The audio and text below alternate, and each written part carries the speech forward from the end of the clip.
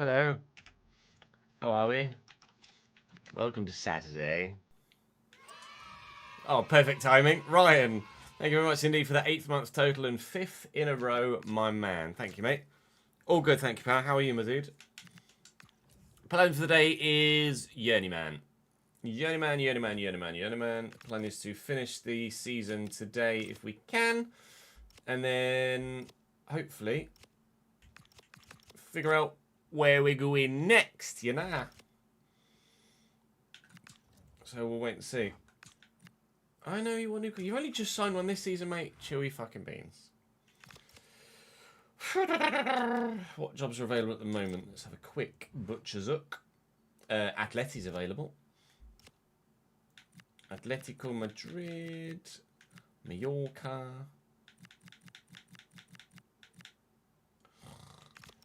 That's kind of it in the major leagues, I think. The Arsenal job is very insecure. Something to keep an eye on. I don't mind going to the Prem next. And then to Serie A. Well, I think I'd rather go to Serie A next because we might well be replacing this with a Serie A save, but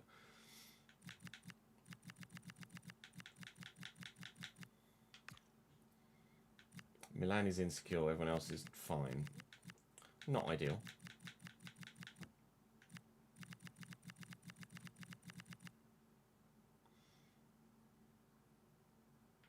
Neep. Rangers is very insecure. That's kind of all the major leagues, really, isn't it? We've not been to Italy or England, no.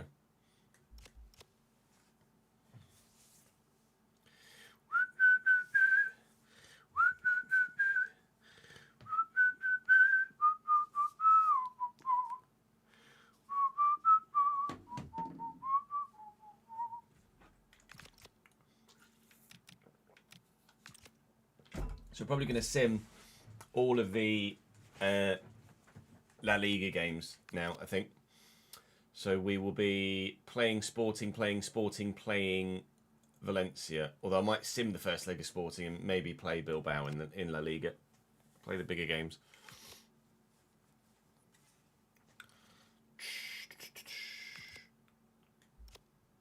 Sim because let's be honest, we should walk through Sporting, but should and actually doing it don't necessarily always go hand in hand, do they? Lots of players on international break, international duty at the moment, but should be able to get everybody back in time.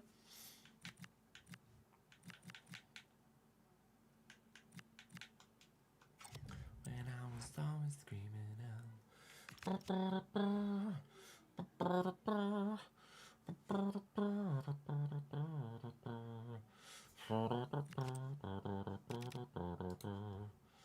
Can you feel a rush? Can you feel the rush? So there is football on today, but it's just the FA Cup. Early kickoff is Man City, Liverpool, but that's on TNT that I don't have anymore. And then on BBC One later is Chelsea, Port Vale and Southampton, Arsenal. We'll still be live for the first half of Chelsea, Port Vale. And then tomorrow there's FA Cup football as well, isn't there? Yeah, West Ham Leeds tomorrow at 4:30, but I'm not live tomorrow. And then Monday I am live again. And there's a full list of Football League content, including Cambridge on Sky Sports Plus. So I'll be able to watch the Cambridge game on Monday, which is nice. Whilst we're doing whatever the hell we do elsewhere outside. Ooh. You know when a thought just occurs to you and your brain goes, ooh. Nat's putting a coloured wash on today and I'm going to put my racing gloves in it. Give me 2 secs. It's literally just my brain just went, ah! You meant to do a thing and you didn't do the thing. 2 secs.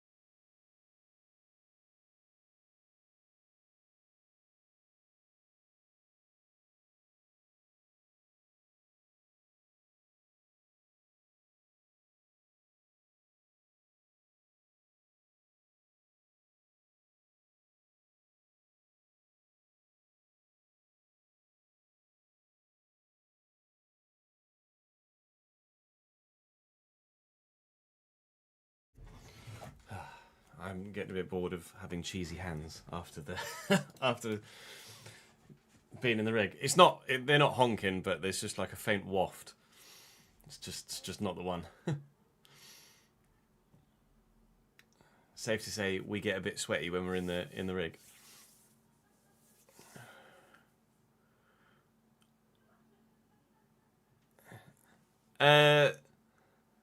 The FA Cup final hasn't been after the last game of the league season for a while, Rory, I don't think.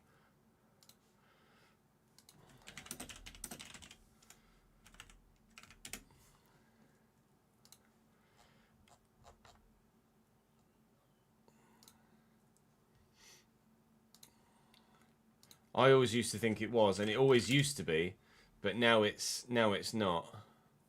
Like the last handful of years, it's been before the. Like I always thought the same. I always thought it was after the last game of the season, but it's not anymore. It's like they have it like before with 2 games to go or something.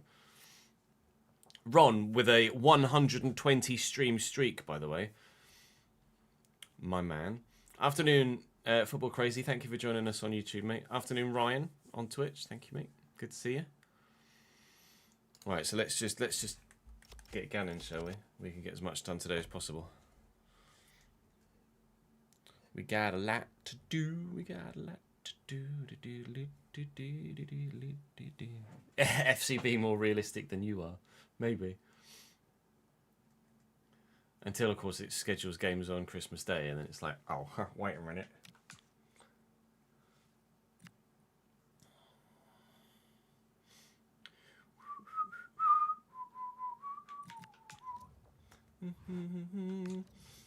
Fabricio Redondo is unhappy. Oh, no. Up you come, pal.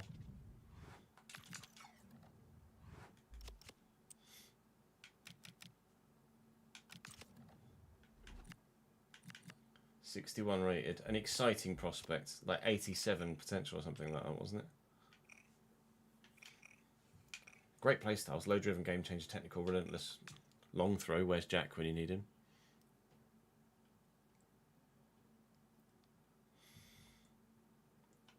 Development plan. 2 weeks unbalanced, 1 week on anything else. Inside forward? Yeah. That composure's going to need to come up, isn't it? Alright. Let's get gunning. Welcome back to the Journeyman here on the Chesnoy Gaming channel. We had RTG football for you earlier on today, and now we're going to be, hopefully, working our way towards the season finale here at Barcelona as we approach the final few games of the season domestically. We're going to be simulating quite a few in La Liga now. We made the decision that it's kind of a done deal by this point of the season, isn't it, with the lead we have in La Liga. So we're going to concentrate on cup football. We'll actually sim the first leg of Sporting just to see how that goes. We might not need to play the second leg of Sporting at all, but if we do, then we shall. And then obviously we've got the Copa del Rey final against Valencia coming towards the end of the month. There is a big game against Bilbao, which we may well play in La Liga. We're not going to necessarily sim every game, but you can see by the caliber of opponent we have left, should just be pretty done and dusted. Obviously, we will at some point play a game in La Liga to watch us lift the trophy, but at this stage, we should just be wiping the... Of course! Of course! The one time I actually vocalise my confidence in us winning the league, when we've only lost to Real Madrid and Atletico Madrid and Sevilla this season, we then lose at home to Getafe in a simmer. We've not lost a simmed game at all this season. We've won almost every single one. And then the moment I'm like, oh, it's probably just a done deal now. And then we lose one. Cool. Look. Win. And then a draw with Betis. Oh, win. A loss to Atleti that I played, but we mentioned that. And then a couple of draws. A win. And then the loss to Sevilla and Real Madrid that we mentioned before. And then a win. So, of course, that's the first simmer we've lost all season. And it's April. So that's good. That's wonderful. Well, I will sim the first leg against Sporting because I am still confident that we can do a decent job here. But I'll be pretty pissed if we lose both back-to-back. A 2-0 win. It's not strong enough for me to on the basis of that Getafe game, not strong enough for me to say absolutely we will win the second leg as well or avoid some sort of defeat in the second leg. So our first played game today will be the second leg against Sporting. Then we'll play that Bilbao game in La Liga just to maybe get ourselves back on track. And then we'll play the Copa del Rey final against Valencia at the end of the day to round today's footage out. A 3-2 win thanks to Lamine Yamal in the 86th over Girona. And our lead at the top of the table was 13 points. Might have been down to 10 with games in hand, etc. In the quarterfinals of the Champions League, Bayern drew 2-2 with Real. Arsenal are losing 1-0 on aggregate to Milan. And what a first leg between Como and Newcastle. Newcastle winning 4-3 away from home in Italy. That was a hell of a first leg by the looks of things. We are obviously planning on moving on at the end of the season. There is currently 18 jobs available. There was 4 when I started this particular recording session. The female Chelsea job is available. Let me know in the comments section. Were you interested in seeing WSL content at all, or do you not care? I'd be intrigued. Mainly we're worried about men's football at the moment. That's the women's Liverpool job that's insecure. We haven't managed in England yet. We haven't managed in Italy yet. The AC Milan job is insecure, although they are about probably to go through to the next round in the Champions League. The Roma job is insecure as well, so we will keep an eye on both of those. I don't think I'd go to Bologna, to be completely honest, at this stage of my managerial career. And in the Premier League, the Spurs job is very insecure. The Arsenal job is available. That's happened perhaps a little bit too soon for us to move to Arsenal. Because if it were FM, I could apply for the job and then ask to take over at the end of the season. But if I apply for that Arsenal job, I would get it and have to take it immediately. And we want to finish the season at Barcelona first.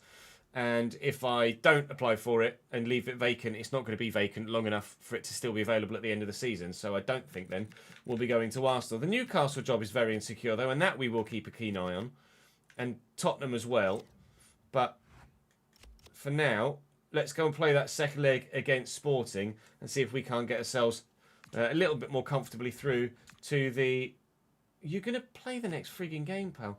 Comfortably through to the semi-finals of the Champions League, where, of course, we're hoping desperately to avoid Real or Bayern. Whichever of the two that win that second leg between the two of them, I very much hope that we don't play either, because, quite frankly, they are both better than me. In our experience so far this season, we'll give Karnaseki the game in goal, and hopefully this will be 3 points for... 3 points. This will be progression for Barcelona. Do drop the video a like if you're enjoying the save. Do let me know in the comment section any feedback about where you would prefer me to go next. Italy or England from Spain. And if we are to go to England, would you like to see me play in WSL as well as the Premier League, or in the WSL instead of the Premier League? I'm open to either, really. So, thanks. Typical fucking commentator's curse, wasn't it?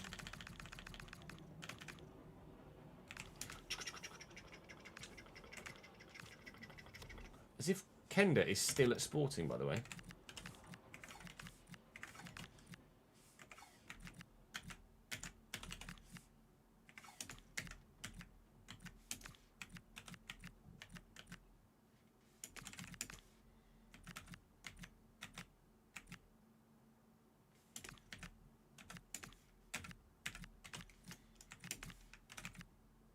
Oh, DeBast can play midfield.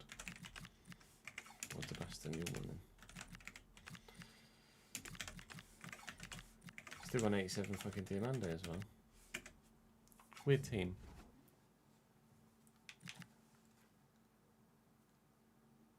Yeah, they deal with Chelsea isn't coded in, so he stays. But I'm not surprised that he hasn't gone to Chelsea, but I'm surprised he just hasn't left Sporting at all in 9 seasons.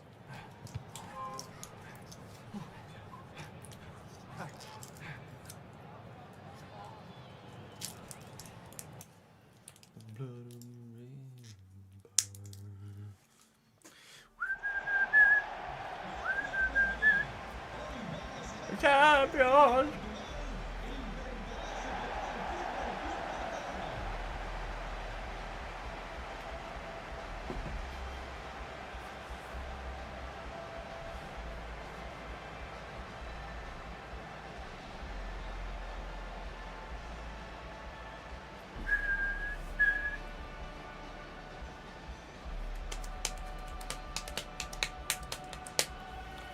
Solo travelling to Barcelona next weekend, are you, Reese?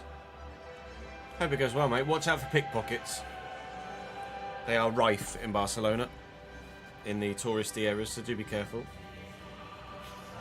But enjoy it. It's a beautiful city. Hello, Weiss. Are you doing any racing today?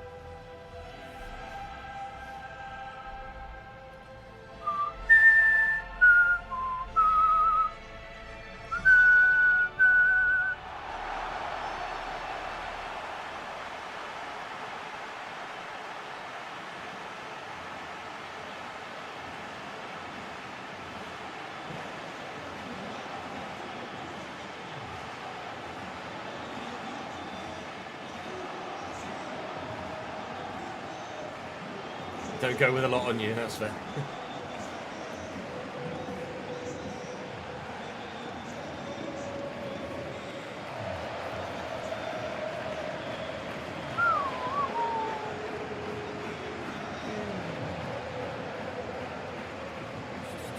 True, all of the women players will have retired. That's not a bad shot, Thomas.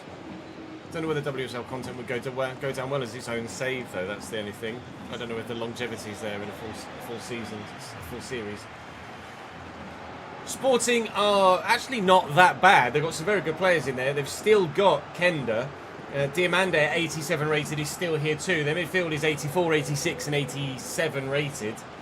Or 84, 86 and 85 I think actually. Trincao on the right hand side. Wilson up top. It's not Callum Wilson. It's a different Wilson. So we should hopefully be able to deal with Sporting in terms of just maintaining the advantage we have on aggregate. I don't think we lose by 3 goals to go out of the competition here, but I can't guarantee that in a sim after that Getafe game. So we're going to play this one and hopefully be as dominant in played games against sides that aren't the major sides as we have been all season. Although you wouldn't class Sevilla, certainly at the moment, with their real-life exploits as a major side. That's a terrible ball. But we have lost to Sevilla. We certainly have a history against Sevilla in the save, don't we? With the Conference League final last year. So we've only really lost to Bayern, Atleti and Real Madrid since being Barcelona manager. I don't want to add more names to that list, please.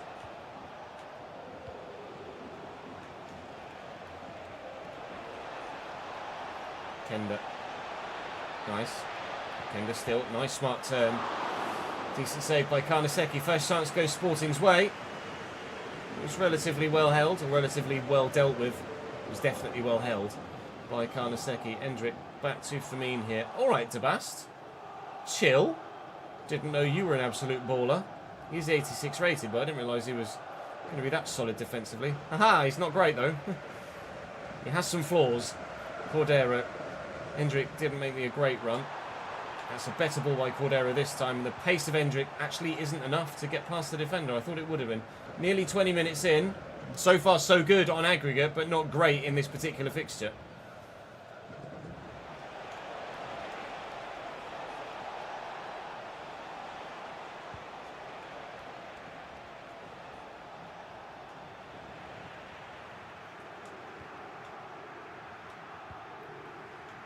That was a great ball.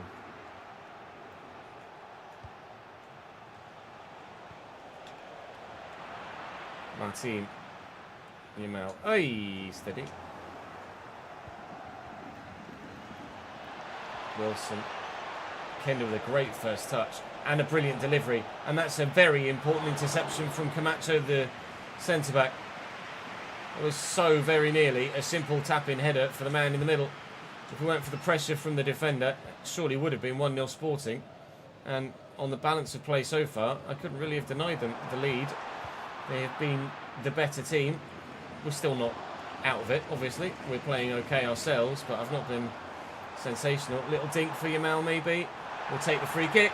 We'll take the free kick. Now, note to self, Lamine Yamal has unbelievable shot power, so don't hit it too hard because it will just fly over the top of the wall. It's got unbelievable curve as well. Let's see, with a little bit less power than we did last time, can we get this into the back of the net? Oh! you bet your bottom dollar we can. Lamine Yamal gives us a 1-0 lead. And at last, I've figured out how to take a free kick with him. Helps he's got 89 curve, because that one certainly moved around. 0.14 XG. Started centrally and very much bent away from the keeper, who stood no chance in getting anywhere near it. Vamos!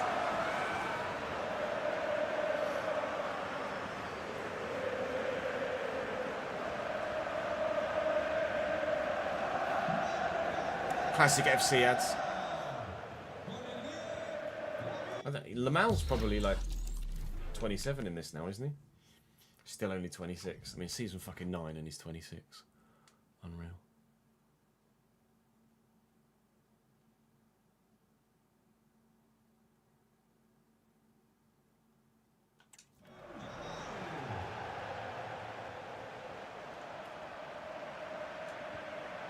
Oh, nice. Hendrick. We got the legs. Have you got the legs? There's your answer.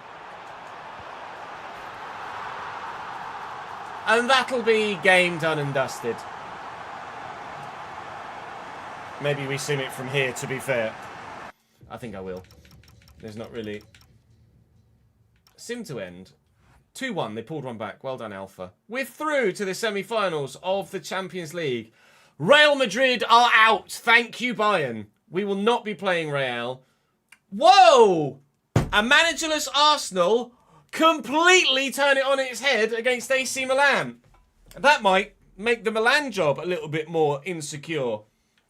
4-1 at the Emirates. Wow, Newcastle making sure against Como. So 2 Premier League sides, 1 German and 1 Spanish remaining in the competition. Intriguing. I would probably prefer to play Newcastle of the 3, quite frankly. So I bet we've got Bayern. Let's have a quick check. Good. Dear Bayern Munich. When do... Oh, fuck. Yep. They've moved the bloody Copa del Rey final for it.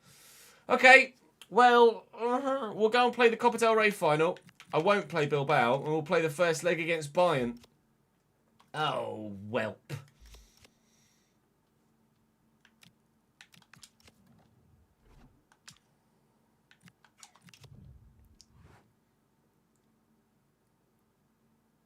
He's only 18 months younger than you, is he?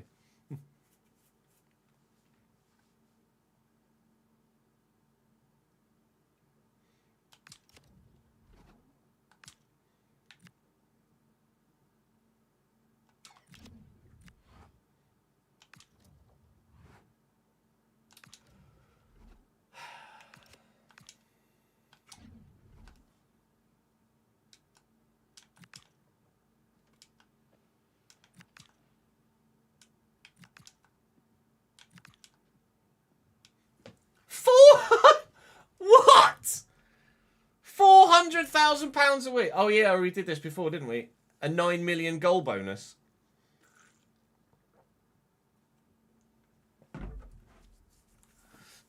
Yeah, Zaire Emery is not getting that contract. I have checked into the special event, Reese, yet. I literally don't have the money, Rory.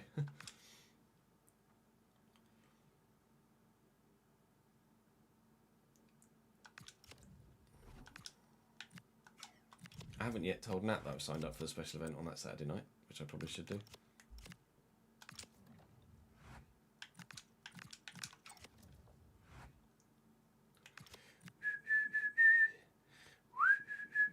Create a series run. So Valencia next, not the Copa del Rey final. Although I'd certainly take that result in the Copa del Rey final. Yamal, Waneri, Firmine. 4-0. That would be very nice indeed. The last... You lift the trophy on the last home game of the season, don't you? So we might end it... Or is it the last home game of the season, or is it just the last game of the season? We might end up playing Almeria and Almeria. Just to see if we can get the trophy lift in. We are still 13 points clear at the top of the table, though Real Madrid and Villarreal have both fallen behind Sevilla now, who can close the gap. But I don't think it's a gap that's going to close, quite frankly. So we will continually reject bids for Casado because he's just pissed off that he's not getting enough first-team football, but I don't want to ruin Barcelona by just selling all of their players. He'll get first-team football with the next manager. Maybe I put him in for a few of the simmers, actually, to be fair, and that might sort him out. I'll just take him off the transfer list with the live editor. That's the phrase my brain was looking for and couldn't find. And hopefully we can entice him to stay, because we're going to be in the position where we're going to get a bid every single day now. So I'm going to take him off the transfer list, and then we'll go and play that Copa del Rey final, shall we?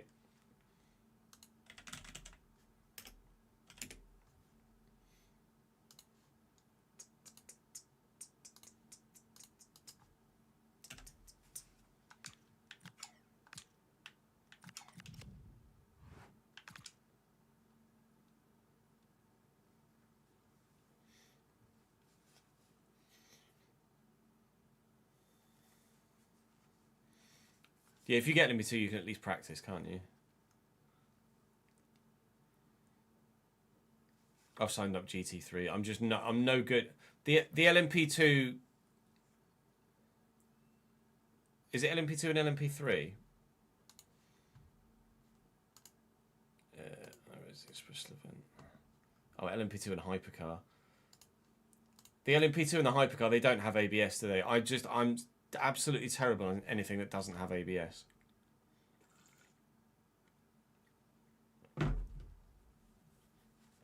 So I try and avoid driving anything that doesn't have ABS.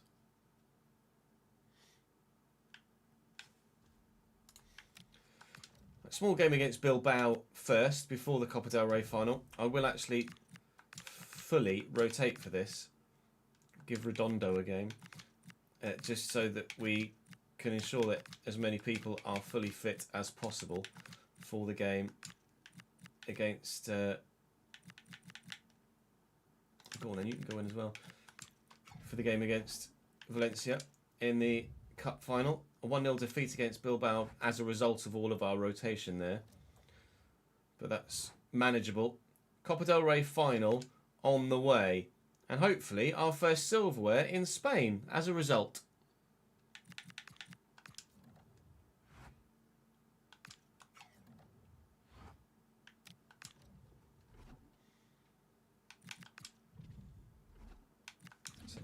Metropolitano. Hopefully.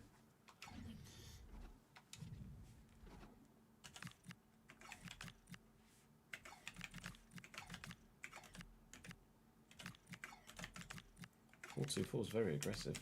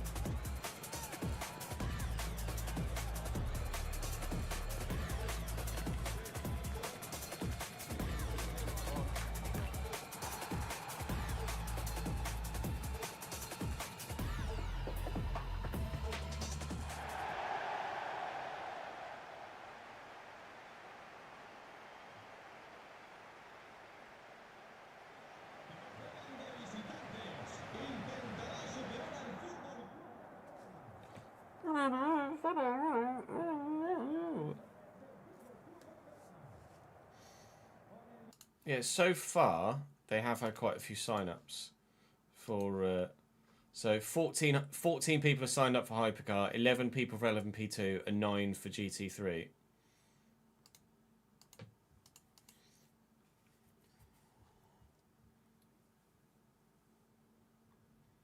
So some have obviously signed up for, have said yes to all, but there's still time.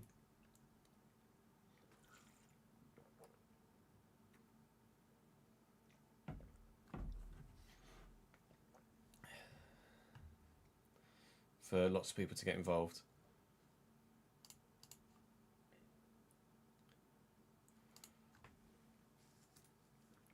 Is that what the hypercar is? The hypercar is an old LMP3, is it?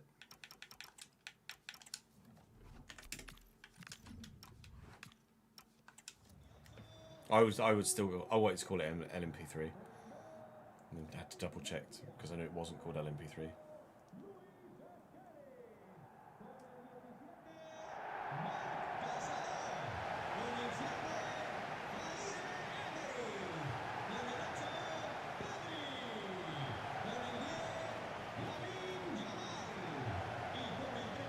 It's subscription based, Rory, so you could just pay for a month. Then you'd have to buy a car and a track, probably.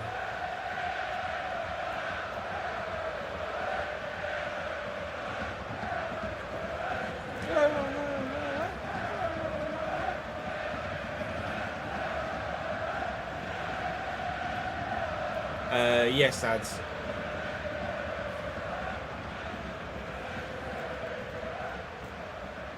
I believe so. Some one-off stuff in between, but no full season.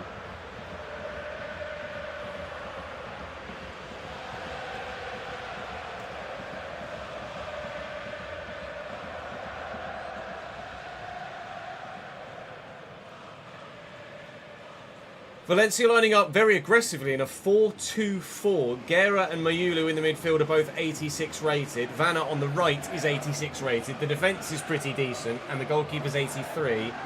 Left back and the strikers, as well as the left winger, aren't great for Valencia. So we are... I mean, if they could have a team full of 86 rated players, we would still be favourites because we're Barcelona. But we're less concerned than we perhaps could be, although they have had a penalty called in their favour in the opening 3 minutes. Well, this might get overturned by VAR. Of course, it's Casado, who I've just put in the side because he's been whinging and he's not been getting any football. And then the first thing he's done in this game, in his first start for me, is handball it. And I think, actually, judging by that replay, he has handballed this. He's just walked, like, his arm has just swept through. I think this might genuinely be a penalty. Ball comes in from the midfield here from Seni Mayulu. Or does it hit his leg first? No, I think that just hits his hand, doesn't it? His hand is just sweeping through. And that's a penalty. That is Valencia with the opportunity to go 1-0 up and put us right on the back foot here at the Wanda Metropolitano. Inside the opening 5 minutes, Varela from the spot. Could not have placed it better. 1-0 lost Che.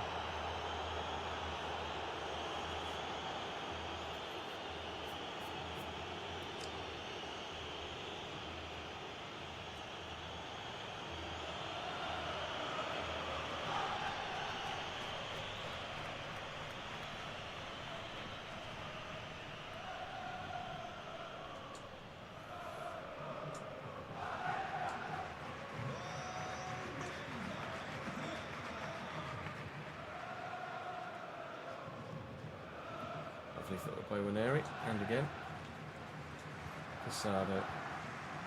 Not the ideal start to the final. I was about to say my first final as Barcelona manager, but it's not, of course. We have had the Supercopa final against Real Madrid, which we lost in the last minute thanks to Jude Bellingham.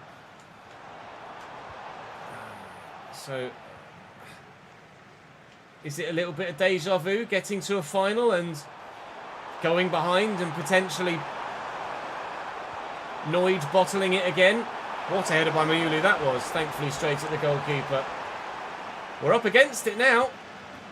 It's not going to be all our own way in this one. Favourites tag or not, we are behind. We might be by 2. We're very lucky that it's not.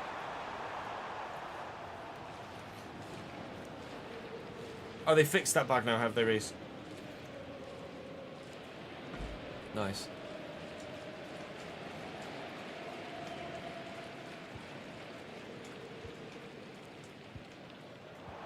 Okay.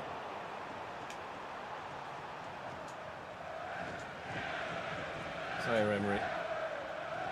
Hendrick probably should have played it slightly earlier than that. Can still play it now. Yamal will be in and on. Oh, decent effort. Leo Roman with a very good save. Eric Garcia gets to that, but it's going to fall to Vanna. Valencia are coming forward again. I can't remember what we won at Valencia in the save we did at the beginning of the season, or beginning of the cycle, sorry. We won La Liga. I can't remember if we won the Copa del Rey or any European trophies, though. But I'm certainly losing this to Valencia at the moment. And whilst we have had an effort or two, it's not been entirely clear-cut, the chances that we have created. So, half an hour in, Valencia must feel relatively comfortable with their 1-0 lead at this point. That's a great ball to Goddard. We're in trouble. It's a big save. Anywhere will do. Holy! Wow. I think the right back, actually, Goddard, is a Patreon player as well. I think it's Tom. Gets the ball into Aymar here, and they are looking for another Valencia. And Javi Guerra should perhaps have gotten it. That looked like it was easier to score than miss, and he somehow missed.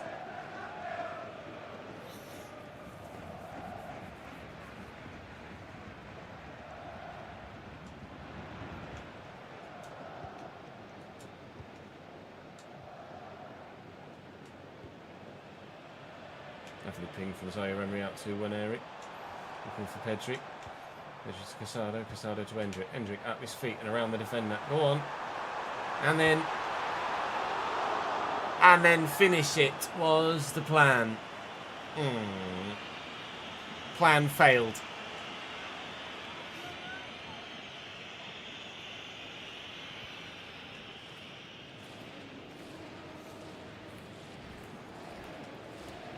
Footwork from Goddard. Brilliant. Really. Back to Vanna. Valencia playing very well.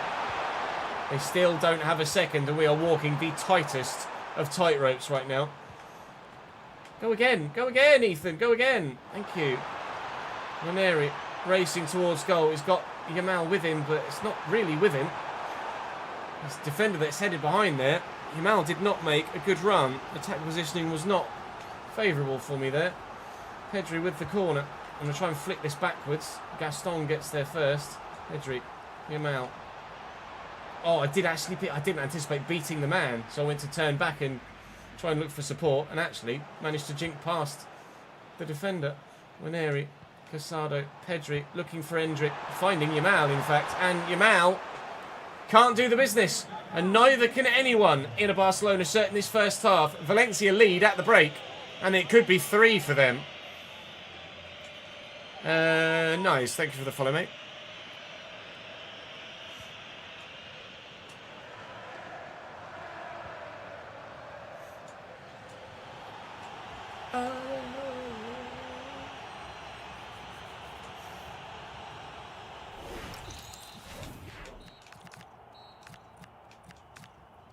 For me in time.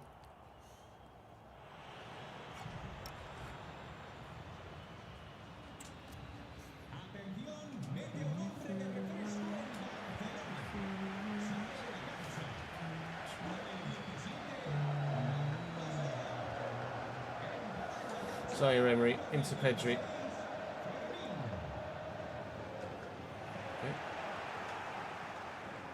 Right, Martin Fernandez. Chest fucking hell.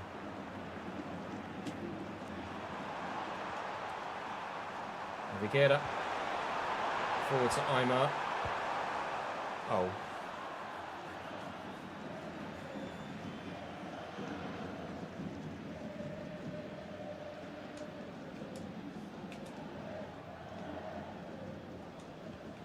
Kabasi. Martin. That is really bad.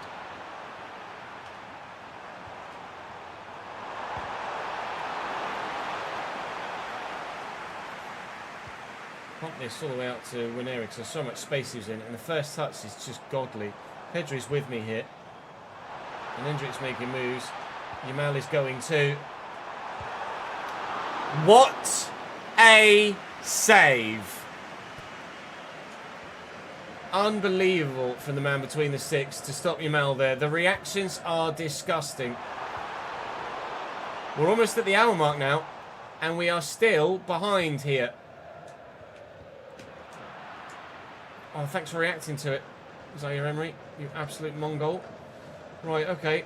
I thought we were just going to pick the ball back up there and go for it again. Martin Fernandes can't get to the man.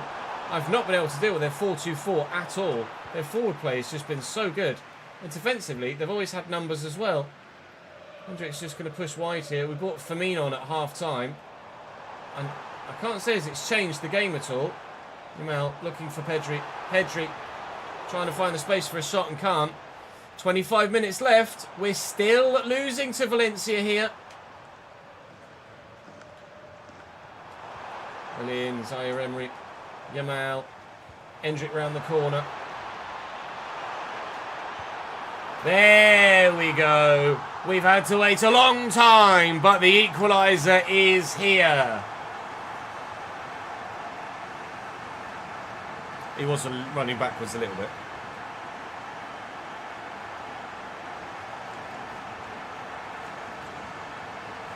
(1-0 City, pen. Was it a pen?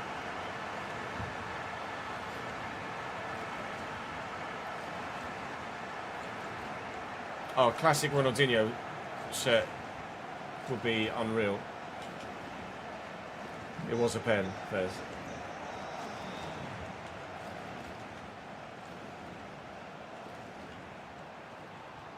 Do you think Arne Slot sees out the end of the season, or are they just going to get rid of him before and get Xabi Alonso in?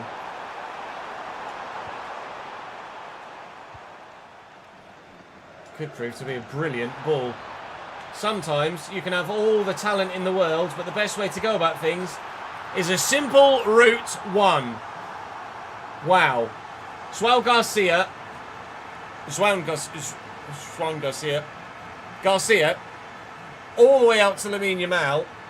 Little flick. And there's Hendrick picking up the loose ball. And that's a hell of a finish too. Well, it took ages for the first goal to come. Then there's two.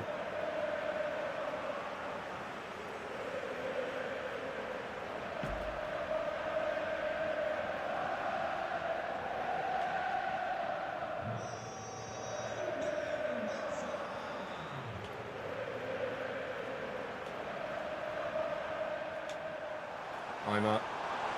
Dinks ball forward. Eric Garcia's up. Pedri and Firmino. To Yamal. Hendrick. Yamal. It's a good run by Pedri. It's a great run by Pedri.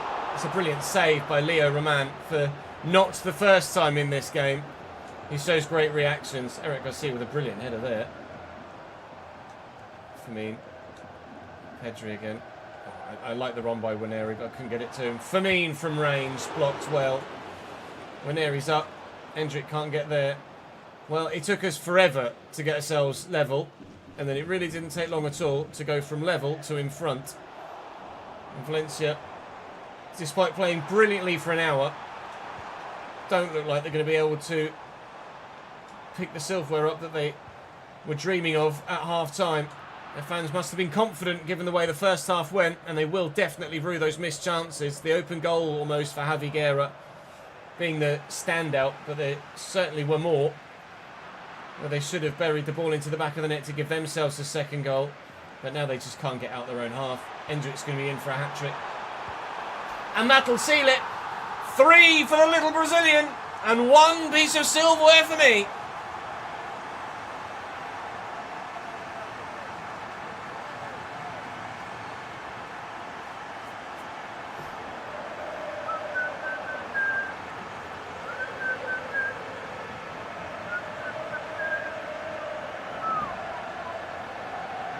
Bubble, bubble, bubble, bubble, bubble, bubble.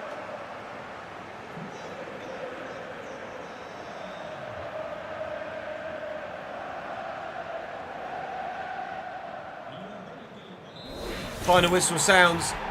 Hendrick in the end is a hat-trick hero in a cup final, and he's been able to win us the Copa del Rey. We hope that we can lift the La Liga trophy by the end of the season. We very much anticipate that we will be lifting the La Liga trophy by the end of the season. The Champions League very much is not a done deal, is it? We're in the semi-finals, but Bayern over 2 legs is going to be pretty damned tough. If Bayern create the same chances as Valencia did in this game, they finish them. And this ends 3-3, or even they score the chances and their defence is better and I don't get the chances that I got to score the goals in the comeback. Lifting the trophy, I think it's going to be Pau Kubasi. It might be Eric Garcia. I can't remember who actually is my captain. It's going to be Pedri. Of course it's Pedri. How could I forget? Pedri will lift the Copa del Rey for Barcelona, adding to the Bundesliga title at Bayern and the Champions League at Lille, the Copa del Rey here at Barcelona. And we might turn what was 2 trophies into 5 by the end of the season. Certainly you'd say 4 with that and the La Liga title to come. Now we need to go and play Bayern Munich in leg number 1 and see if we stand a chance of that 5th.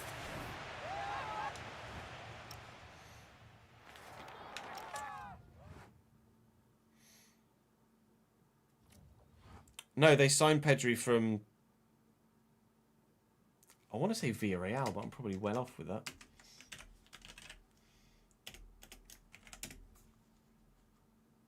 Pedri. Las Palmas. I knew it was yellow. I knew it was yellow.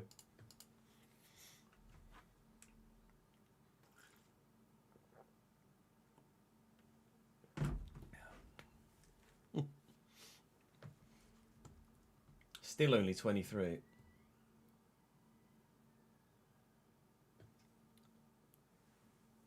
was Euro 2020, wasn't it? Where he and Gavi were very, very, very good for Barcelona. Like a 16-year-old Gavi.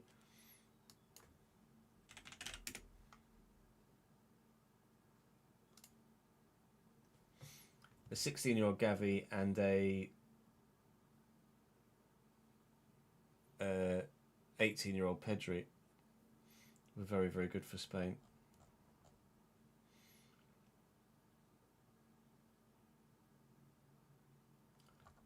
Has he been injured? Because he's barely played this season. Oh, medial meniscus injury.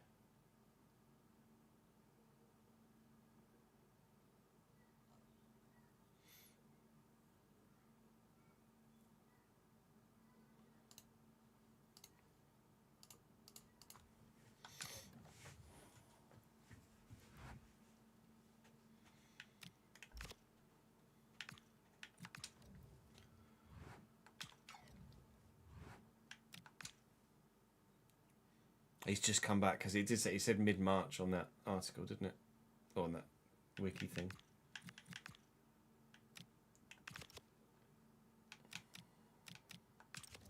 Three jobs available now. They've all gone. Everybody got sacked, then everybody's been replaced. RIP. Rangers managers knew him. Still insecure at Milan and Roma. Arsenal have well, Arsenal just hired the interim. Tottenham's still very insecure. Newcastle still very insecure as well. Jorge Jesus.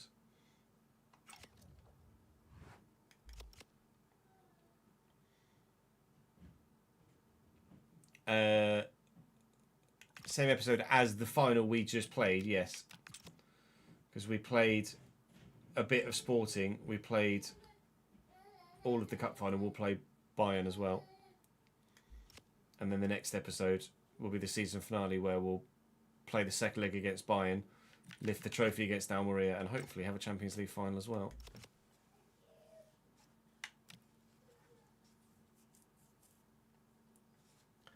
That's the plan.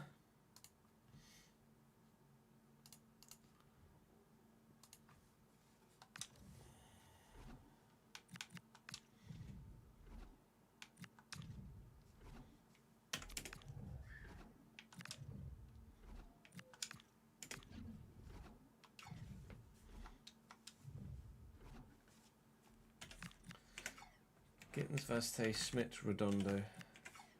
Oh, Musiala, come on now. Bischoff.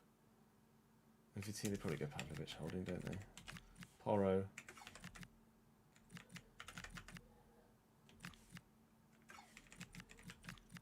Araujo, can Araujo play right back? He can play right back. 2-0 City, Haaland.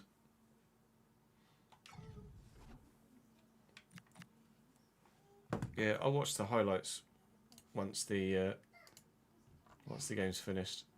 I won't be able to watch them on stream, so to speak. I'll rephrase. I won't be able to watch them with you guys here. You guys, I won't be able to show it on screen. I can watch them if we all load the same thing and hit play at the same time.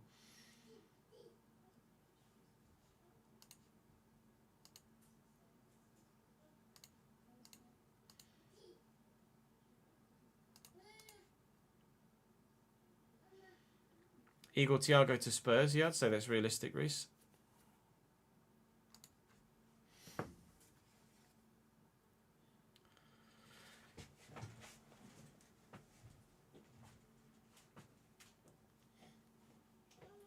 Not too dissimilar to Solanke, really, is it?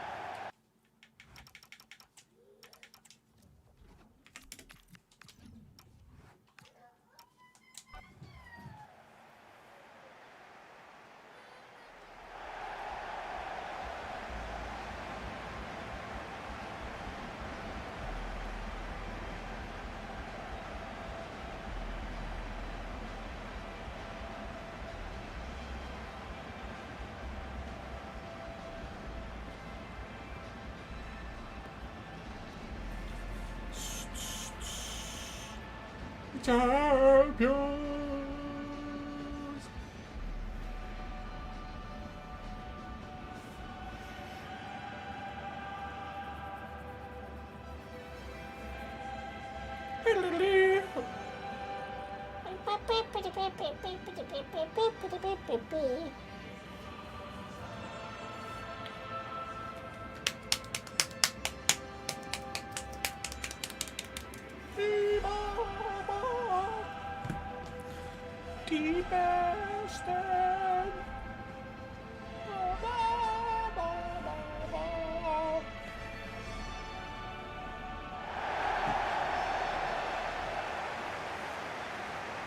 FC Bayern München with Liam Richardson still in charge. Jonas Urbig in goal.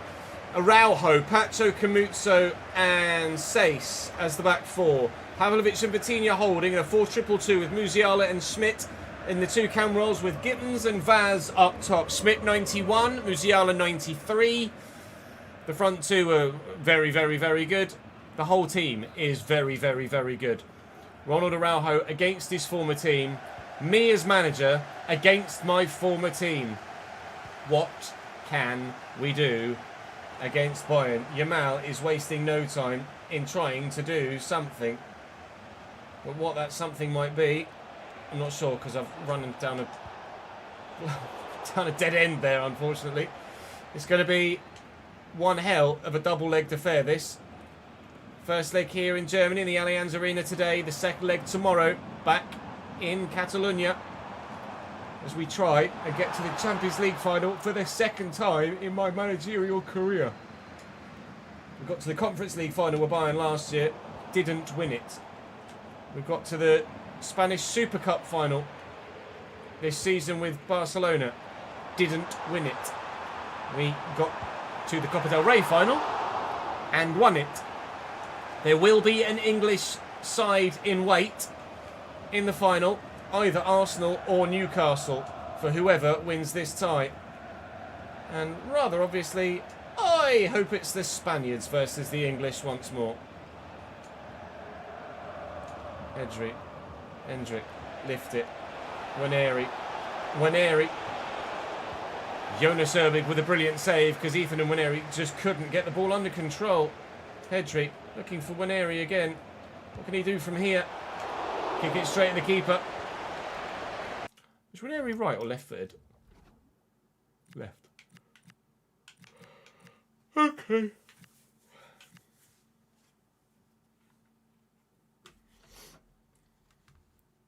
I presume City have just been on top in the FA Cup, right?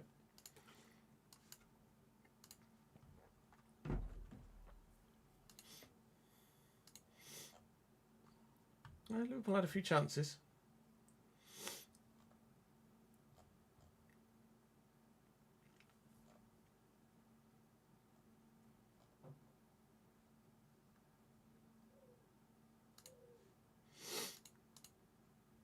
But unsurprisingly, it's been mainly City.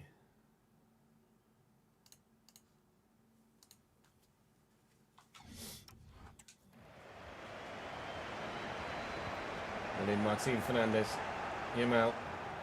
Pavlovic not to be fooled by the trickery, unfortunately. And Jamie Gittins inside to Pavlovic. Faz, Schmidt. It's the right cam, but Musiala's popping up on either side of the forward midfield too at the minute. Waneri can squeeze that to Hendrick. We have squeezed that to Hendrick. I haven't been able to take it away from the defender with Hendrick. And we're on the back foot again. Bayern yet to create a massively obvious opportunity. So it will probably come now that I've mentioned it. Thankfully not. If they push their two deeper midfielders forward as well as they did in that attack, then they're going to open themselves up here. Bayern Munich. Pacho versus Waneri. Waneri versus Pacho. Waneri wide.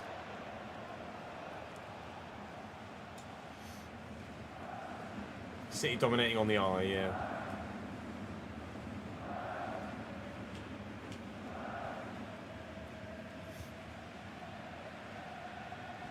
What network shows it in Oz, Rory? Around her. Driven. It's nicely played around the corner. Schmidt's there. It's Gittins again. And Schmidt. And this is the chance they've been waiting for. And didn't he take it well? Wow. Case Schmidt slams that in at the near post. Liam Richardson's never been happier. I have been.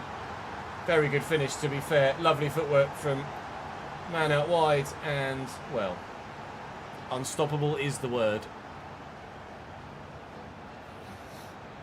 A streaming service called Stan Sport.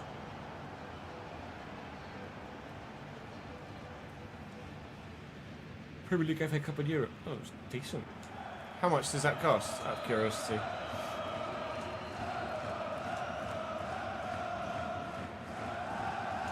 Martin. Emery. Casado.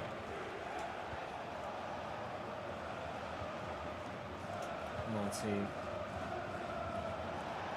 I will go to... Well, the plan was to go to Yamal again. Good. Well in, Martin. And they've left some space for Yamal. Yamal's in. Yamal really very much is in. Oh, and I tried to cut it back and couldn't, but pin's been given. Need to have a look at this. It might have just bobbled up off the goalkeeper and caught Camuzzo on the hand, and it might well be overturned, this, but penalty's been given. Or did he catch me? No. He didn't catch me. The ball has just bobbled up and hit him in the wrist. I'm pretty sure this is going to get overturned, unfortunately.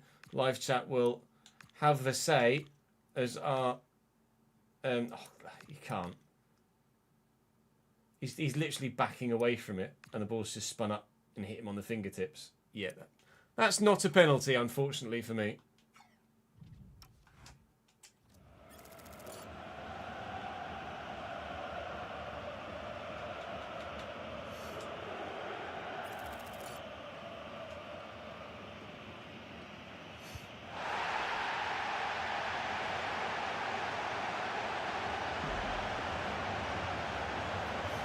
I don't know, James. That's a good shout, actually. I would be curious to know.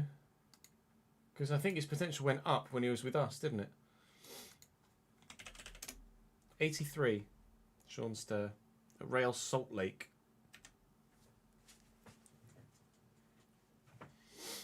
Which I think is his default potential. He then grew to 86 with us. Or grew to 84 with us. We sold him and then grew to 86 with Arsenal.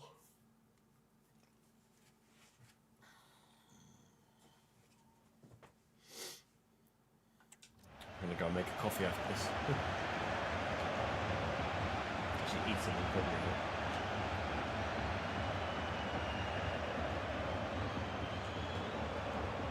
Schmidt. Well in, Martin Fernandez. Is there to be one last chance before half-time? Potentially. Zaire Emery. Nope. Two former PSG teammates collide in the middle. Oh, there might be one more chance. Needs to be now, though. And it will be. And it will be a goal in the 3rd minute of a minimum of one added on. Enrique Felipe Moreira de Souza. 1-1 on his back. 1-1 on the scoreline. Sorry, Willian Pacho. Get done, mate.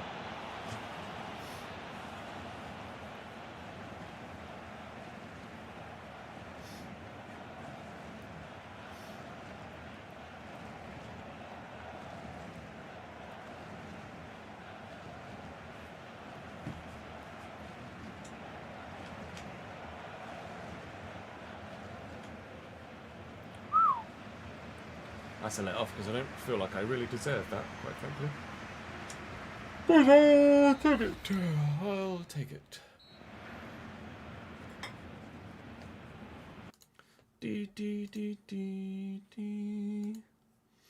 Yeah, see, now I don't have pro Twitter. I can't keep up to date with everything that's happening live.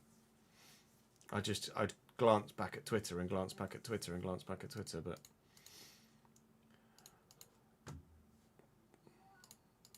not there anymore. Just the homepage with fucking one tweet on it.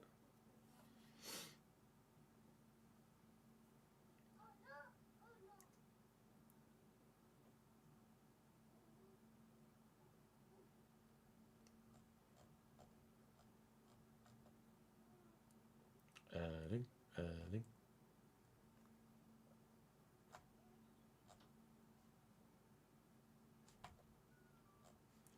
Do.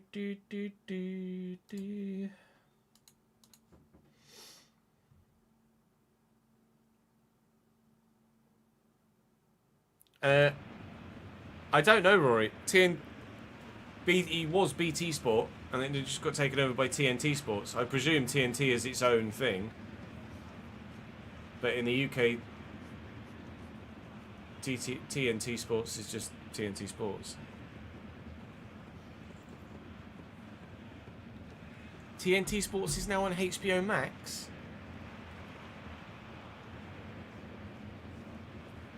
Are you sure?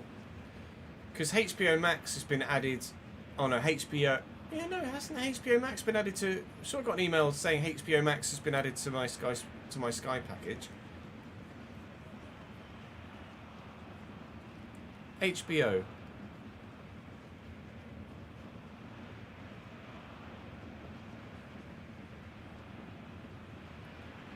So HBO Max is now on Sky, but TNT Sports is not on HBO Max.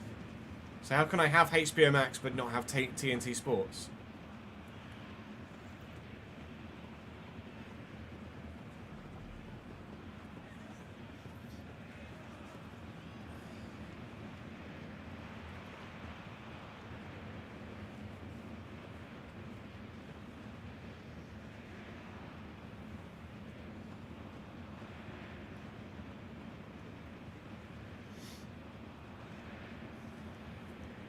I am confusion.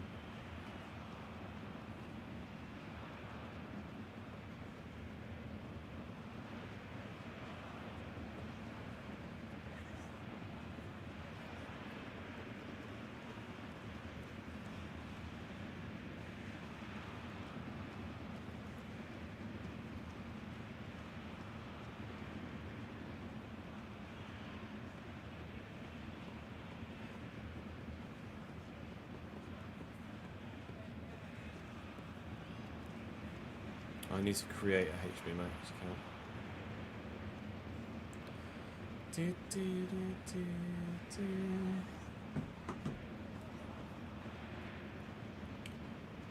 So I can get HBO Max for free on my regular Sky now.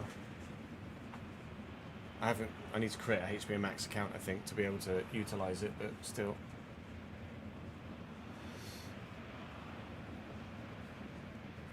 Right, second half.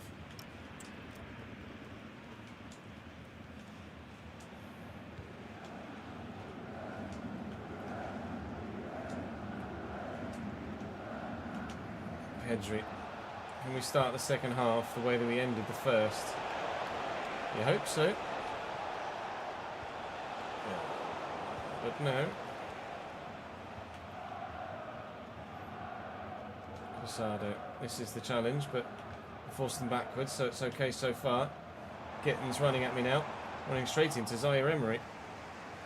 Okay, 1-2 with Hendrick here. Never mind. There's a certain Lamine Yamal out here. Oh, hello. There's a certain Joaquin Says in the way as well. They dropped. I think they've changed. Have they changed formation? They might have changed formation, you know. They have. They're going 4-3-3 now. 4-3-3 attack. So Schmidt is at cam, Musiala on the right, Gittins on the left, and Vaz through the middle. They started in a 4-2-2, but they've changed formation throughout the course of the game here, Bayern, to try and unlock our defence for a second time. I desperately hope it doesn't work for them, but I have a horrible feeling it might. Rubinho Vaz, at the risk of commentators' curse again, obviously, Rubinho Vaz has been pretty non-existent and invisible in this tie. They've made a personnel change as well now, with Tom Bischoff coming on for Pavlovic in those two deeper central midfield roles. Oh, lovely turn by Bischoff as well. Watch Rubinho Vaz grab a goal now, but I've just said that he's been invisible for the whole bloody game. Here's Gittins. He could grab one. He's not going to though, because Pau Kabasi stands in the way. He still might. It's brilliant from Bayern. That's comfortable for João Garcia. They're still dangerous, Bayern. They will be every moment of every second of each game. But we can be dangerous too.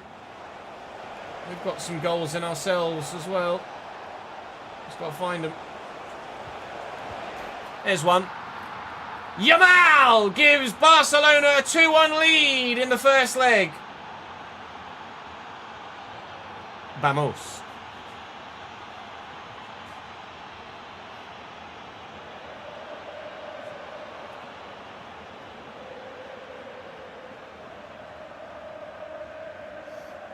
Super Bayern, Super Bayern. Hey. Losing 2-1, losing 2-1. Hey. Hey.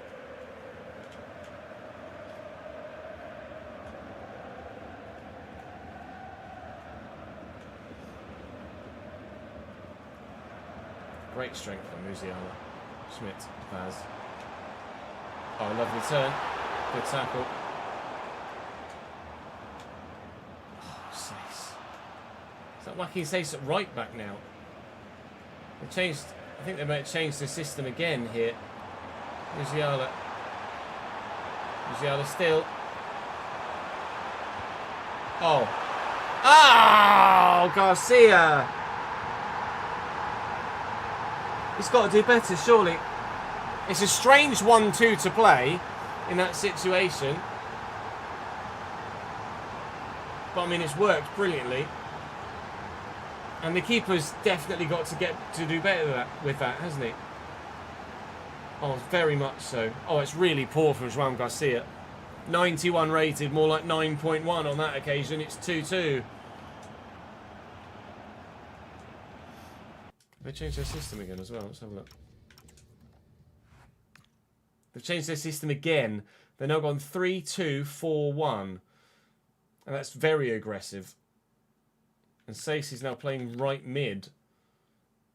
With Gittins left.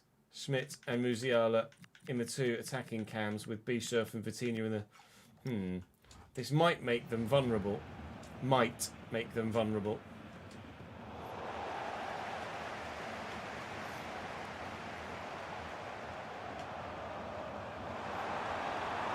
If I can get the ball off them, that is. we go. Let's show everybody exactly why the 3-backs don't work, shall we? That's why the 3-backs don't work. That's why I change formation very regularly. They've been in a 3-back 5 minutes. I've already scored. Middle centre-back steps. Wide centre-backs don't cover. Simple goal. 3-2 Barcelona. Look, Araujo just runs in a straight line. Doesn't engage me at all until it's far, far, far too late. They've changed formation twice in the game. Not my fault that they've screwed themselves. Thank you. Edric. Wineri. And all the way around the outside of Araujo.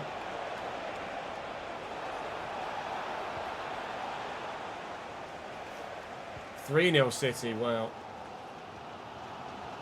Haaland again, or? Musiala. Joaquin Sace looking for Rubinho Vaz. Not great from him. Quick little loft, doesn't quite work, but... Oh, challenge from K. Schmidt, that was superb. Lovely footwork from Rubinho Vaz as well. He's got the option around the outside here of Joaquin Sace, and it might not be over yet. We might be able to catch him on the counter and score relatively straightforwardly, but they've got so many men forward now. But there's definitely goals in the game for them as well. Oh, that's just really, really bad from Miles Lewis-Skelly. But it's really, really good from João Garcia. In the stoppage time of the second half, and Rubinho Vaz heads wide. And that will be game. We will win leg 1 by 3-2. Leg 2 comes to you tomorrow, as well as the La Liga season finale, as well as hopefully a Champions League final after that as well. Tomorrow's season finale is not to be missed at all. We didn't miss. We've won today. We need to do it again tomorrow. And we've lifted the Copa del Rey as well. Thank you very much for watching this episode. I'll see you in the next.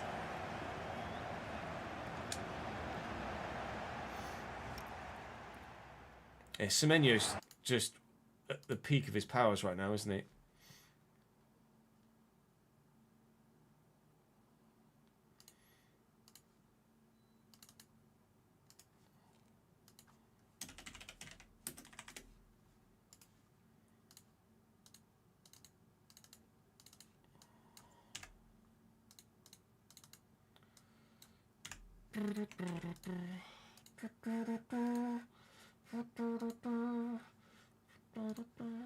What? It's not even. They're not even. I was gonna say they're not even that far into the second half, are they? 50th minute.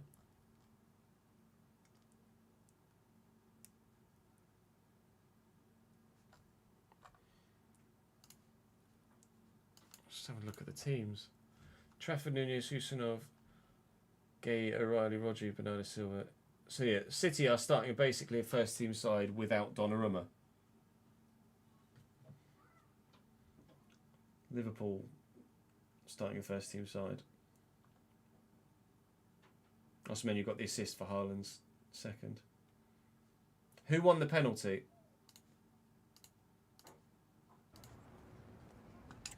Oh, I just went to the fucking interview.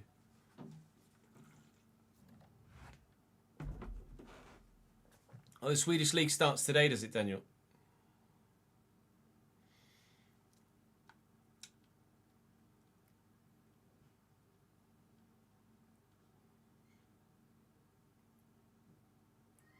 Nico O'Reilly got the assist. Good, so I've gone to post-match press conference and the game has crashed. It hasn't, we're here. Hi, sorry, can we That just took a have lot moment longer of your time? than it should have done.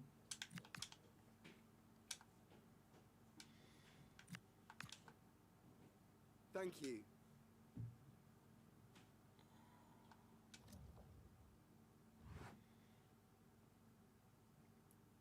Hammerby versus Mjolby. Big game. Who were the champions last year, Daniel? Hammerby or Mjolby? Was it Hammerby, and that's how Kim Hellman... Yeah, Hellman? Oh, Mjolby were champions last year.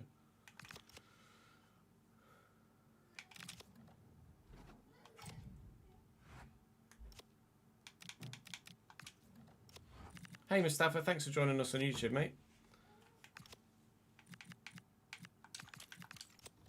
There's no current plans to do any RTG today, Paul, but we may well get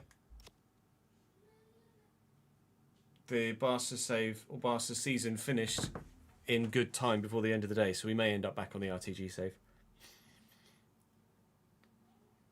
Mjolby winning was quite a big shock, was it?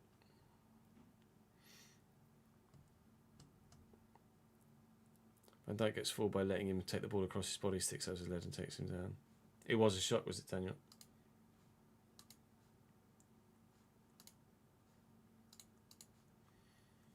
Right, I'm just going to go for a quick toilet break. I'm going to grab some food as well, and then we will come back and record the season finale. And probably fucking bottle the second leg of the Champions League, or get to the final and then lose that, and then somehow throw away a 7-point lead in the league as well. BRB.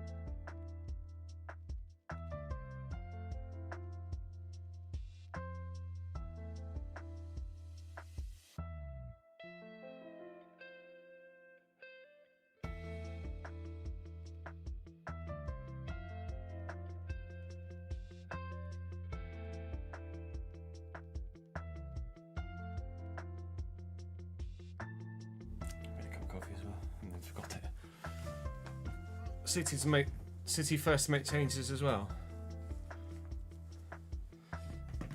Oh, is VVD just throwing his toys out the pram now? That's how very out of character. I've not seen that before.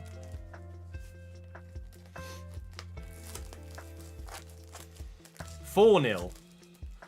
Sorry, I just hadn't seen the 4-0. Jesus. Oh no, 4-0 Jesus. Was it Jesus plays for Arsenal?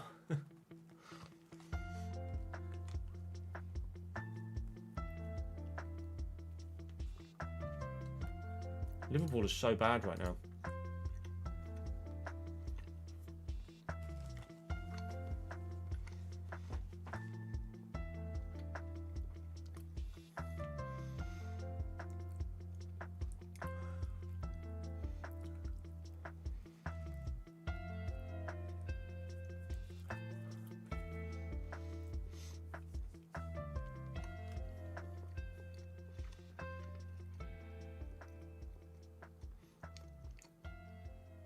That does indeed help, ads. I now understand. Liverpool penalty. La remontada, la remontada.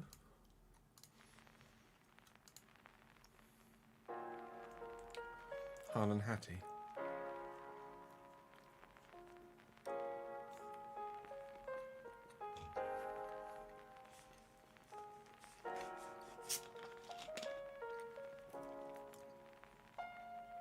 I hope they miss it.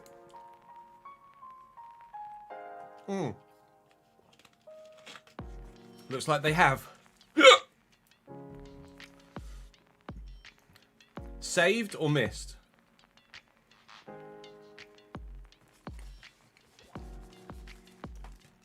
Saved.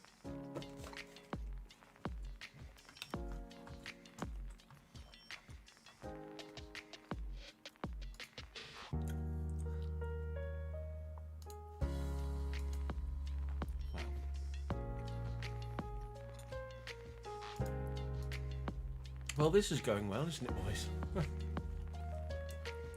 I had 4-0 be a Liverpool fan.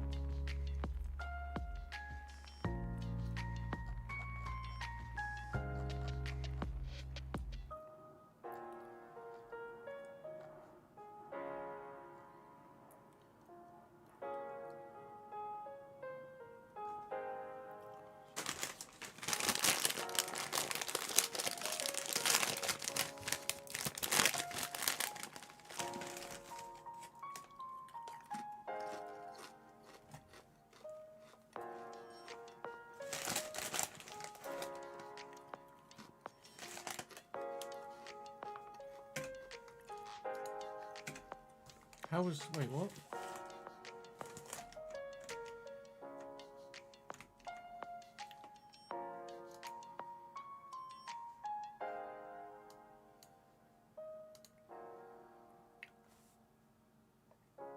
Did I press the button? Yeah.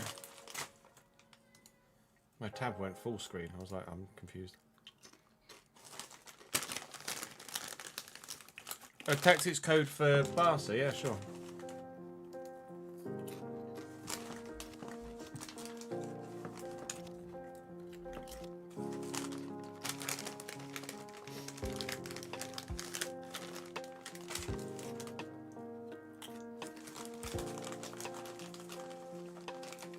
No problem.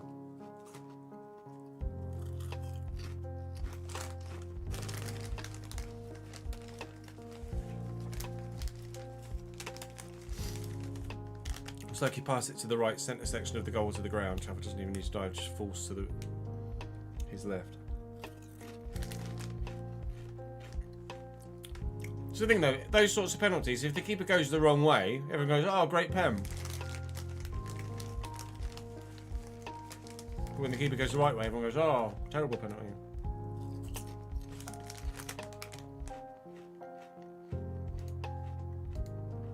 Those sorts of pens, it's just luck. But if you put it right in the top bins, then fair enough, good pen.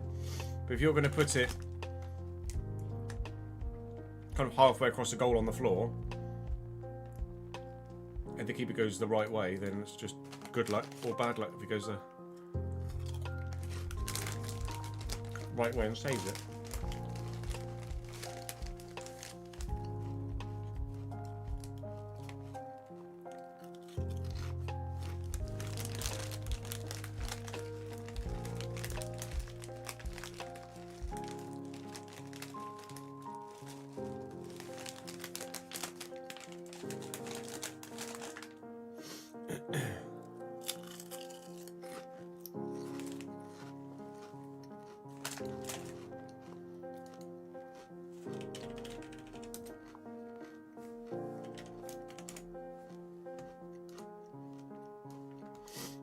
Liverpool's running look like.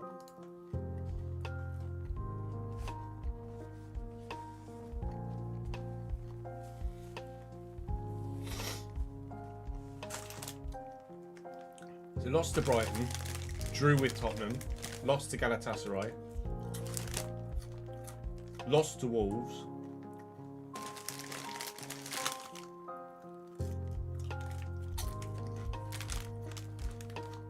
I had a decent February, to be fair.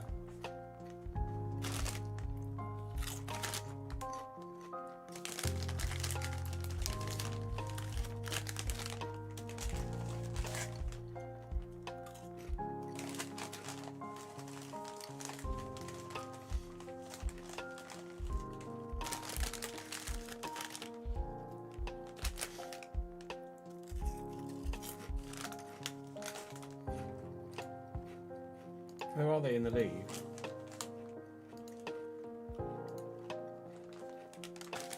Fifth.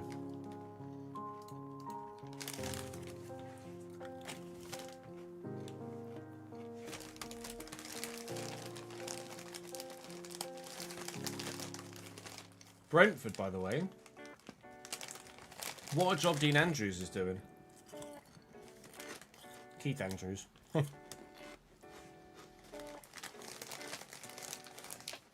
13 centimetres is very precise, Roy.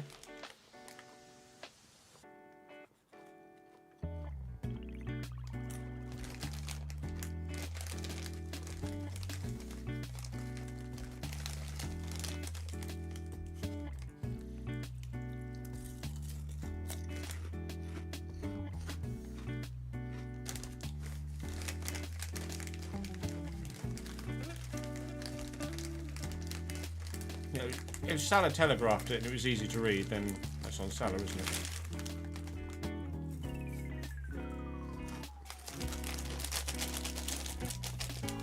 Hello, Marcus.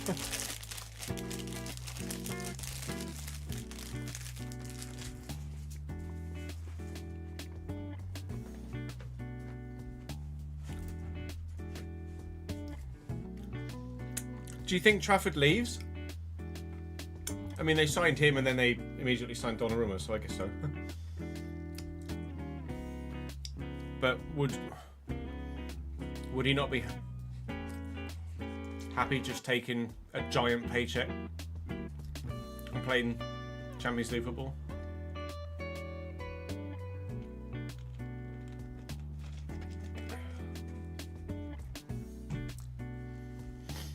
You think he definitely leaves? Permanently or loan? Loan, surely.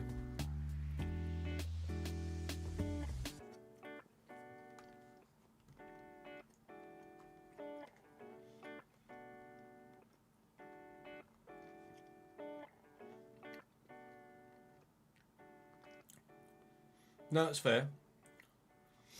Pep will let people go if they want first team football.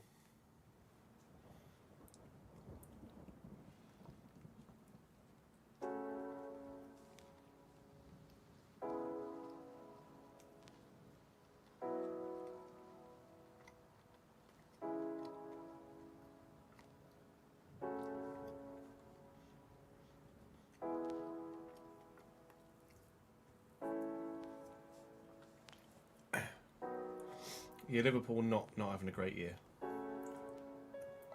All things considered, though, you are in the quarterfinals of the FA Cup and the 5th in the Premier League, so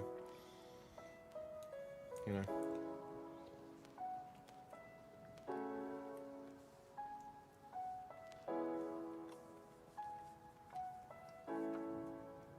Your team having a shit year is still the best year in most clubs' entire history.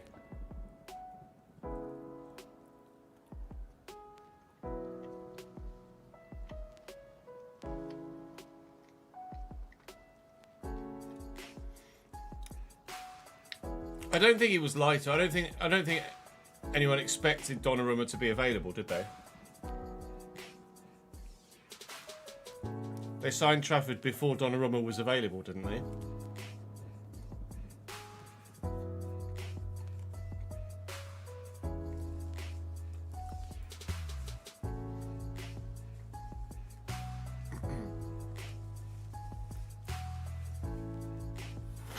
But it's not City lying to Trafford, it's just bad luck on Trafford's behalf.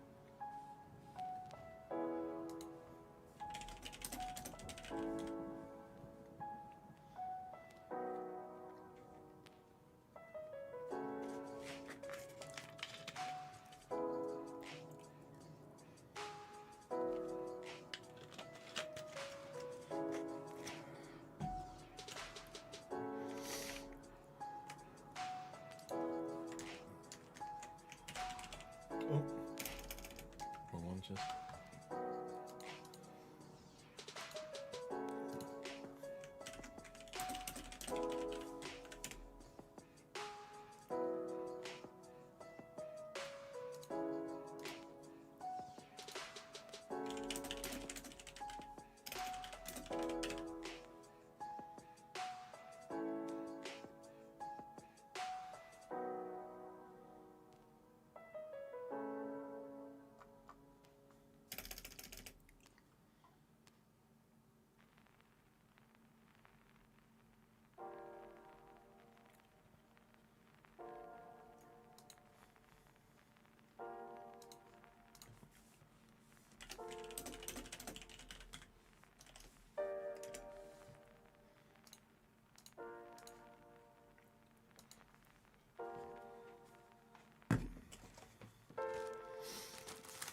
Yeah, Newcastle, maybe.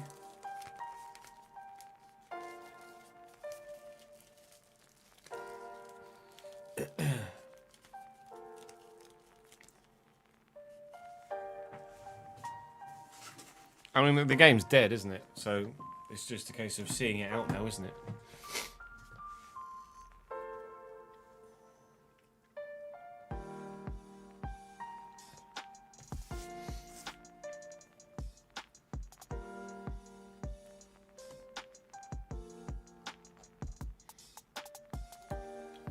Is it just showing that Salah carried Liverpool last year? And once Salah fell off, this was always going to happen? Or was there more to Liverpool last year than just Mo Salah?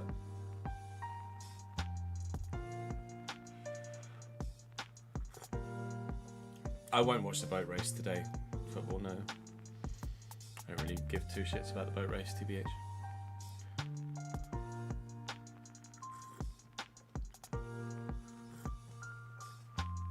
Is it showing how much of an impact Trent made last year? Having Trent and having Salah in the form, is it the two of them?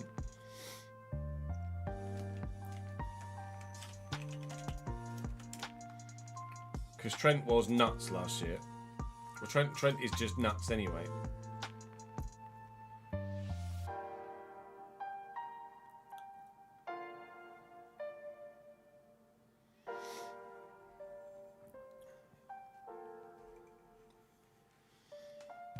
Only got 7 assists last year in the Premier League, Trent. But his creativity is right up there, isn't it?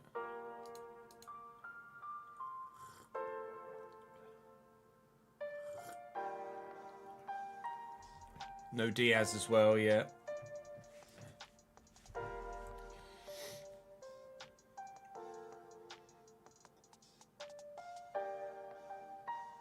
No Diaz, no Trent.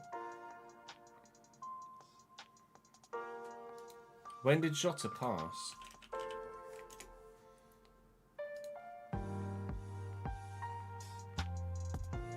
Oh, it was in the summer.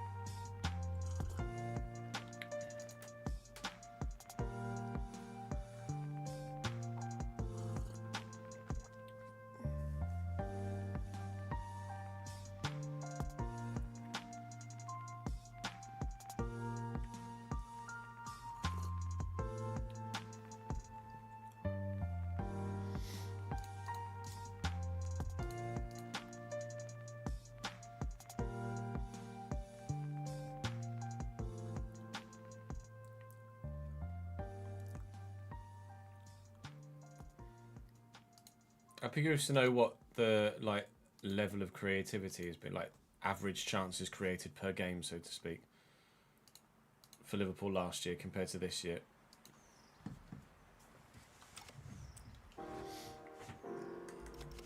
So we think it's going to be Almeria at home that we lift the title. Is that correct, chat?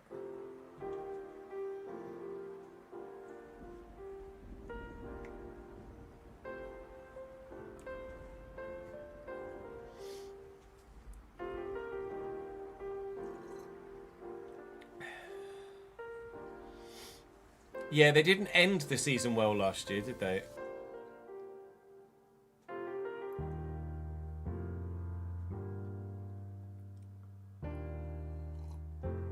Like from the turn of the year, like from the turn of the year last year, they weren't at the same level as they were in the first half of the season. That's for sure. Okay, so we'll sim Santander, play Bayern, sim Espanyol, sim Las Palmas, sim Celta, by which point we should have won the league.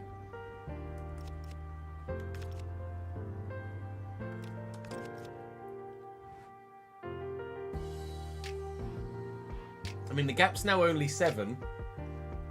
Mikel is coming. The Mikel Arteta charge is on right now.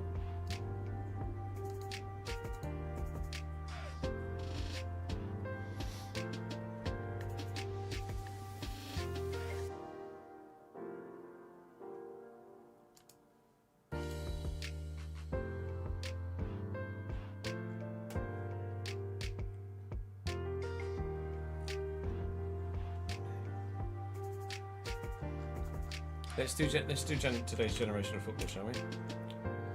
Jack's not with us, but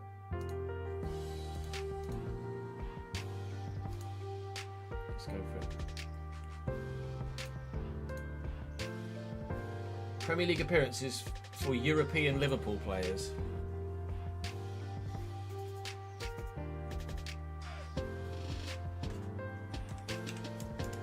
Dominic Szoboszlai, 98.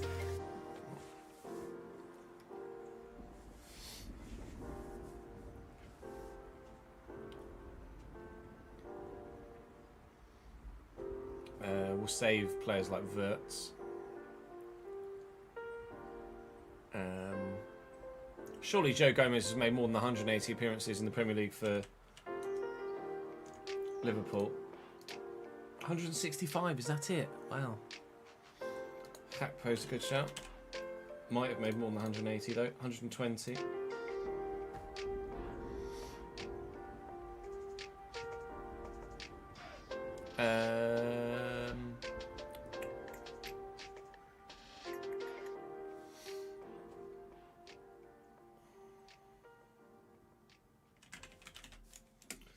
Darwizzy.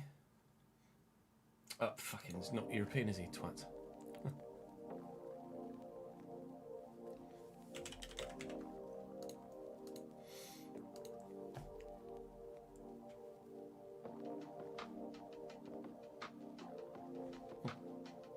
I am idiot.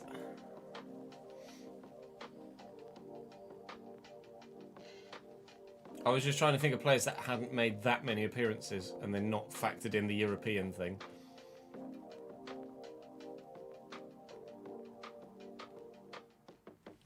Gravenberg could be a good show, actually.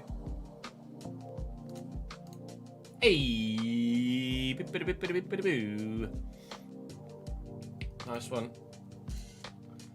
Right, can we have not pre-2010? 22-23. Oh. Leeds. 22-23 Leeds United player, midfielder. Schalke, Juventus, Leeds. United States. Oh, I wonder who that could be. Oh! Hello, Weston.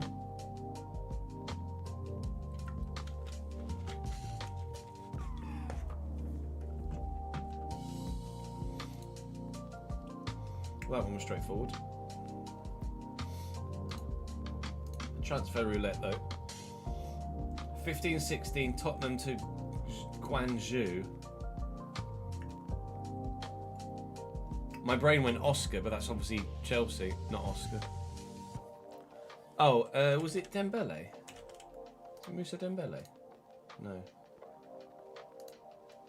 Brazilian, though.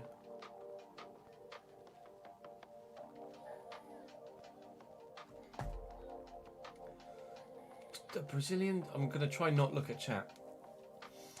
A Brazilian? From Tottenham to Guangzhou.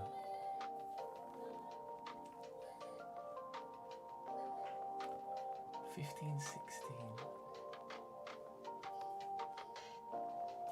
Sandra?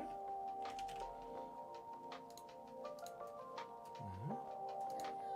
Midfielder.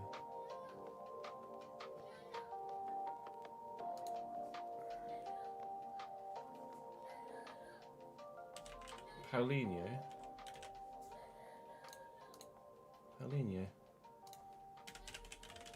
I don't even remember Paulinho. Oh yeah, Paulinho.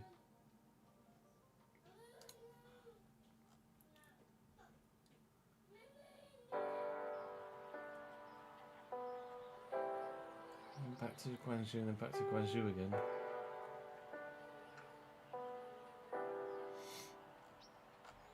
Wasn't that Spurs very long, was he?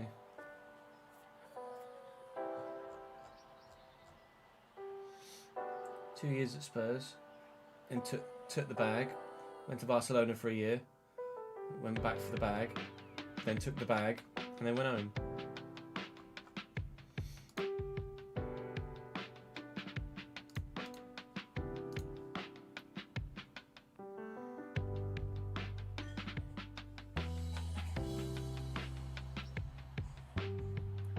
I mean, you can't blame him.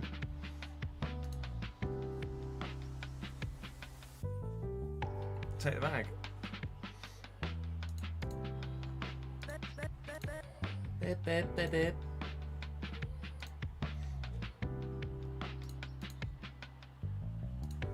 Right, let's record this season finale, shall we?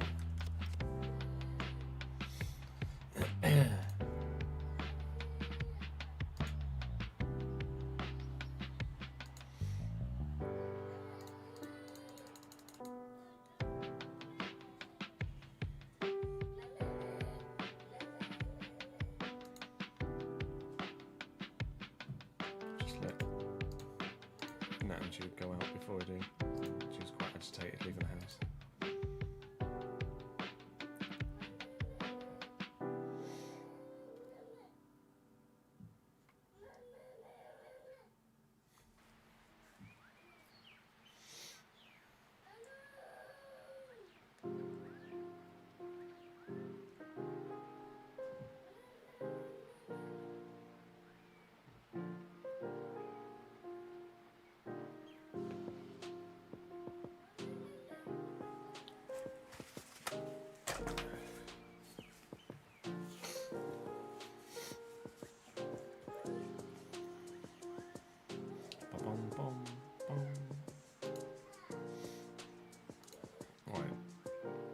So this will only really get us to Wednesday, won't it?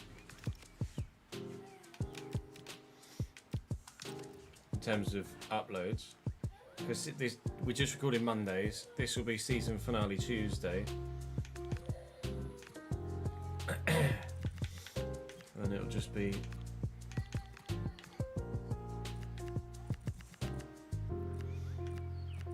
Wednesday, figure out where to go.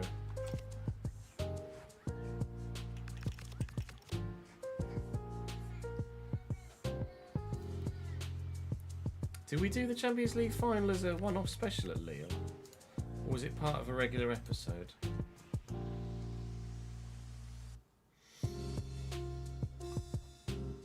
Scroll, that's Bayern.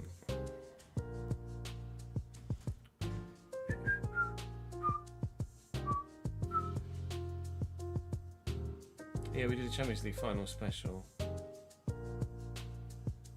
I could do a Champions League final. Could do a Champions League final special. Oh, I mean, we've got to get there first. But we could do a Champions League final special.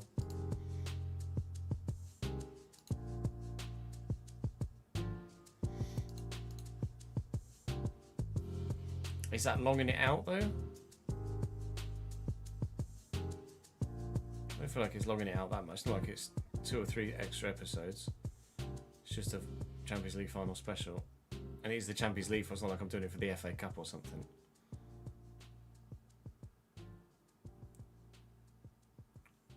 What would you guys do? Or what would you guys prefer if you were just watching the YouTube content?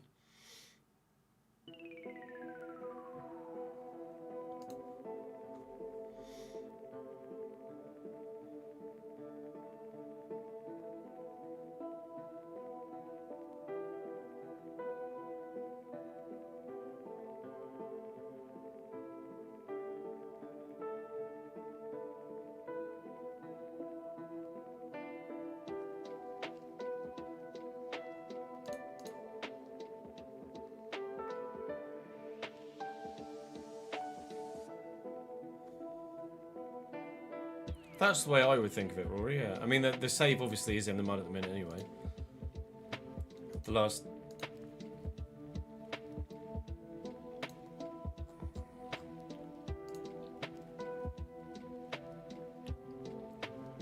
few episodes have barely gotten over 1,000 views. But we are in season 9, to be fair.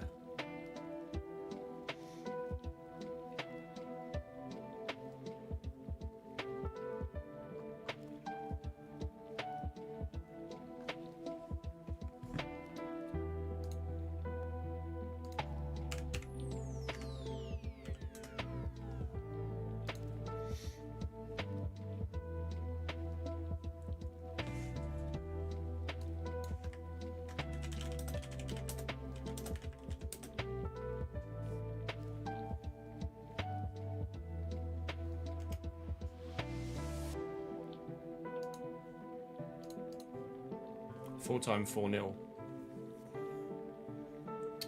Oh dear.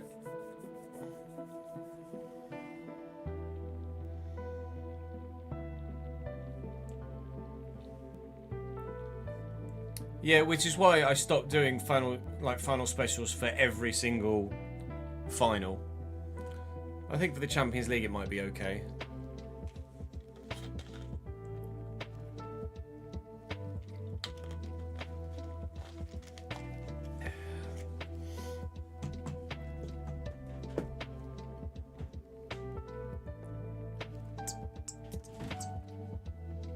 Considering it's an English team that we would be against as well, I think it might be better.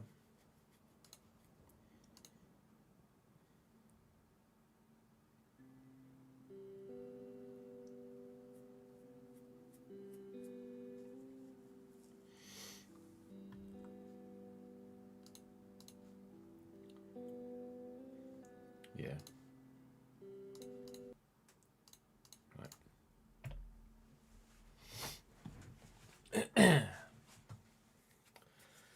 Welcome to the season finale of this Barcelona segment of our time in the Journeyman. This is season 9 for the save. It's job number 6. We won trophy number 3 yesterday. We hope to add to that tally today. We are currently only 7 points now clear at the top of the table with a couple of recent defeats. Sevilla have closed the gap. We're still comfortably away from Real Madrid and Villarreal, but Sevilla have just kind of snuck out of nowhere, and Mikel Arteta is at it again. No thank you, Mikel. No thank you at all. We have the opportunity to win La Liga today.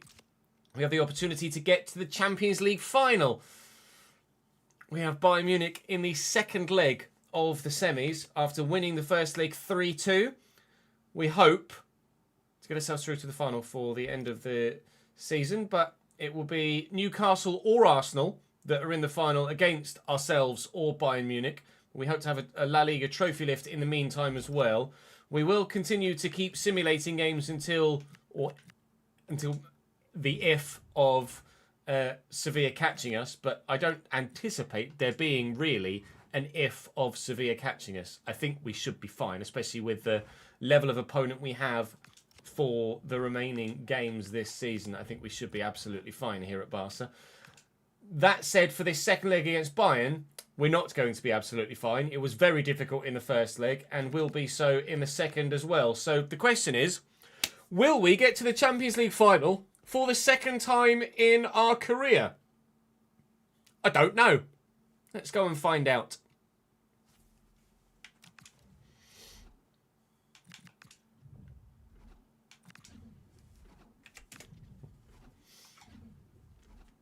Ever reliable you are, Rory. Ever reliable.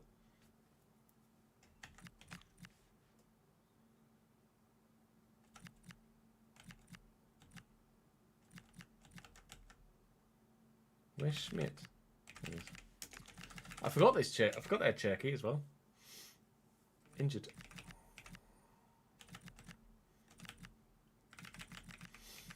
I think Cherky was the one that made it even more difficult to play. Was the one that made them even more difficult to play against in the league phase.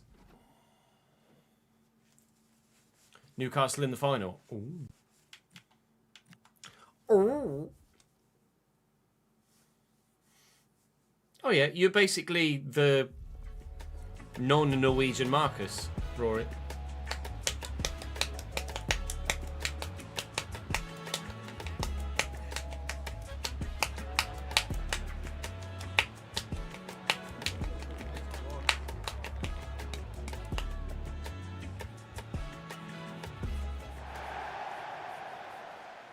I didn't get fed up with you putting commands in chat, etc. It wasn't me. It wasn't.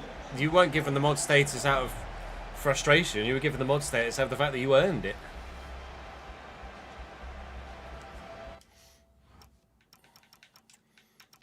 It was a sign of respect, not a sign of, oh, fucking hell. Oh, you're playing. Best.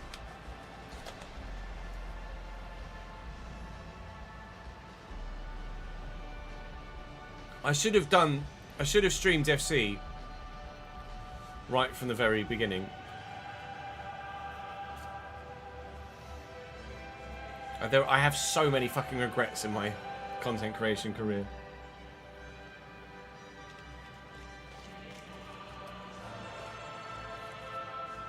So many. Here we go again. Afternoon, bro. How are we?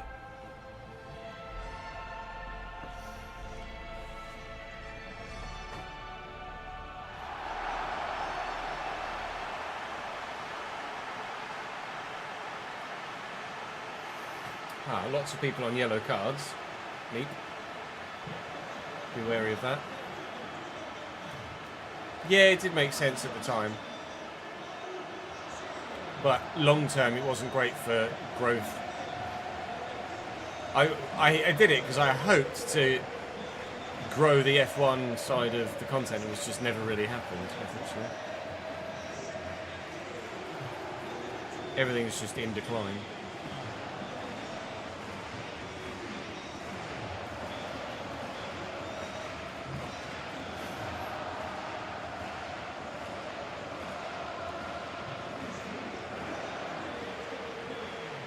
Bayern lining up in a similar fashion to the first leg. Only difference is that dropped in the middle is Pavlovic, and Bischoff starts after making an impact off the bench in leg number 1. They started with this formation in leg number 1, they changed it again. We'll wait and see what tactic they take this time to try and beat us. Hopefully, whatever tactic they do take doesn't bloody work. 90 minutes between us and our 3rd European final of my career. 2nd Champions League final of my career. Yes, please. Go on, Lamine. Oh, what a start this would be! And what a start it is! Lamine Yamal gives us 4 on aggregate. His 8th goal in 16 Champions League games is that 1 foot in the final.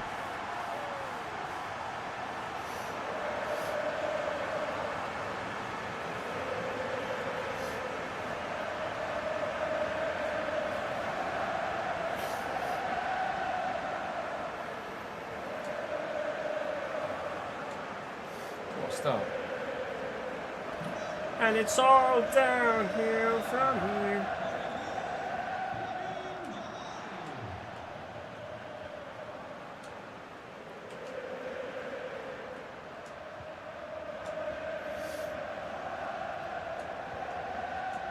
Lewis Skelly, Pedri, Waneri's in behind. A Bayern cracking under the pressure.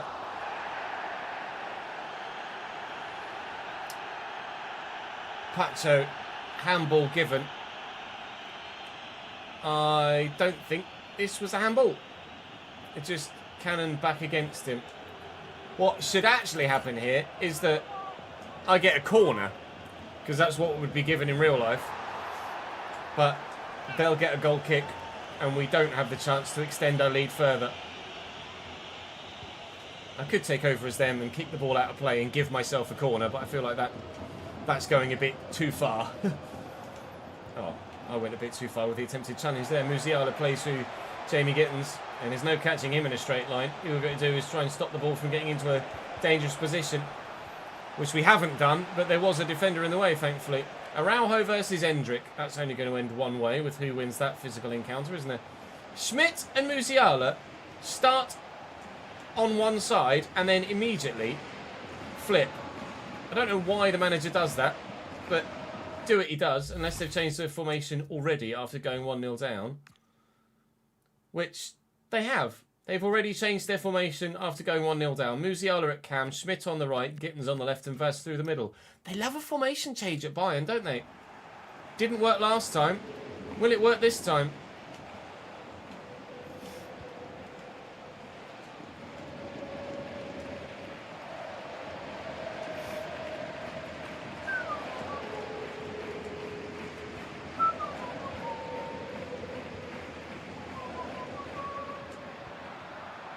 Hendrick. Out to Yamal. Run, Levine!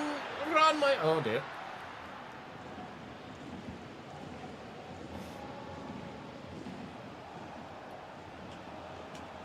Sace.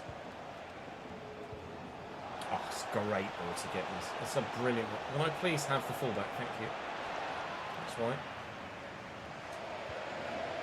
Over the top. Into the middle. Run, Endrick. Run, Endrick. Run, Endrick.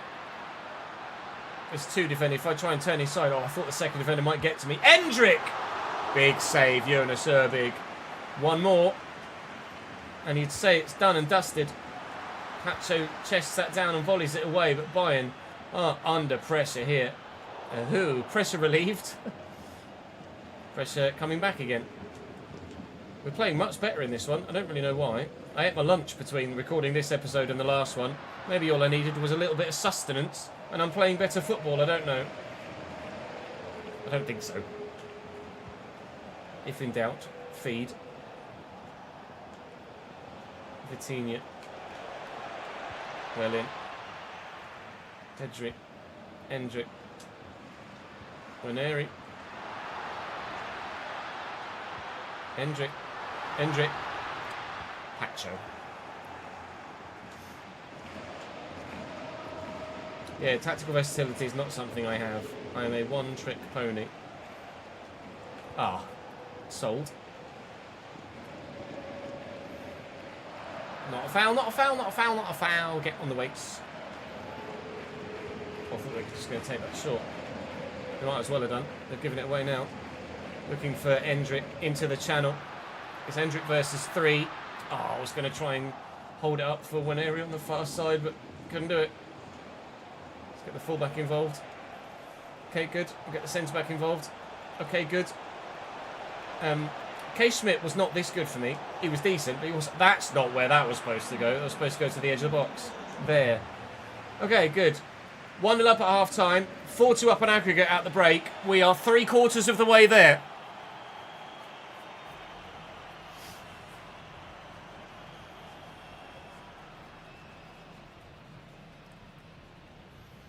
You can do it. Cabo cheese noid, cabo cheese noid, cabo cheese noid.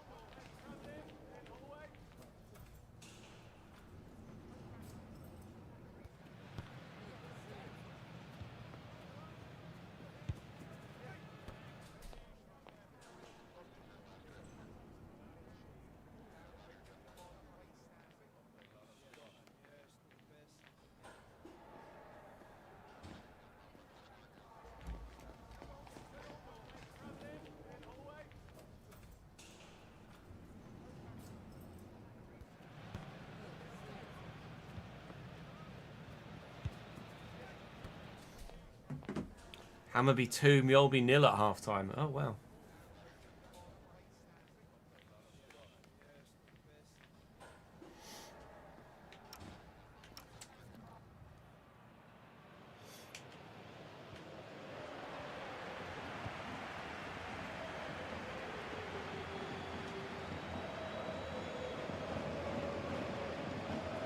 Vaz. Didn't quite time that right. Got that one right, crucially. Because Schmidt was about to run in 1v1. Pedri, Endrick, back to Pedri.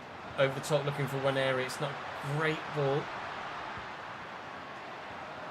Still working it back well though. Yamal at the back post. Joaquin saves, does well. A goal at the beginning of this half to go with a goal at the beginning of the last one. And that really is us through, isn't it?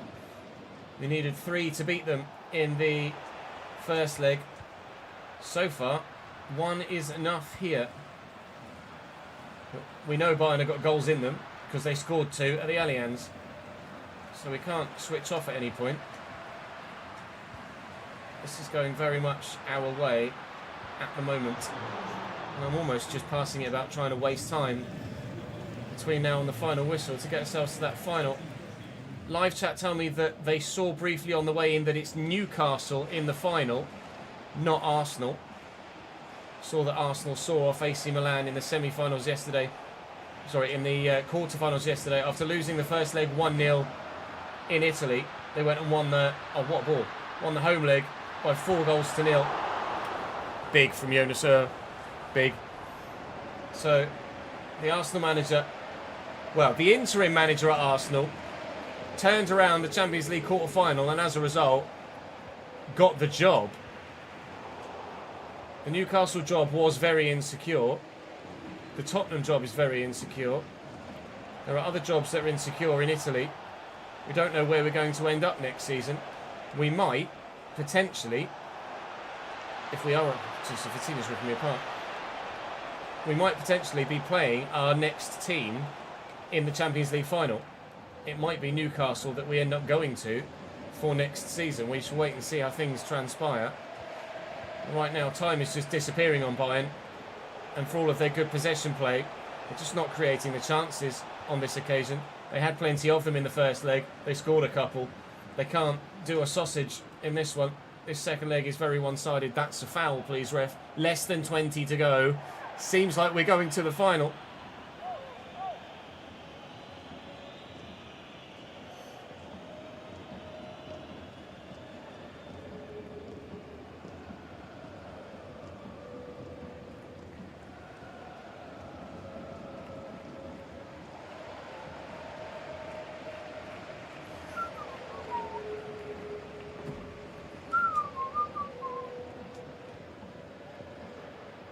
Pedri. Yamal and Martin. Nice. Zoran, we just need Endrick to make the move. That should be game. And it is. No, it's not. He's offside. He's offside. It won't count. We thought that was more than 1 foot. We thought that was 2 feet and every other limb in the Champions League final. But by a toe, he's offside. Lino's done very well to see that, but it is the correct decision. Still, Bayern cling on to their faint hopes of a Champions League final. We shall try and dash those hopes as soon as we possibly can, but Yamal is going to have to play a better pass than that. So is William bloody Pacho. Yamal again. Yamal! Oh! Cometh the moment! Cometh the man! 2 top quality goals for Lamine Yamal. From tip to toe, we will be Champions League finalists this season.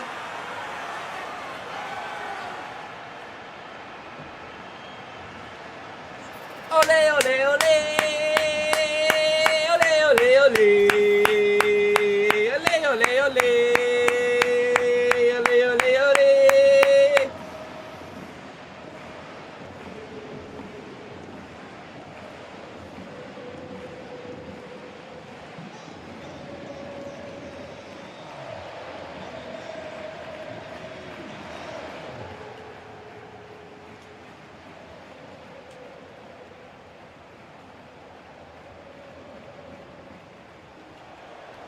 Bischoff and Gittins and offside. Offside.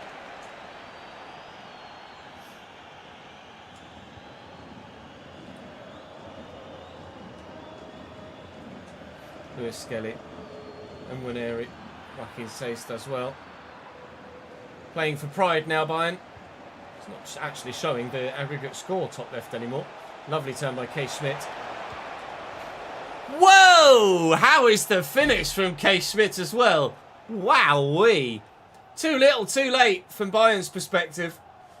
They're slightly over-celebrating. But, well, back in the tie? Maybe? 5-3 on aggregate with 3 minutes to go. I'm going to go out on a limb and say that the comeback is not on.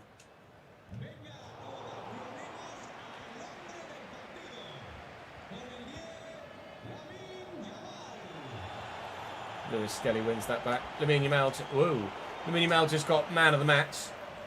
Unsurprisingly, scoring the 2 goals to take the team to the final. We believe it's Newcastle, or at least live chat believe it's Newcastle we have in the final. Musiala. Oh, big save. It's going to fall back to Musiala. And actually, Bayern are only going to lose by 1 goal in the end. They pulled it back to 2-2. Very lucky with the rebound, but Musiala's completely done me with that. Closer than we thought it was going to be.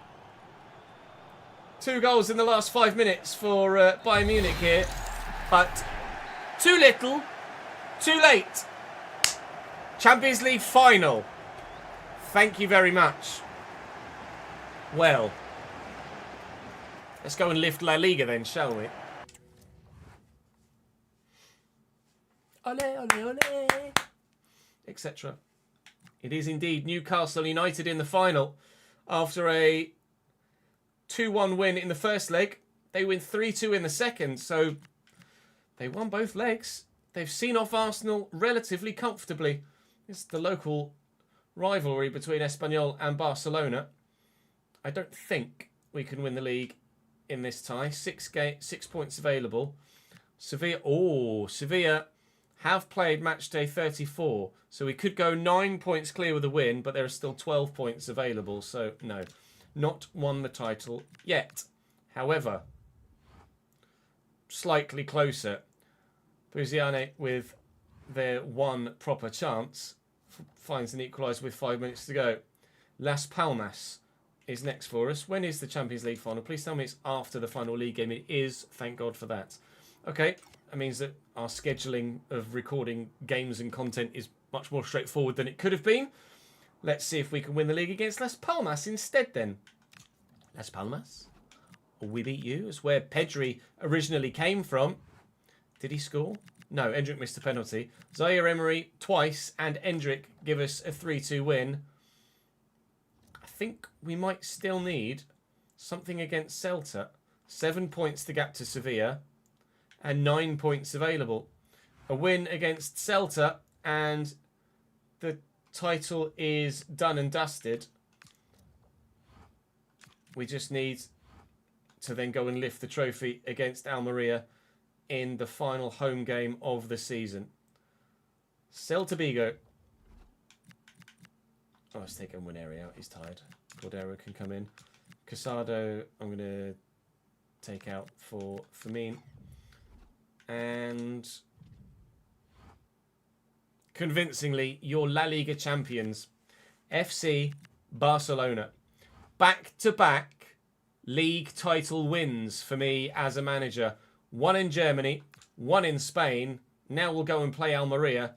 I'll probably give you minimal highlights of this game, to be fair. But what you want to see is me lift that trophy.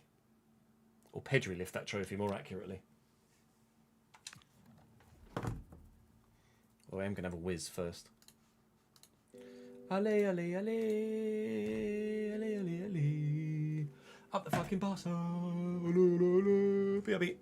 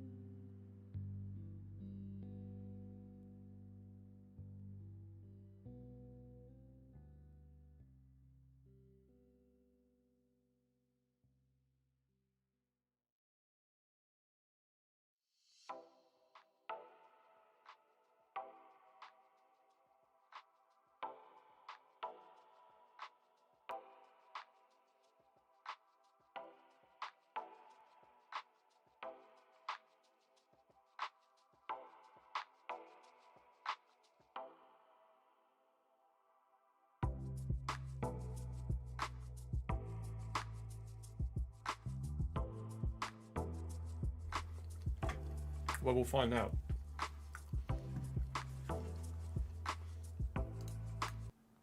I always thought it was the last home game of the season.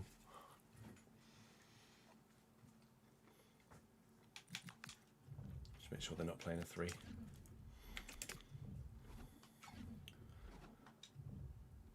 Good. Gyökeres. Oh, shit.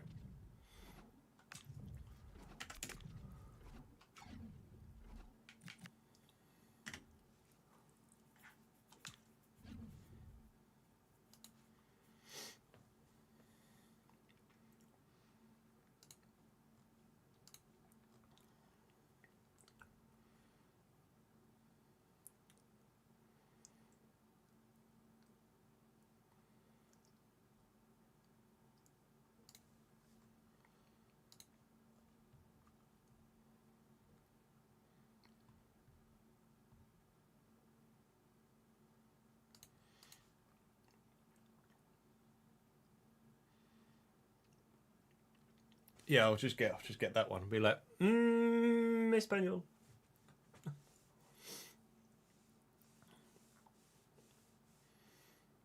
España, España, Peru, Peru, Peru, Peru, Peru, Peru. I'm sure it's the last home game of the season. I'll be annoyed now if we would have lifted it against Celta.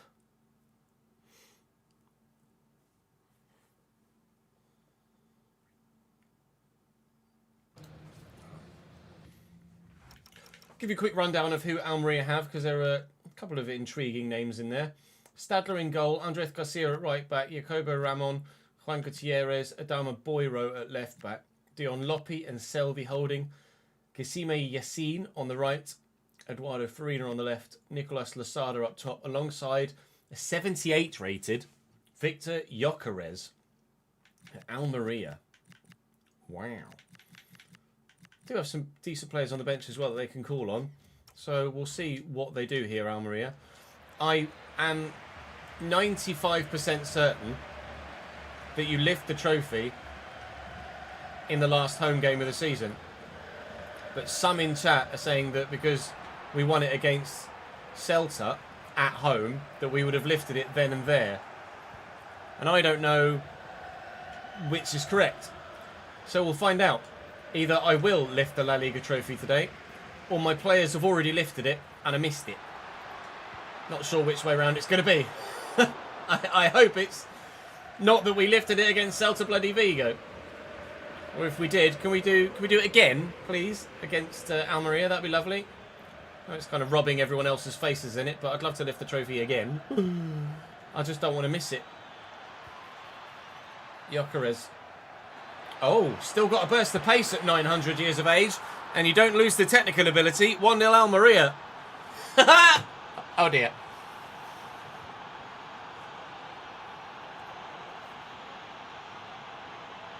I can't do that. He's trademarked it now, hasn't he?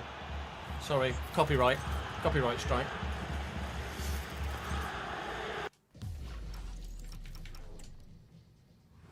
I wonder how good he is, Gyökeres.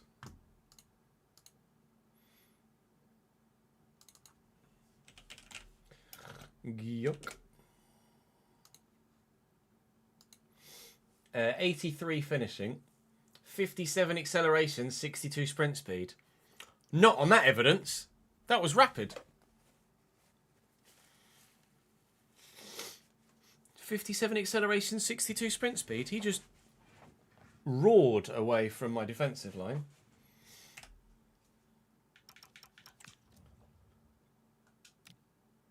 Does this look like 57 sprint speed to you? Not to me.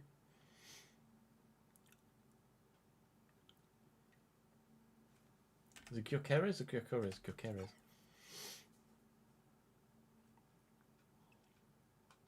I would have probably gone Yoko, to be honest, Roy.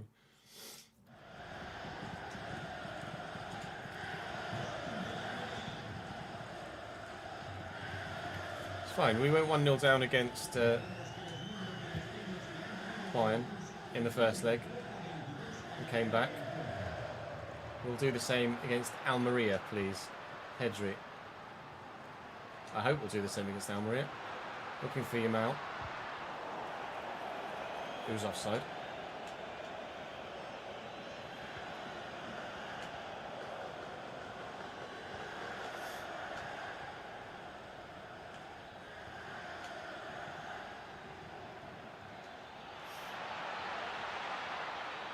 Gyökeres. Still running things apparently. Selvi. No.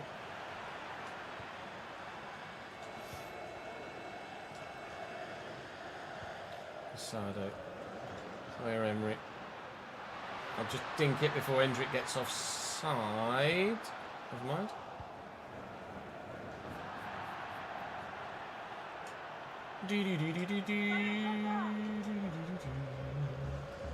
Pedri. Sado. Where Emery?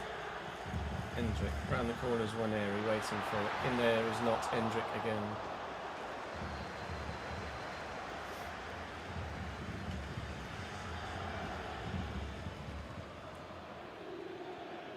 Jokeres tackled.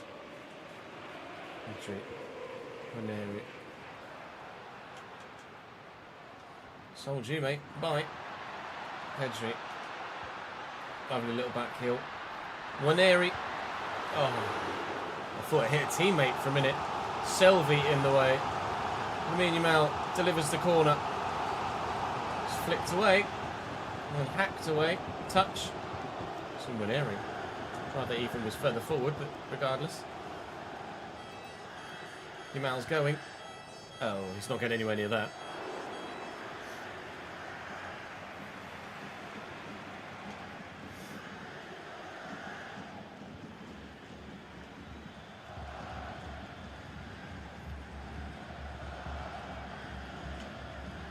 Jokeres. It's a nice ball. That Lewis Skelly says ta very much to, and then loses it. Garcia, Pedri, Ranieri, Pedri. Ah.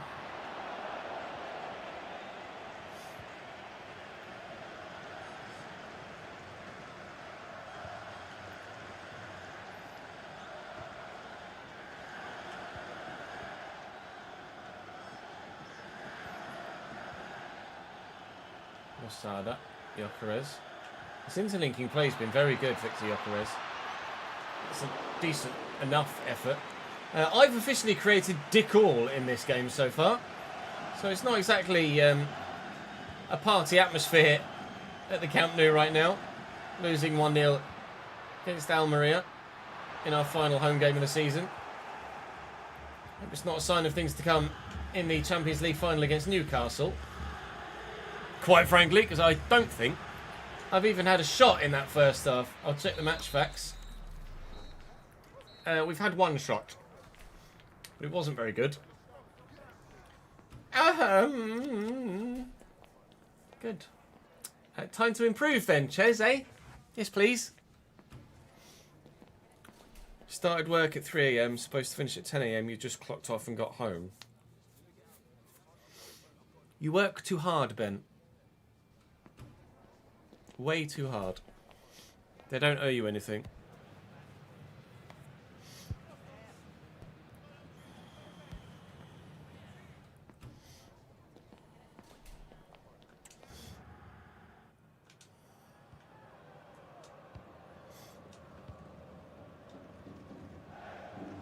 Martin.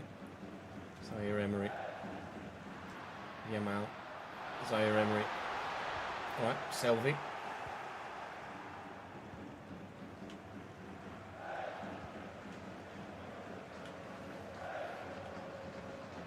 Jokeres keeps finding some space in between the lines, Victor Jokeres. He's working well as a forward 2 right now. One dropping deeper and one getting in behind. So that's nicely done.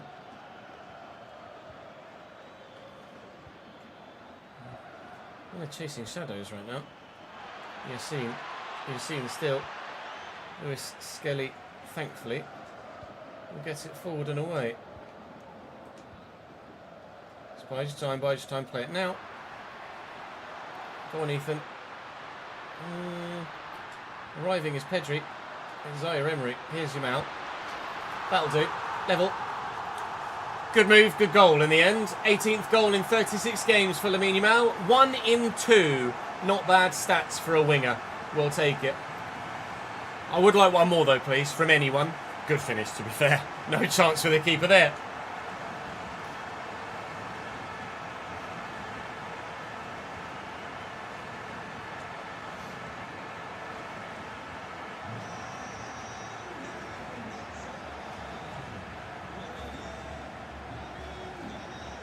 Lamine Yamal.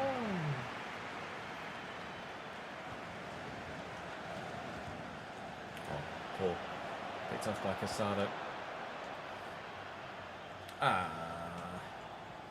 Well, in the Copa del Rey final, we were 1-0 down for ages.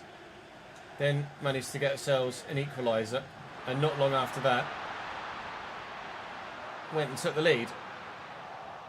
I haven't quite been able to replicate that here, but we still look the more likely of winning the game at this stage. Well in Martin Fernandez, Casado, Endrick, Yamal. Hendrick's going to go again. Hendrick's going to take his bloody time is what he's going to do. Pedri, you make me run? Please? Oh, God. Nobody wants to win this game, apparently. Time to bring Firmino on. He'll certainly have some forward play in there. Everyone's, or not everyone, but a lot of players are looking complacent right now, which might have something to do with why the team isn't playing quite to their best ability. Because you do get a negative impact on your stats when they're complacent. Maybe that's having a part to play. Not sure. It's not like the whole team is complacent, just a handful. Not ideal though, when you're trying to turn around a 1-0 deficit. Oh, having beaten the man there, I probably could have just looked to rush in behind with Hendrick, but Ranieri will deliver this. And oh, it was nearly a top header from Zaire Emery, but just past the post.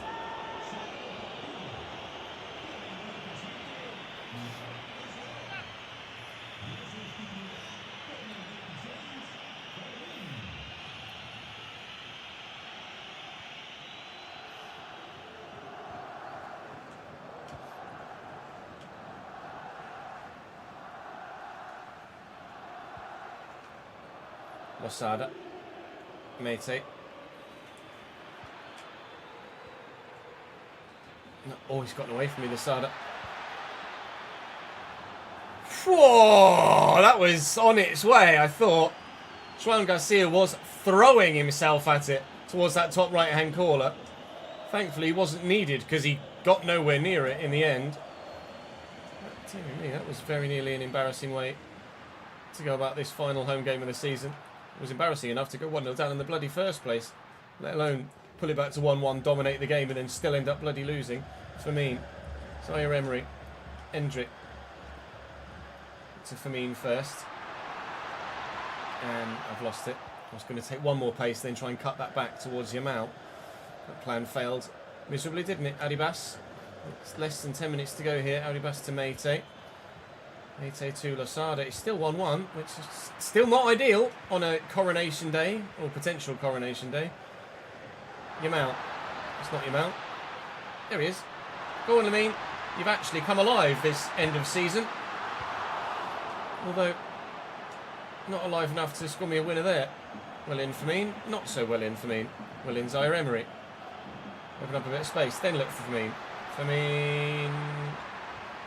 Oh, lovely ball. Pedri, the man that should be about to lift the trophy for us, is the right man to score the goal. And it's a good one too. Pedri's already lifted one trophy this season. He's going to get the chance to lift a second. We will win La Liga. We have won La Liga and we'll lift the trophy now.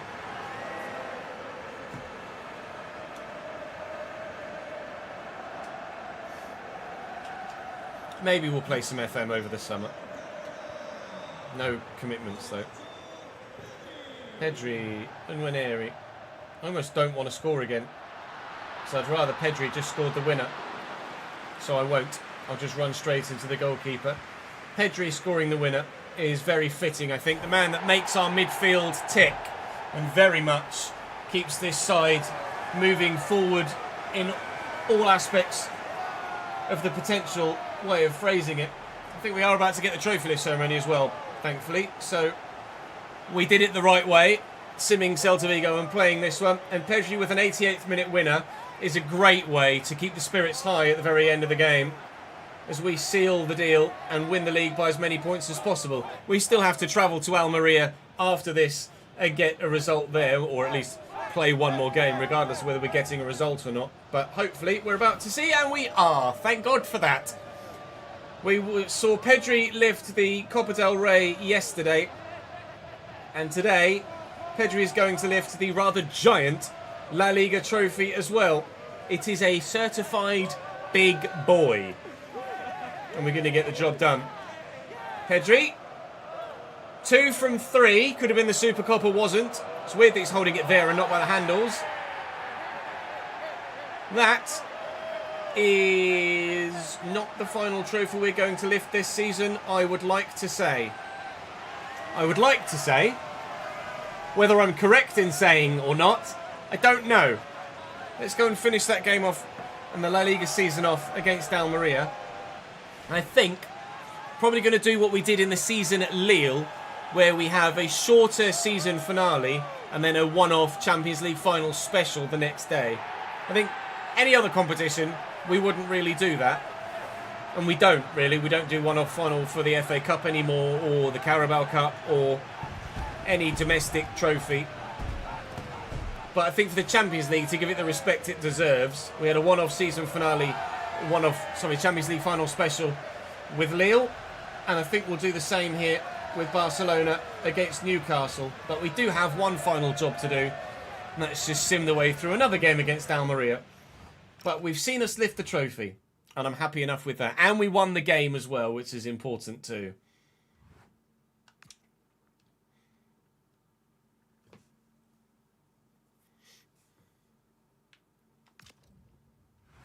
So as we approach the final game, we are 9 points clear of Sevilla, who have Real Madrid to play on the final day. The European spots aren't all decided. The Champions League spots are, but Atleti or Real Sociedad will be in the Europa League next season. You would presume that Real Sociedad will beat Las Palmas. You would presume that Atleti will beat Real Betis, although Betis are not that far behind them. Where are Las Palmas? Oh, I missed them. They're 11th. Okay, they're not actually that bad at all, Las Palmas, judging by that. Relegation-wise, everybody's dead and gone. Elche and Racing Club fighting to not be bottom. Sorry, gents. You're going down. Lo siento, señores. Lo siento, Almeria. You lose to us twice in a week. Yamal and Firmine with the goals there. So 93 points, the tally that we win La Liga with. And in the next episode, tomorrow, as a one-off special, we will play Newcastle. But the player of the season, this is probably going to be Endrick. I've not enjoyed playing with Endrick very much at all. But, no. Oh, it's Vinny. Vinny Jr. gets player of the season. I'm not sure a third or fourth place in La Liga, Real Madrid, have earned player of the season, regardless of how good of an individual year Vinny's had. And I don't think he had that good a bloody year, did he? I'm going to have a look now. La Liga. Endrick was top goal scorer. Vinny second, to be fair to him. He got most assists. But Endrick had the higher average rating. Maybe because Vinny played more games? I don't know. I feel like Endrick's a bit hard done by there.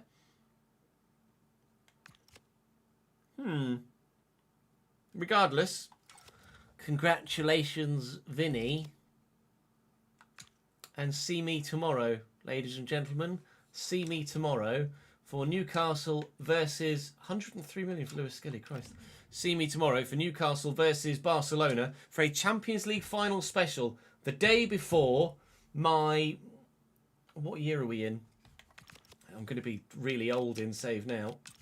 The day before my 46th birthday. Oh, God. Oh, God. 46! Christ. Let's celebrate with a Champions League final win tomorrow, shall we? I'll see you then. Christ, 46. Fuck me. 46? I'm not allowed to be 46.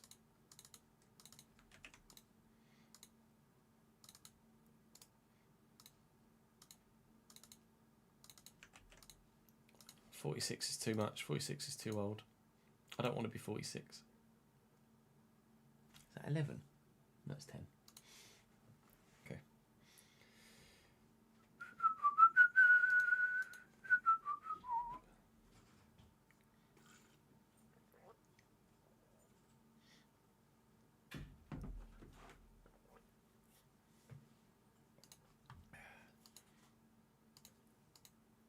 Right. I need to put the suit on now, don't I, really?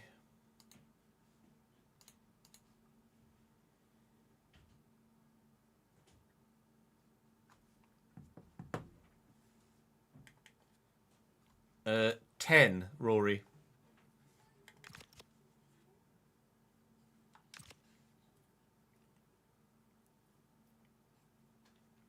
That's even scarier.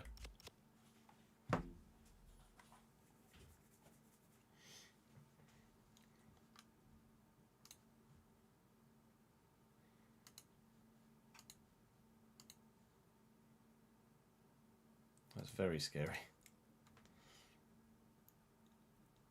8 years from now, I will be 46 and Jude will be 10. Oh dear.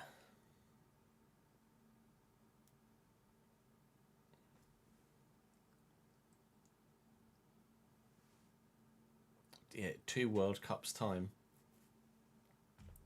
Right, let me just go and put the old suit on. I'll go to the BRB screen because you don't want to see me get my body out. Back in a minute.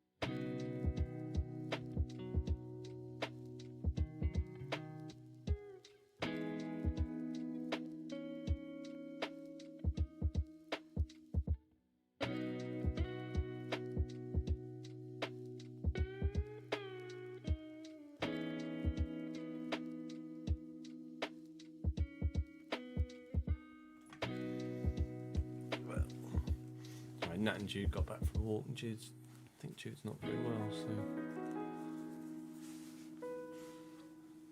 just giving him a couple of cuddles. Are you looking for... Oh, we've already got the sliders there, Golden Palace. Are you looking for anything else in particular, other than the sliders?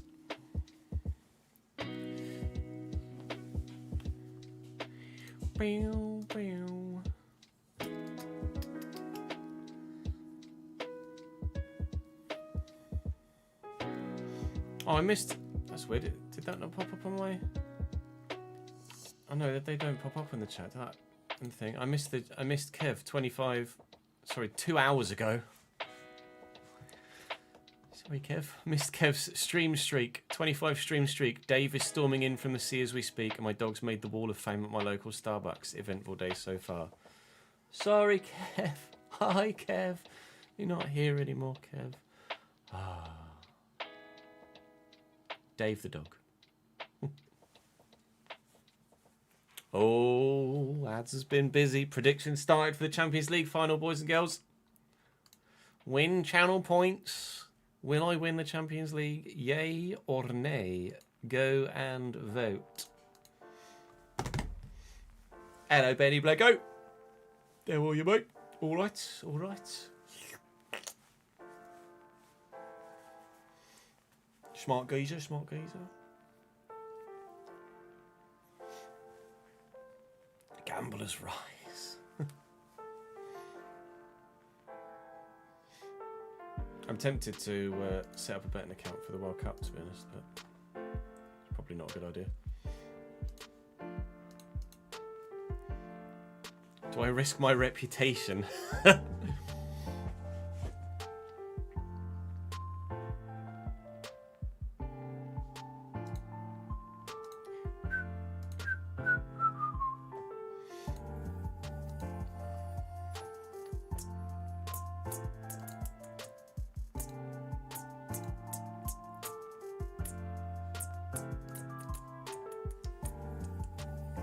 The Newcastle team, certainly.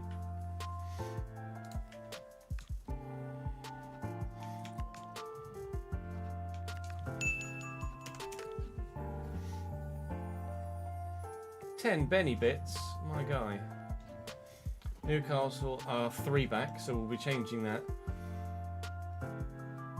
Gordon, Samu, Alanga, Haraldson, Tonali, Miley, Poku, Koulirakis, Inacio, Botman, Mamadashvili. Shavara Reid will start at right back. Mukau will start at left back. We've also got Luna, who was a youth player for us, I think, at one point in some point. San Martin, maybe. Curtis Jones is here. An 83 rated Mensah. 82 rated Zaragoza. Sanusi's 82. 10 Benny bits at Avenue. Hope you well. Yesterday was a fun day for working. Defoe's first game in a comeback. Oh, I saw that you went 1-0 up. I didn't actually see any more of the result than that. You obviously went 2-1 down then, presumably. No, I always think Adrian knew as well.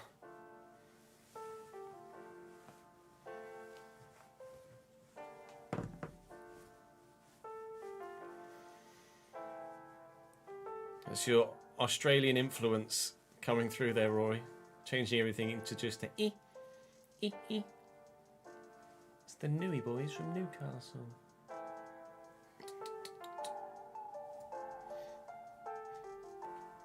Was 1-1 at half time, full time 3-3. Wow. What a game.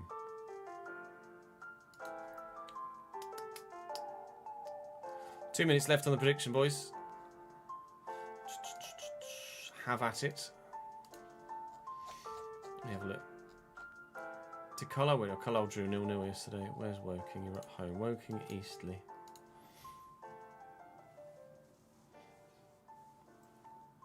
$45 plus 0. Isn't that just 45th minute? Unless it was 45 plus 10 and they mistyped. No. 45 plus 0. That's weird. Never seen that before.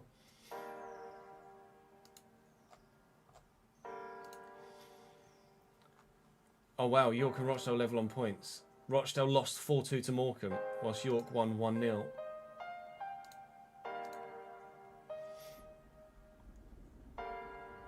Hot diggity damn. Game on, game on. York go top on goal difference.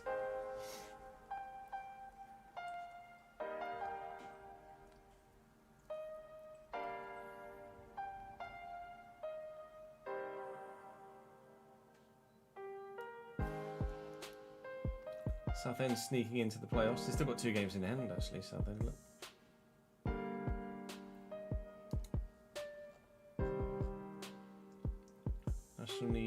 National League North. Oh, Shields drew 1-1.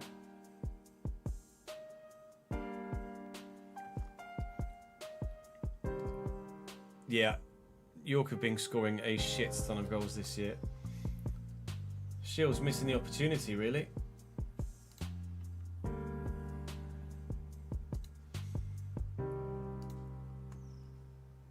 Three points to get. Can take advantage, absolutely battered. And what were the stats? Doesn't say.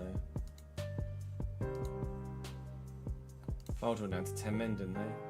Oh yeah, 9 men. They were down to 9 men after 20 minutes. Fucking hell.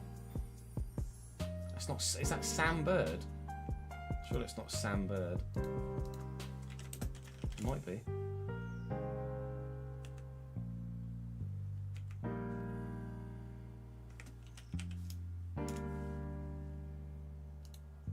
It is Sam Bird.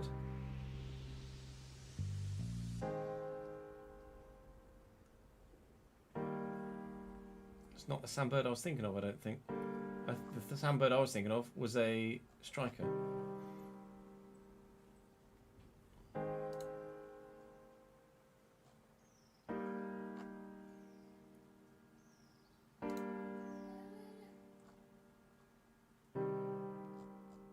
National League South.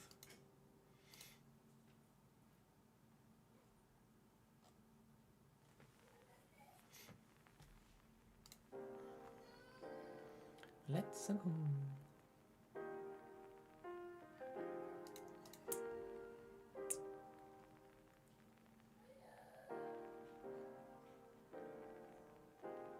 She lives! Hello, Leonie. Provided nothing goes wrong, home on Tuesday or Wednesday. Yes!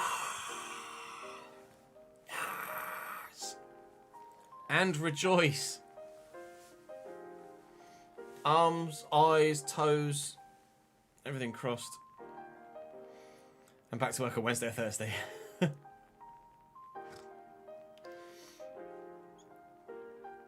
Yeah, it's mad. 2 months is insane.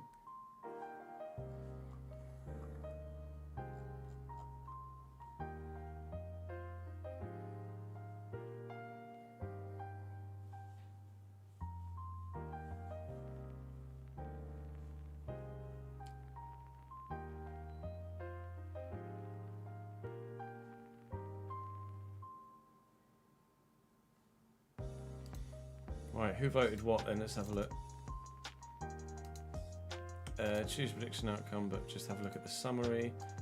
Only 5 people getting involved on the vote. Leonie has backed us. Ben 2. And no surprises, the 2 that think will get battered.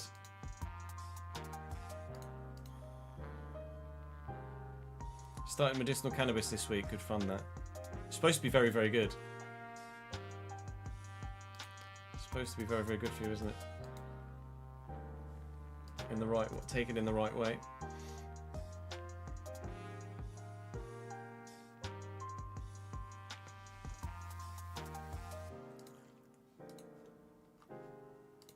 Right, come on then, Champions League final.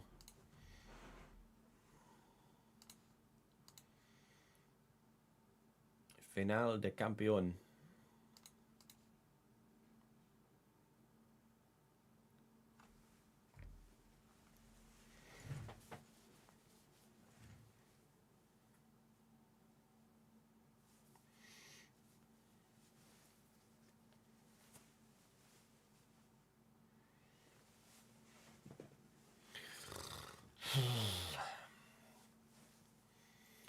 Ladies and gentlemen, our second Champions League final of the Journeyman save. So far, played 1-1-1 in a Champions League final. Overall, for European finals, played 2 1-1, lost 1, of course, losing the Conference League final with Bayern last season. And it's thanks to Bayern that we are here after knocking them out in the semi-finals. We, in yesterday's episode, finished off the La Liga title chase and lifted the trophy. So we are 2 trophies from 3 potential so far this season, having lost the Supercopa to Real Madrid. We then won the Copa del Rey and won La Liga, and we would very much like to make it a treble this year. Standing in our way, Newcastle United, a team who did have a manager who was under threat not that long ago, and a manager who is still very insecure. Jorge Jesus is not safe in his job despite reaching a Champions League final, which is intriguing. Spurs have changed their manager. Arsenal have changed their manager. Everton is available. Liverpool is very insecure. Iraola. Who knows where we'll end up in this save next season. We'll have a proper vote on it, or you'll have a proper vote on it tomorrow. But for today, it's Champions League final time. It's Newcastle United versus Barcelona. And it's game on. Do let me know in the comment section, without cheating and skipping to the end, which way you think the final will go and by what scoreline. I'm going to back my boys with a 3-1 win. I hope.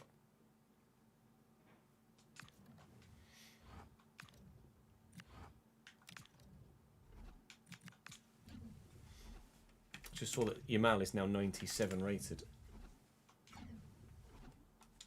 Hot diggity damn.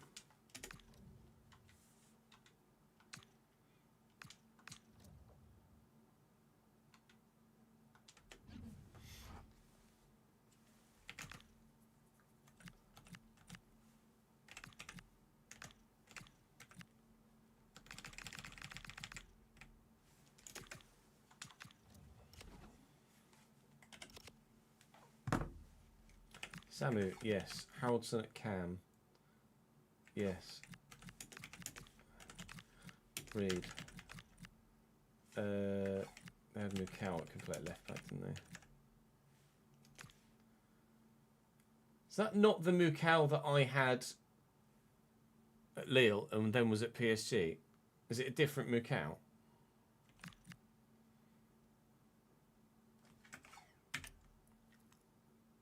It is a different Mukau. Oh. Right. Alex Murphy then, I guess. Who's that Gomez? We can play left back too. Gomez then. Are you right or left footed? Right footed. Reed. Right footed. Inacio. Inacio's left footed, isn't he? Let's go Inacio for Koulirakis. Is Inacio left footed?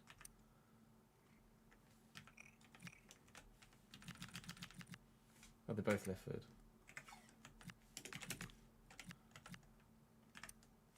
Botman's left footed as well. Okay. That's as strong as they get then, really, isn't it?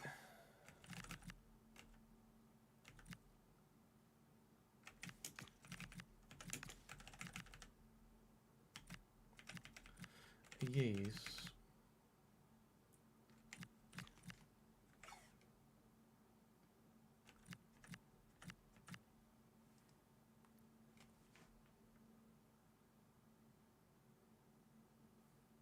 Oh, it is the same one. I swear my Mukau could play left back though. Or was it PSG?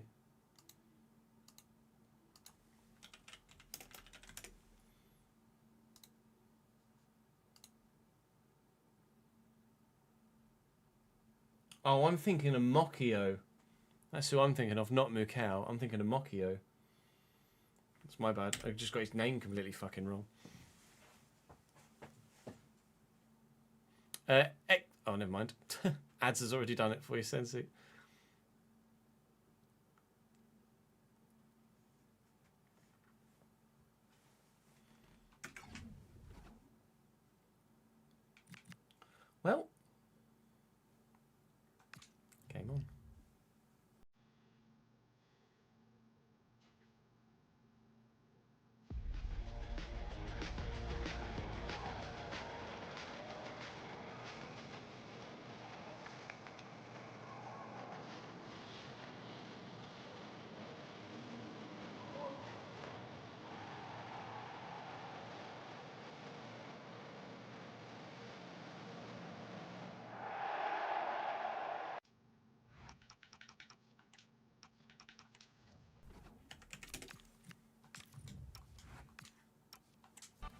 The Nui Geordies. Fuck's sake. Are we... Is this the Veltins arena? With that bit in the middle. Blue and white stripes on the goal nets as well. I think it is a Veltins arena.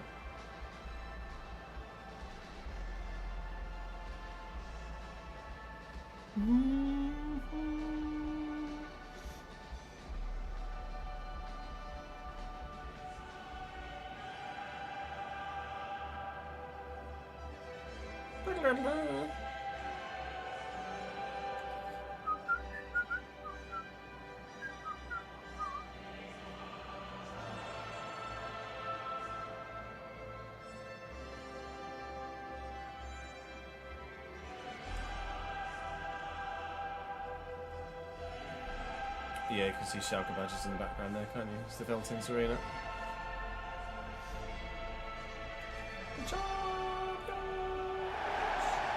There she is. Here at the Veltins arena at Schalke, Jorge Jesus, under pressure Jorge Jesus, Newcastle United side. Mamadishvili in goal, Reed, Inacio, Botman and Gomez, Miley and Tonali, Gordon, Haraldson, Elanga, Samu. It's a good team. It's not a great team, but it's a good team. Average rating of an 85 or 86-ish. Some familiar faces from Newcastle, some familiar faces from European football, but not necessarily associated with Newcastle. Lamine Yamal is now 97 rated. Live from Arena auf Schalke. It's changed its name. Sure, it's the Veltins Arena. Maybe that's a brand deal of some description. Auf Schalke just sounds like Go Schalke, though. That's weird. You guys will have to let me know in the comment section, or I'll have to have a Google as to why the name has changed. Yamal into Zaire Emery to start the day, and Lewis Miley does his defensive duties very well indeed. He and Sandro Tonali are going to have a lot of work to do in the midfield because they're going to get outnumbered a little bit. Haraldson's done me there, but I've won it back again. Was Haraldson's intercepted again as well? Was Haraldson someone I had at Lille and let go? I'm struggling to remember if we had a Haraldson at Lille or not. Anthony Gordon picked off by a new signing, or newest signing, Martin Fernandez. Lovely ball to Hendrick. Up against Botman and Inacio. And now here comes newly improved 97 rated Lamine Yamal. Whoa! Pedri flashes wide with the first chance of the game.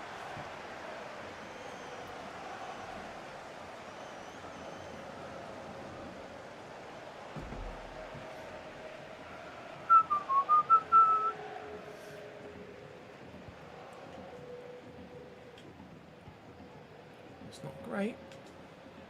They're a little bit all over the shop, Newcastle, in these early stages. Gomez gets away with it.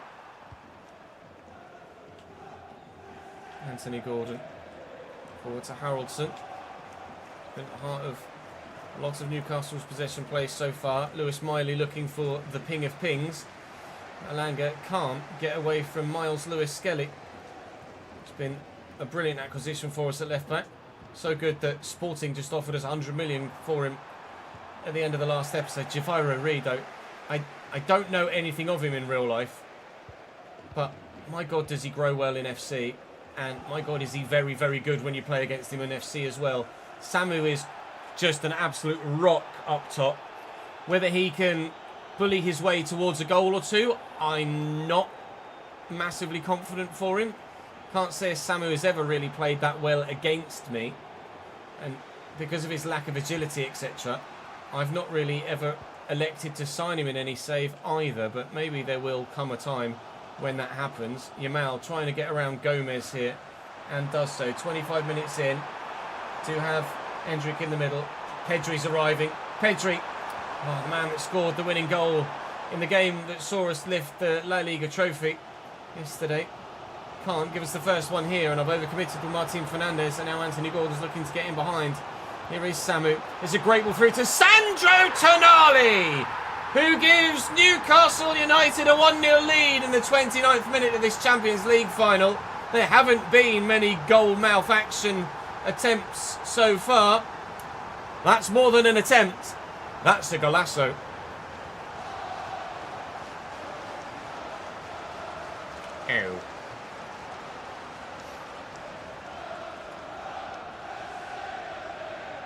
just timed right. Oh, shit. What's Anth James's mod, James?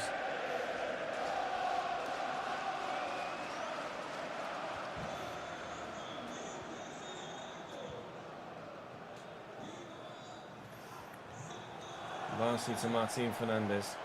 We went behind to Bayern in the semis. It's okay. We went behind to Almeria on Coronation Day. It's okay. We have faith in this Newcastle side to get... No, not this Newcastle side. This Barcelona side. To get the job done. We weren't behind for long. Shaketh that hand, young man.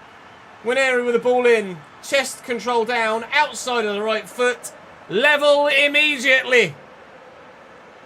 Oh, here, man. It's 1-1.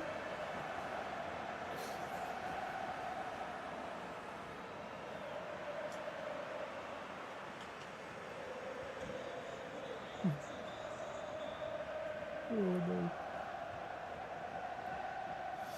Great touch by Elanga. Great pace by Elanga.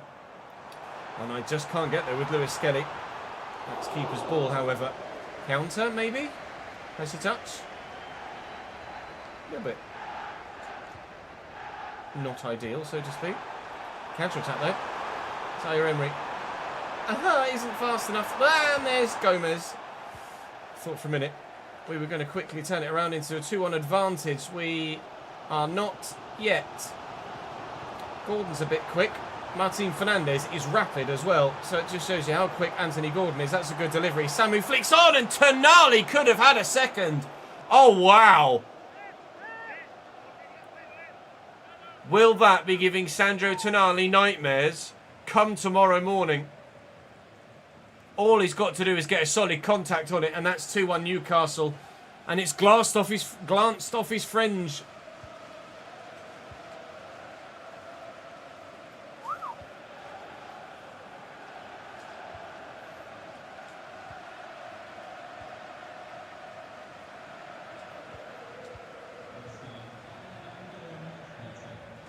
Martin. I'm just going to see this through till half time, I think. Ref. You.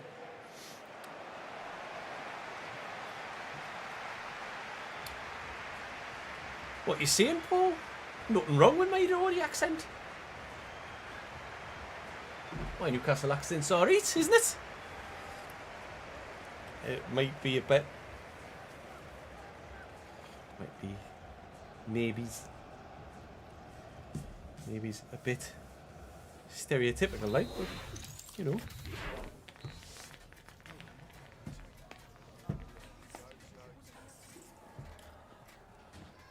The worst you've seen. Half Bram, a quarter Scottish, and about an eighth Geordie. Shut your face. Shut your face, Summer boy. Not wrong with wild Geordie accent.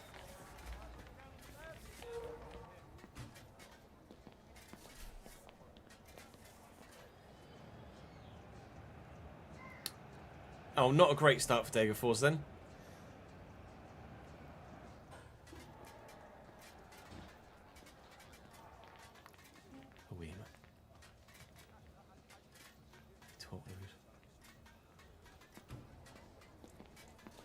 Apparently it's raining in a single bucket in the dressing room.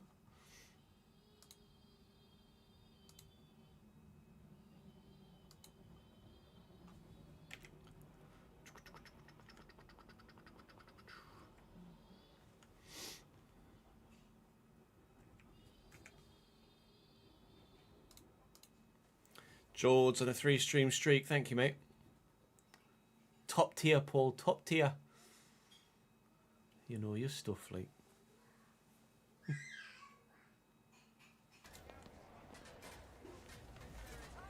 Reese. Second half. 1-1 at the break. We've had a lot of the ball. We've basically shared the chances. That extra one for Tonali, though. I think I'm going to see if it's still there in the highlights so we can we can watch it back and just see how close they came to that second goal, because, dearie me, it's a lovely flick on by Samu, and Tonali is just in all kinds of space. From here, as that ball comes across, you think, to be fair, Miles Lewis-Skelly is in the way and stops him from being able to really get anywhere on the right-hand side of the goal, but just get a solid connection and see what happens.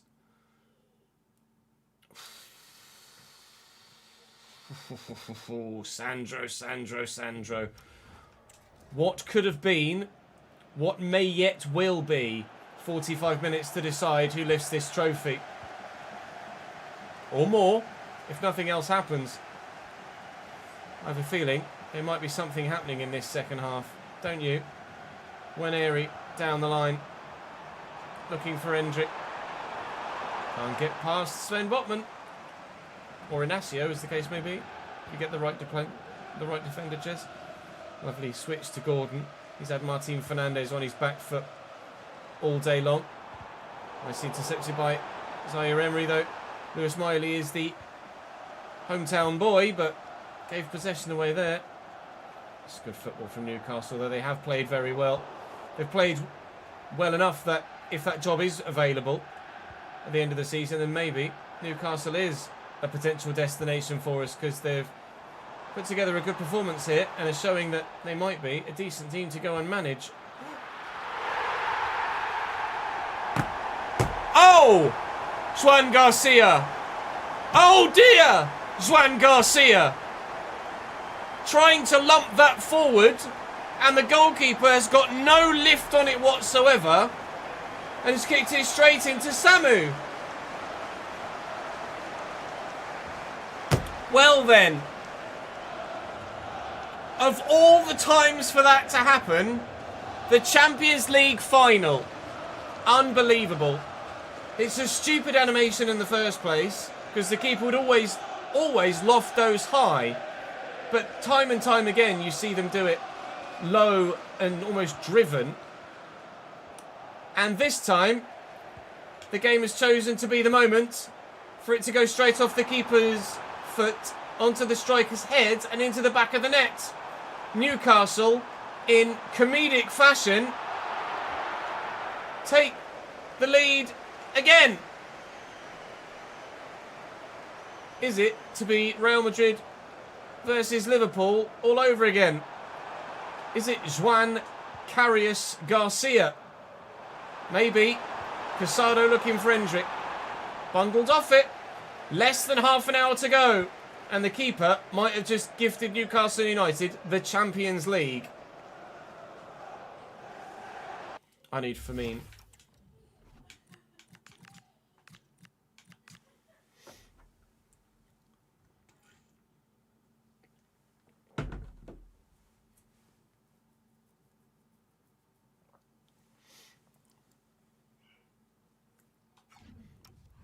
Well remembered, Rory. Gordon down the line. Back to Gomez, who gives it away. Yamal. Emery. Hendrick. Yamal. Not a great through ball. Not a great through ball at all.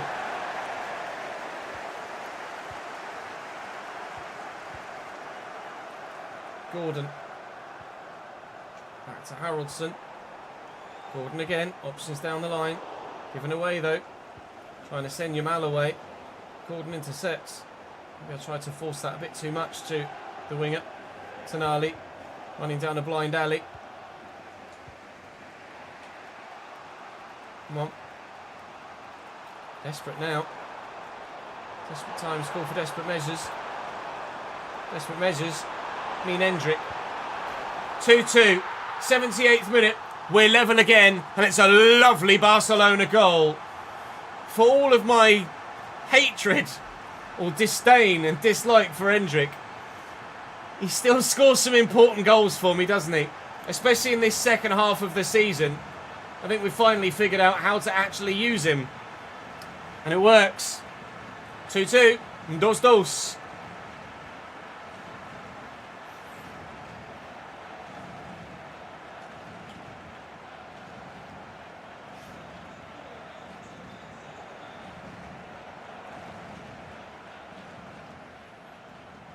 Gomez.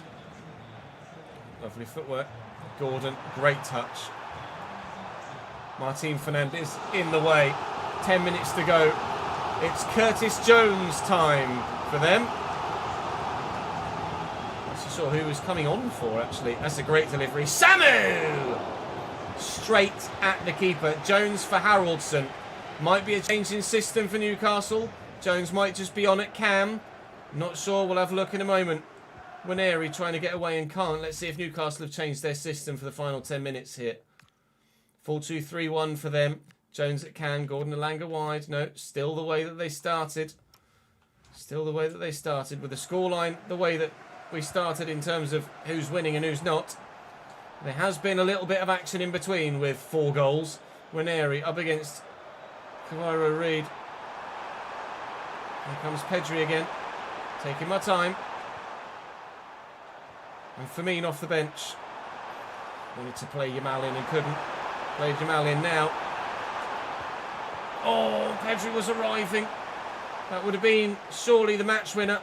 Lovely challenge by Firmino. He's going to go again. Can't get it to him though. Can I now? Yes.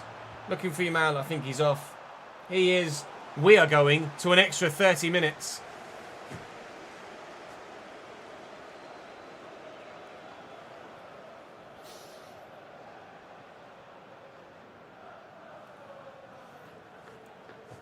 Oh, it's a game. Ants James is a gameplay mod, is it? The gameplay is the one thing I'm very happy with on FC26 with our slider set, quite frankly.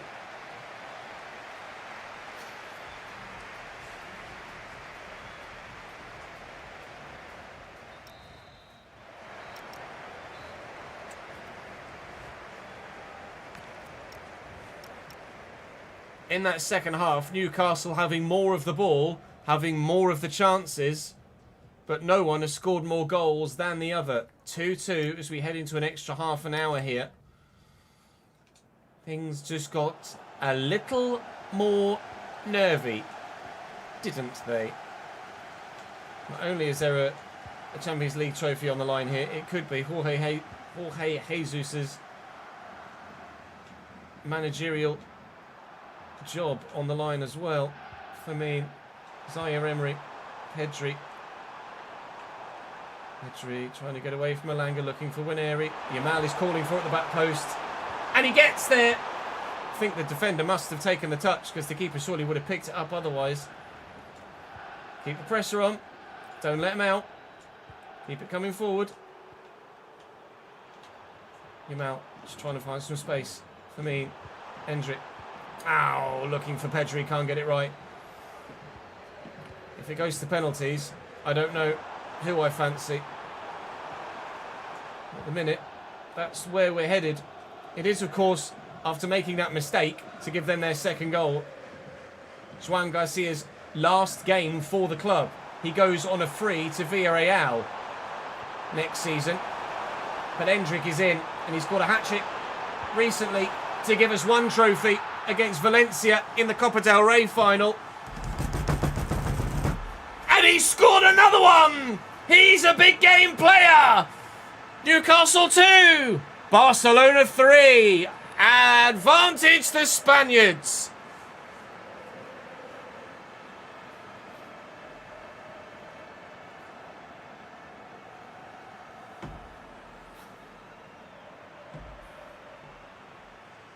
Oh, he nearly kept that out as well.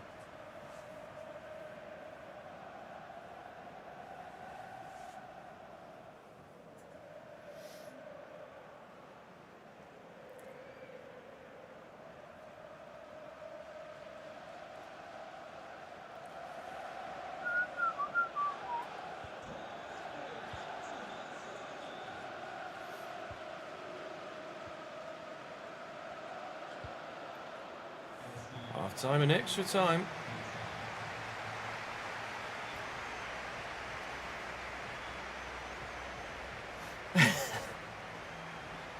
It's come back to bite you, Rory. It's come back to bite you.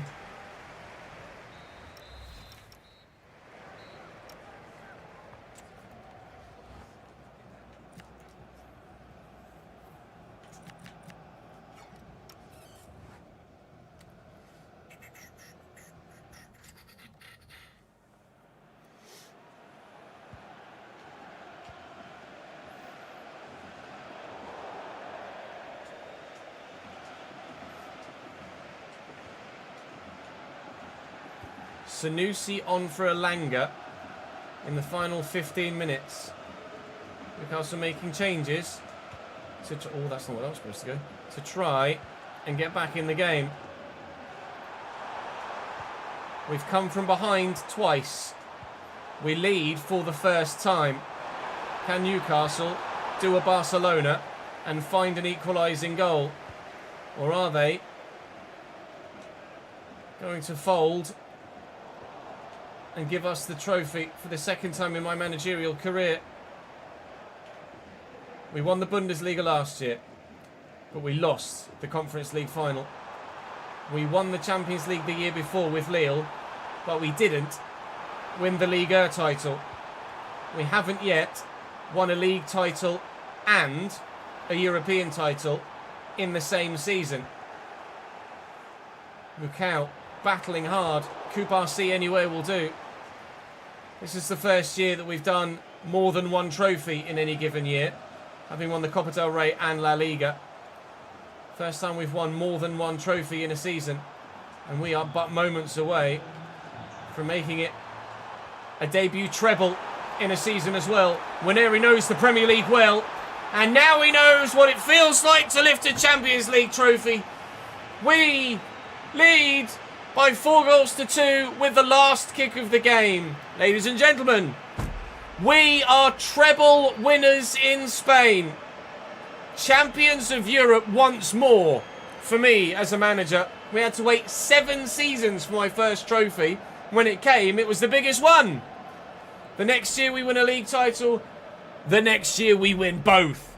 Add the Copa del Rey to that as well. Fair play to Newcastle. They were a worthy adversary. And should that Newcastle United job become available alongside a couple in Italy as well, it may well be my next destination. You guys will have the opportunity to vote on that in tomorrow's video. But an Endrick hat-trick ultimately is enough. And then the icing on the cake with Ranieri to really seal the deal, the cherry on top. Barcelona win the Champions League for the first time since 2011? 12, maybe? It's been Real Madrid and English sides, basically, since. Real Madrid, Bayern, and English sides. 2015, I'm told by live chat, was the last time Barcelona won the Champions League. Well, I'm PSG as well. In 2034, the day before my 46th birthday, they are campeón once more. That was not easy. And when Juan Garcia gave away that second for Newcastle, I'll be honest, I really did feel the heat and anticipate that we were going to lose the Champions League final to a goal like that. We did not. We dug deep. We gritted our teeth. Pedri lifts the 3rd trophy this season. Ladies and gentlemen, Barcelona are Champions League winners. Barcelona are treble winners. Let's go and give you a full season roundup so you can see exactly how things went down in all the other nations.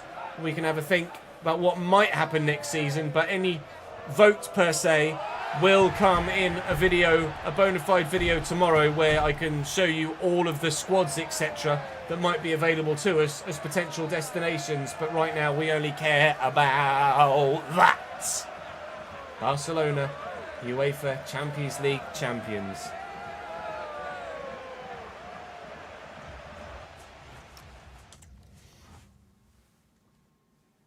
Thank you for paying out the prediction ads. All my happiness and energy is gone. My disappointment is immeasurable and my day is ruined. Just got a couple of questions for you regarding the match.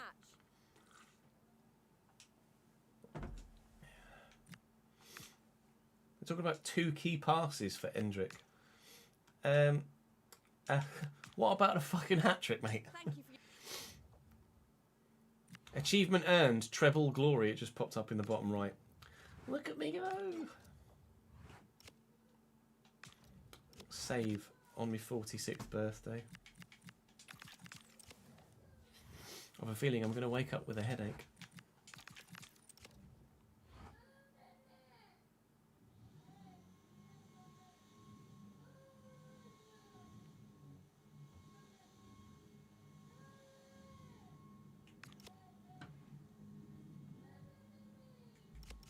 Judy not happy. Judy not happy.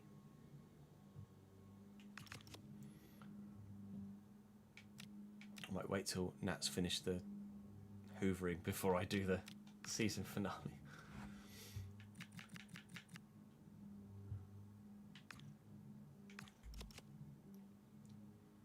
Liverpool very insecure. Newcastle very insecure. Roma very insecure. We have options. Milan available. Or we have many an option. Everton available. Brighton available. Both Brighton jobs are available. Spurs very insecure. That's women's. We are going to have quite the vote video in the next one. Quite the vote video indeed.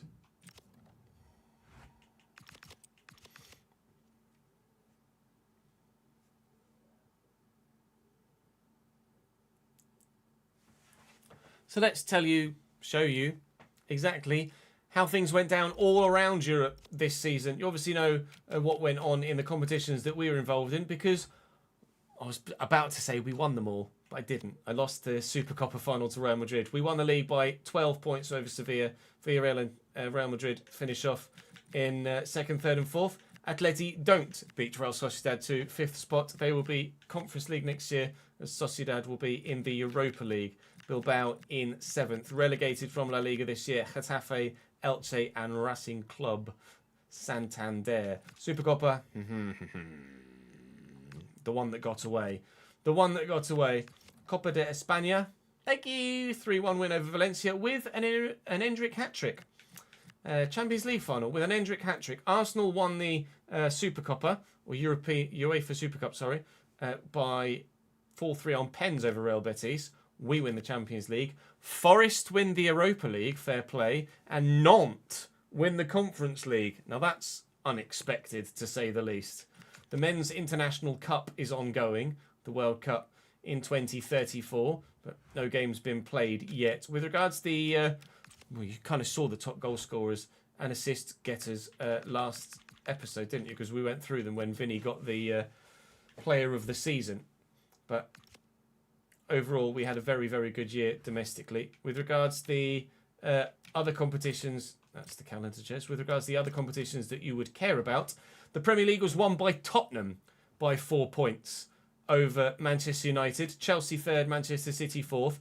Forest fifth in a Europa League spot, but obviously won the Europa League. So Nottingham Forest will be playing Champions League football next year. West Ham sixth only. Arsenal seventh and have gone through a manager to finish there. Newcastle eighth, and after losing the Champions League final, Jorge Jesus will be probably in great trouble. Liverpool 12th only. Yikes. Relegated Norwich, Leeds, Southampton. That's not too unfamiliar as it happens, is it? The Championship, Brentford and QPR back to Premier League level with Swansea, Leicester, Stoke and Hull in the playoffs. Relegated were Oxford, Plymouth and Stevenage. Fair play to Stevenage for getting to the level. 31 defeats in 46, I think, proves that they weren't worthy of staying at the level. Derby, very much worthy of going up with 102 points above Preston in League One. Birmingham, Stockport, Leyton Orient and them in the playoffs there. Relegated again, Bristol City, Exeter, Cambridge United and Walsall. Cambridge have yo-yoed almost every season. Promotion, relegation, promotion, relegation, promotion, relegation once more. In Serie A, Napoli win the league by 10 points ahead of Juventus. Inter third, AC Milan fourth, Torino fifth and Roma sixth. Lazio only eighth, relegated in Serie A, Cremonese, Sassuolo and Cagliari. In Portugal, it's Porto from Sporting, Benfica, Vitória in fourth. We want to see the Bundesliga as well, don't we? We'll have a look at that in a moment. Celtic from Rangers in Scotland. We'll do the English competitions then. Newcastle won the FA Cup. So they did win a trophy this year, Newcastle. Fair play to them for that. Arsenal won the Carabao Cup. Virtue Trophy Derby. Championship playoff final hasn't been played yet between Leicester and Hull, and the semis in the other playoffs are ongoing. AC Milan won the EA Sports FC Super Cup. I think that's just the Coppa Italia, no, or the Italian Super Cup. That's the Coppa Italia because it's called the Coppa Italia. Roma won that by 2-1 over Juventus. Rangers won the Scottish Cup there as well. So Bundesliga. How did my former Bayern side do this year? We also haven't seen Liga either. My former Lille side finished third this year as Paris Saint-Germain win the league by a point from Monaco. Marseille fourth. Lyon only seventh relegated. Stade Brestois and Saint-Etienne and Auxerre might stay up. And in the Bundesliga, my Bayern side win the league by 8 points over Leipzig. Leverkusen third and Wolfsburg fourth. Dortmund dropped yet further still. They were sixth, I think, last year when we were managing in the German division, and now they are seventh, relegated from the Bundesliga, were Heidenheim and FC Köln, and maybe Dusseldorf as well. Can't see the playoff final there, or the promotion relegation playoff final now that we've left that league, unfortunately. Feyenoord win the Dutch division by 6 points over Ajax. PSV a further 3 back. And I don't think there's any other we look at, really. Coming up from the league below here in Spain are Oviedo and Levante. Then one of Vallecano, Leganés, Zaragoza and Valladolid. But I think that sums up our season here at Barcelona. I'll give you a quick look at the squad hub here, so you can see how everybody did for me with regards to goal scoring, etc. Endrick got 48 in all competitions this season. For a player I didn't really enjoy playing with that much, that's not bad, is it? 65 games played for Lamine Yamal this year. Run ragged. 35 goals, 17 assists. And Winery, a player I really didn't find the rhythm with until the second half of the season, kind of similar to Endrick really, actually did very well for me in the end. Firmine, with 17 goals and 14 assists from midfield, is very, very good. Zaire Emery, from the majority of games played slightly deeper, 19 contributions in 57. 22 contributions in 62 for Pedri. Benedict Olabash got bloody 10 in 14. Cordero 4 in 35. He wasn't quite as good to play with as he was to play against, Cordero. Pau Kubasi played 66 games. He played every single game for me this year, I believe. Lots of people playing lots of games. 64 games played from Lewis Skelly, who only got 3 assists, to be fair, and didn't score a single goal for me, unfortunately. But overall, the side did very well. With regards to those youngsters that we were trying to grow here, Exposito up 6, Kramer didn't grow at all, and Simo only 1. There is a right winger, Redondo, who has potential to get into the late 80s that we will add to the loan list for them for next season. But that is our time at Barcelona, ladies and gentlemen. Tomorrow, you guys will have a vote on where we go, and I will give you a slight spoiler. There are lots of options. Lots of options. So make sure you don't miss tomorrow's Journeyman episode, where you will have the opportunity to choose what happens next in this save. But for now, that's all for this episode. On my 46th birthday in game, I shall bid you adieu. Thank you very much for your support here at Barcelona. I hope you'll show your support for wherever we end up next, be that England, be that Italy, be that somewhere else entirely. But for now, as a treble winner, adios.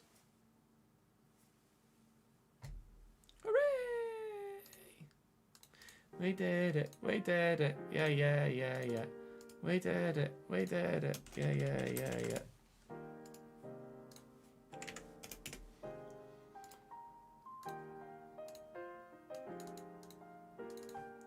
Lots and lots of jobs available.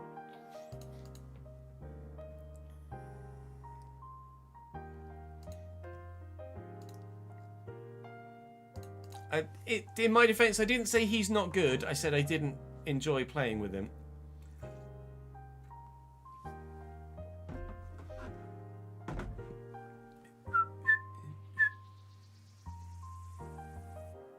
I mean, I could do that, Rory, but I'm not going to do that to you. It would be funny, for me at least, and annoying for you guys.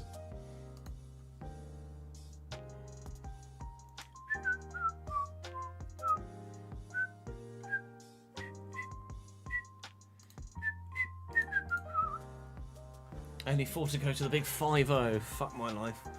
Let me take this suit off. Hoya, humba, hoya, humba.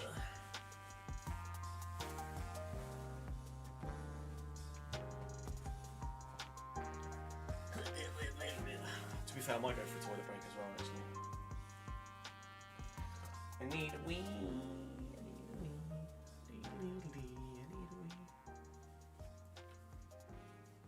We've got lots of options there, though, for where we potentially move. Was there, what, 3 in England, 4 in England, 3 or 4 in England, and 2 in Italy, with Milan and Roma? Milan were on the vote last season as well, weren't they? Which was a bit more of a rebuild. And Milan got quite a few votes last season, I think, didn't they? It was only like 56% in favour of Barcelona, wasn't it?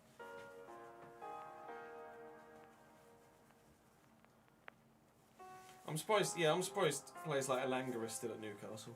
They haven't upgraded, but... I mean, he's 83 rated and pacey, so he's going to be super effective. He's not exactly a bad player for Newcastle to have, is he?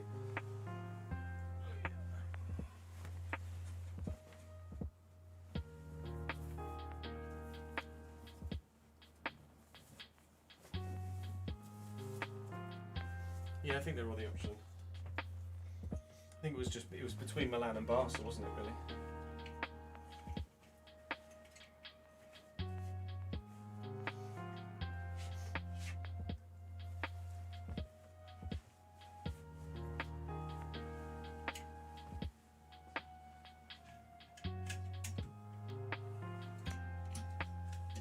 Right, let me go for a quick toilet break and then we'll record that vote video. I'll be back in a sec.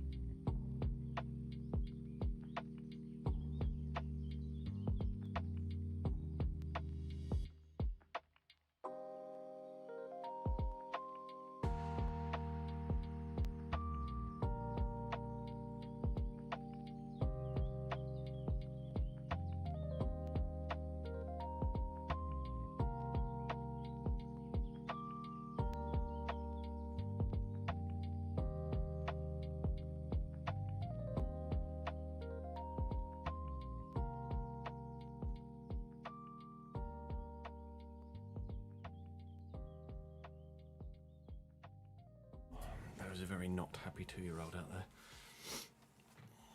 Unfortunately.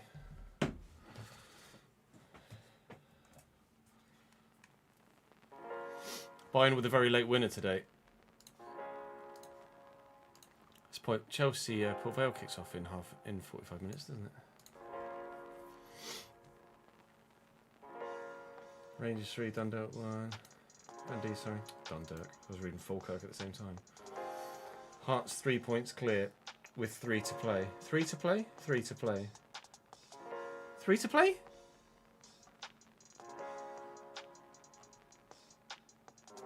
How many games are played in Scotland? I can find out. I'll just have a look at the fucking Scotland division here.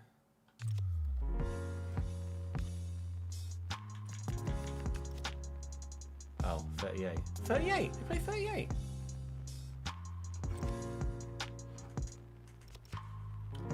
Oh.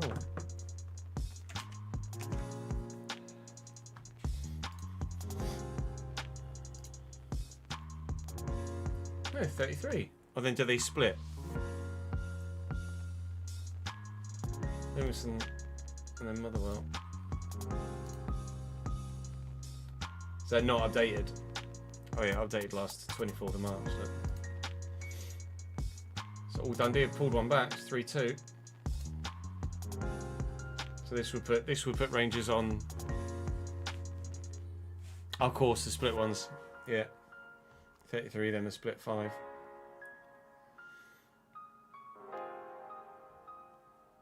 Motherwell, Livingston. Oh, Livingston.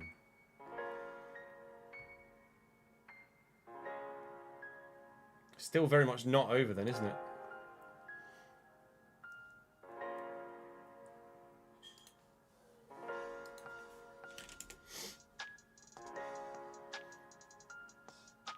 And this is a live table.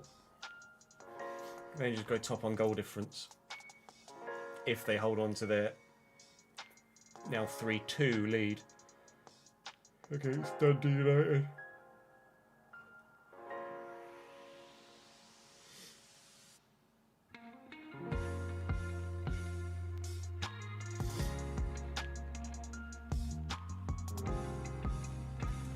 Livingston have only lost 1 in the last 5, so they really were terrible earlier in the season.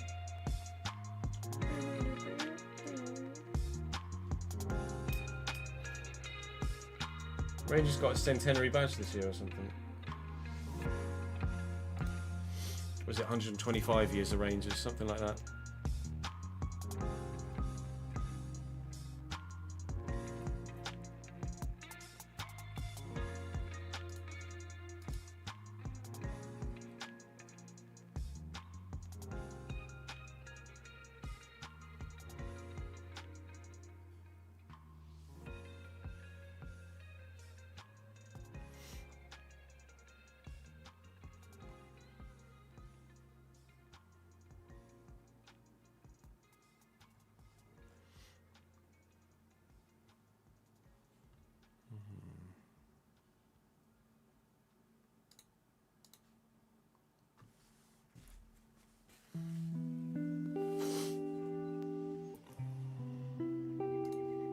Kick chat is unreal right now. Even for kick standards, this is getting a bit silly. That's the kick chat right now. So in the last 12 minutes, all different versions of the same fucking bot. Normally I get like 4 a stream. Now we're getting 4 every 5 minutes. This is new heights for kick chat. They're all different accounts as well.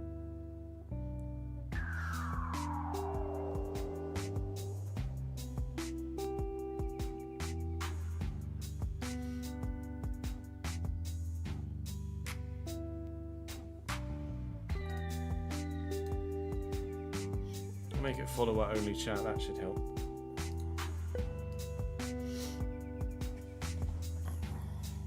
Even for kick, that's pretty fucking bad. Oh yeah, I went to look at the Bayern result, didn't I? Not Scotland.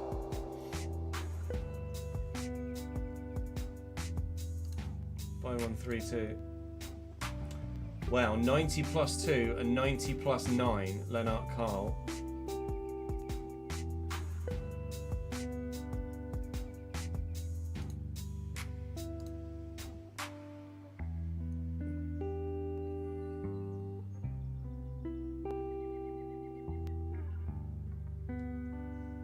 I mean, Wolfsburg were 3-1 up in that game.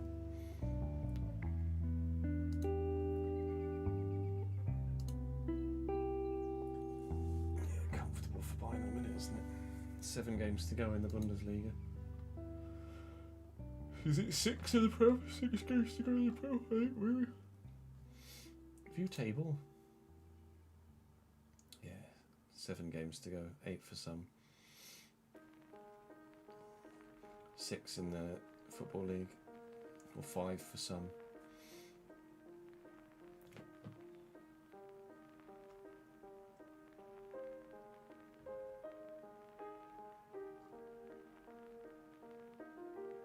Cov getting close now.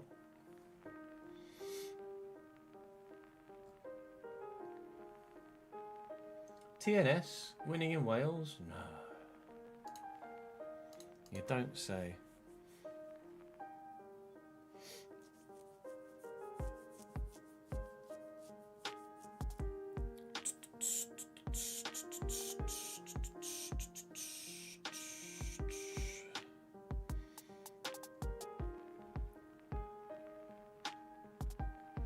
To explain my racing today, you did 1 iRacing PCC at St. Petersburg, went horrendously, and now you're on LMU.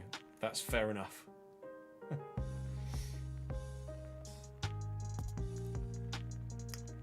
Yeah, I'm not sure when the changeover is on LMU for weekly. Right, obviously on iRacing it's every Tuesday. When does the weekly rota change on LMU?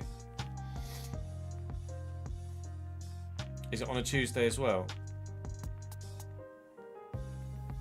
Spa and Fuji this week, isn't it? It's I think it's Bahrain next week.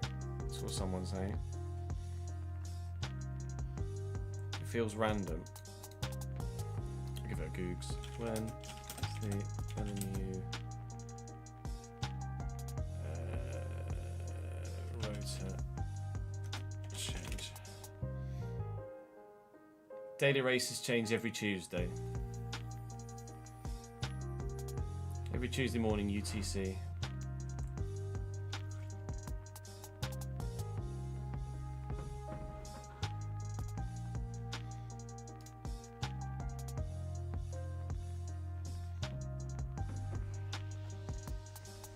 So same as iRacing. Really enjoyed the LMU stream this week. I think it did better numbers on Twitch as well.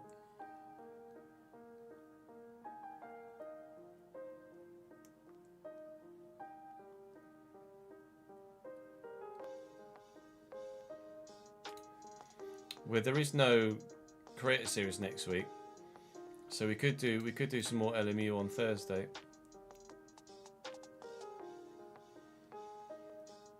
Or if we're able to get 2 days in the rig again next week, like we were this week, we could maybe do both again on a Tuesday, Thursday.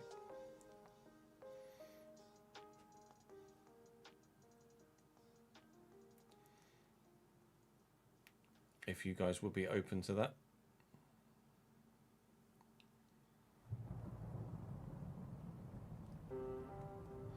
Not sure when everything. Let me have a look. I can see the schedule on iRacing on the app. LMU doesn't have it out.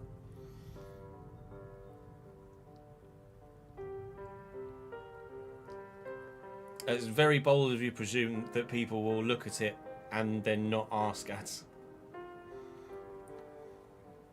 But the intention is there.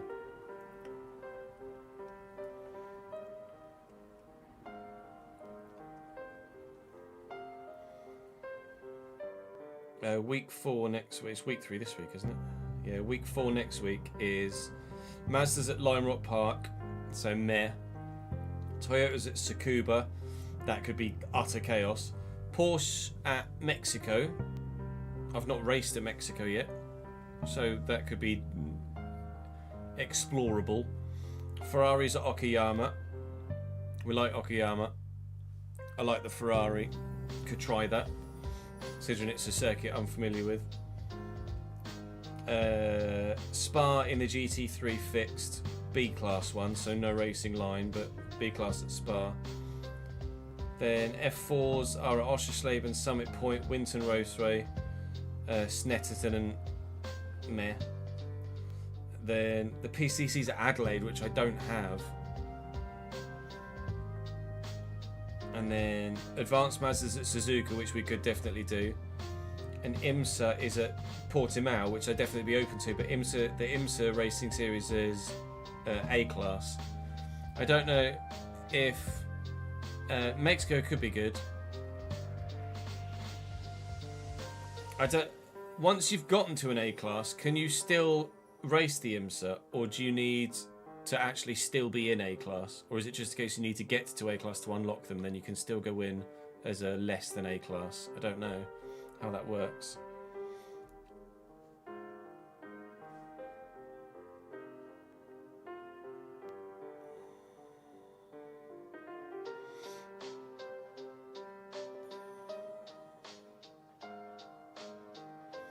I don't know. But yeah, we might be able to get 2 days in the rig next week.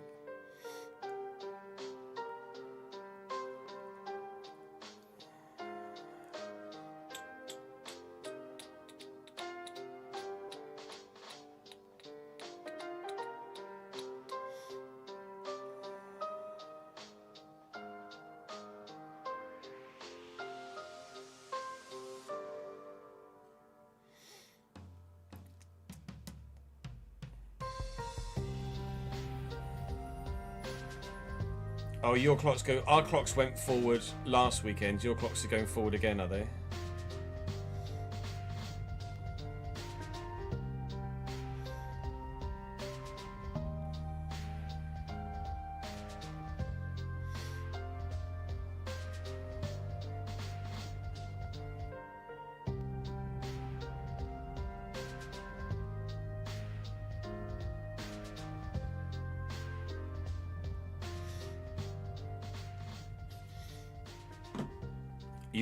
You're going the other way, aren't you?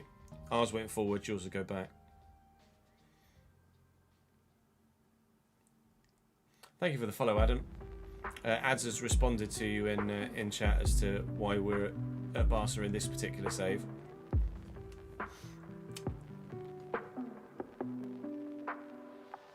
Yeah, the Leverkusen result was pretty mental, wasn't it? Right, let's record this vote video, shall we?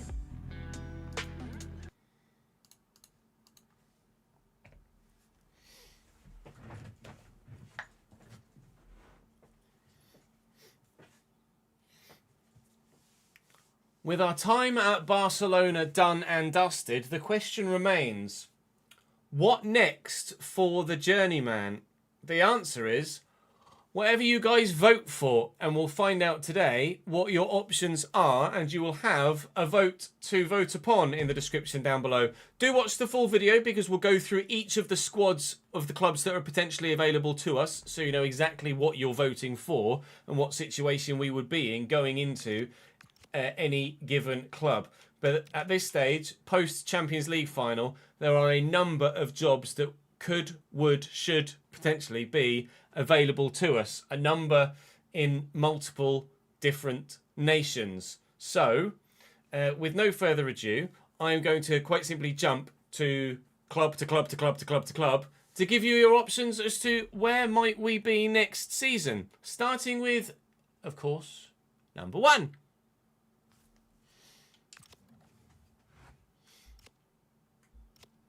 Let's just go by this list, which is going to be Liverpool.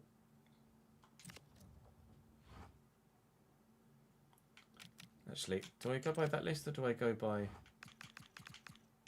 this? This list is Newcastle. Do I put Brighton and Everton on there? I don't feel like Brighton and Everton are really go-tos.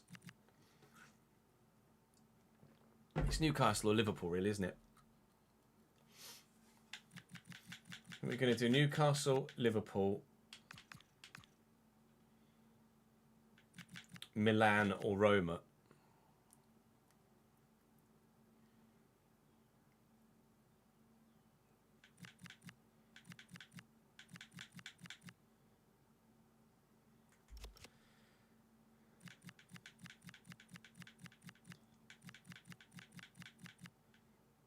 I think that makes most sense.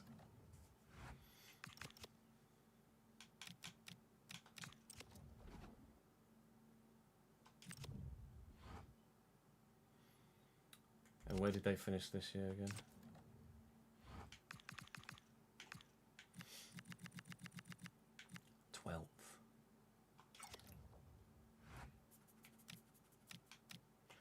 Oh.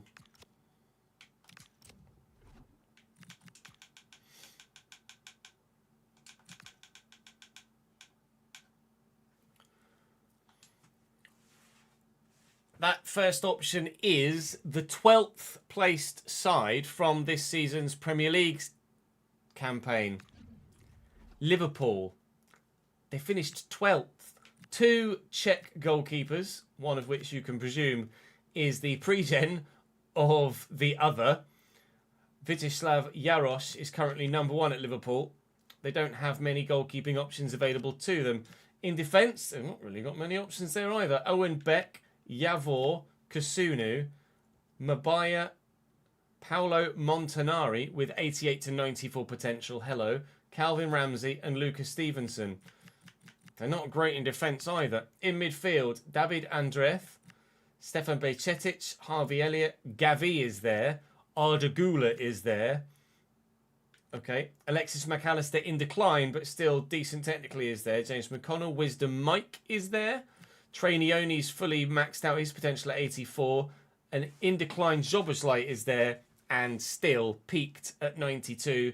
Florian Wirtz. So, goalkeeper, defence, midfield at Liverpool. Up top, Chi Hu An, Hugo Ekitike at 88. Jurgen Strand-Larsen declining at 34. And youth player Samuel Preston, left wing, right wing, left mid, who looks pretty tasty. Although he doesn't actually look that good. He's only 81 to be fair. I was factoring in his potential to it, but he's only 81 rated. So he's not actually that good yet, but clearly has the potential to be. There is a lot of work to be done with that Liverpool side.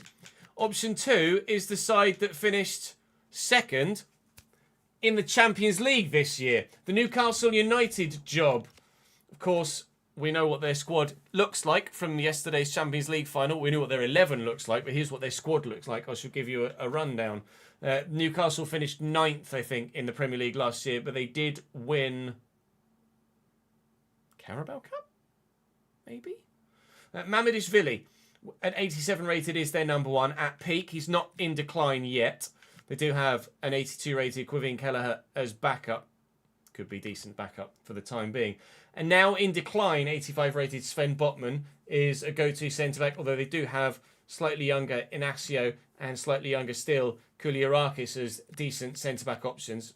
There's Ale Gomez as well, who's a real-life player, but I don't know who for IRL. Would have to go and have a Google, but can play anywhere in the defence. He can, so not a bad option at all. There's Jude Law. No, not that one. Alex Murphy at left-back. Javier Reid at right-back, who's obviously unreal. And then Arthur Woodley as a left-back, left-mid, who doesn't look like he's that great. So there's definitely a solid defence there for Newcastle. In midfield, they have Hakon Arnar Haraldsson, who we had at Lille. I'm sure we had at Lille, and sold, or maybe he had his release clause triggered very early on. We didn't play with him very often, that's for sure. There's Travis Hernez here as well. Curtis Jones, who's in decline now, but still very usable, at least for one season. Shola Mensah, who looks solid enough as a squad CDM, to be completely honest. Lewis Miley's 86 rated, peaked at 28 years of age. And Galiel Mukau is also usable as a holding midfielder too. And Poku as a wide man, Sandro Tonali, goal scorer in the Champions League final, could have been a double goal scorer, fluffed a very good chance. And Joe Willock in decline now. So the midfield is decent too. Forward line of Anthony Elanga and Anthony Gordon. There's also Ezra Hall, who is quick, to say the least. Very, very quick. Not great technically, though, at 80 rated. David Luna, who I think came through our youth system at San Martin, has potential to get higher yet still and looks very decent technically as well. Barry McCulloch, not the one. Samu, of course, who scored the second goal for Newcastle in their Champions League final, although it obviously wasn't the most orthodox of goals. Trevon Sanusi at 82 rated, came off the bench, I think, late on for Elanga in that game as well. He's actually pretty decent, to be fair, by this stage of a save. And a declining Brian Zaragoza, who we, I believe, sold to Newcastle after we joined FC Bayern München, because he obviously wasn't the one for us. So Newcastle, absolutely, of the two English options, have by far the better side. But there are two more options coming to you, both in Italy. As we say thank you very much indeed for the raid from Ricky and Rory, or Rick and Rory, of course, now. Thank you very much, gents. You join us in the middle of a YouTube recording, hence the not immediate acknowledgement. But thank you for sending everyone over, lads. We just recorded our Champions League final with Barcelona in our Journeyman save, and we are on our way somewhere else. But where, we're about to find out. Well, we're not about to find out because this is going to go to a vote in a video, but we'll find out in due course. Baffalinho, Bapeak United, Moore Valley, Charlie, Ahern, Zach, Davwas, and Girolad. Thank you very much for the follows, guys. Appreciate it very much. Where are Rick and Rory now in their save? Odell, thank you very much for the 21st month subscribed, mate. Contract extension confirmed for you. 3 away from a 2-year badge. Yeah, the video we're recording at the minute releases Thursday. They just lost the Conference League final on pens to Toulouse. I can't see anything. I lost the Conference League final in this save last season to Sevilla, so I won't say anything else. Theo, thank you very much for the follow, mate. What club are they at? I know they're in Germany. You say Bundesliga in the bottom of the conference. But what club are they at in Germany? 80-60 Munich, nice. Did they start in the Dry Liga or are they the Zweiliga? 80-60 München are in the Dry Liga, aren't they? Oh, they are in the they're in the Dry Liga. I thought so. Villa and Birmingham got relegated same season after you knocked Villa out of the UECL. Mad. Now in the Bundesliga, yeah, but they've been in that save for a few seasons now, haven't they?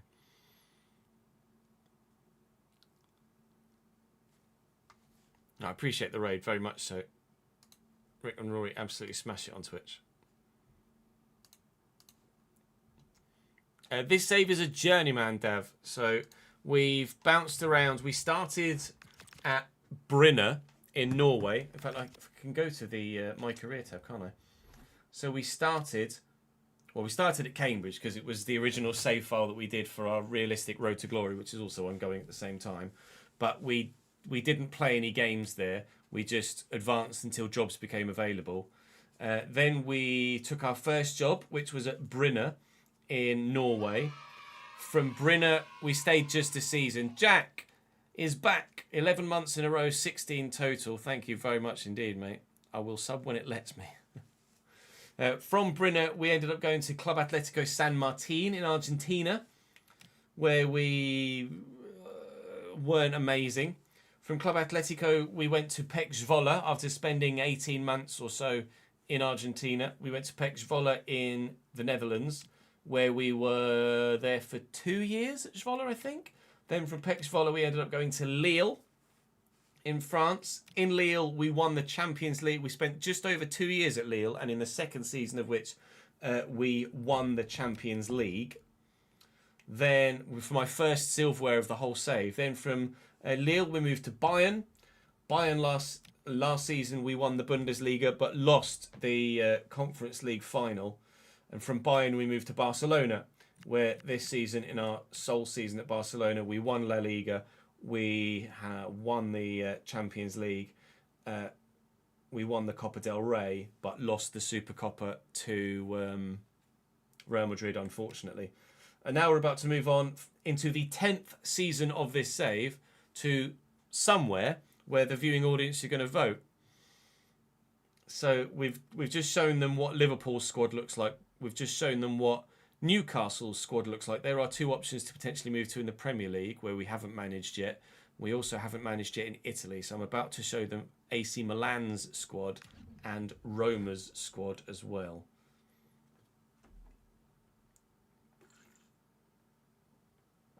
Jack, you missed it. We did generational football earlier. All three.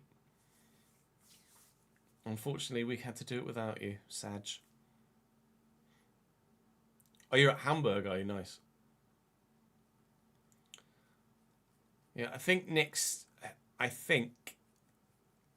year, as in next cycle FC27, we might do our realistic RTG in Germany.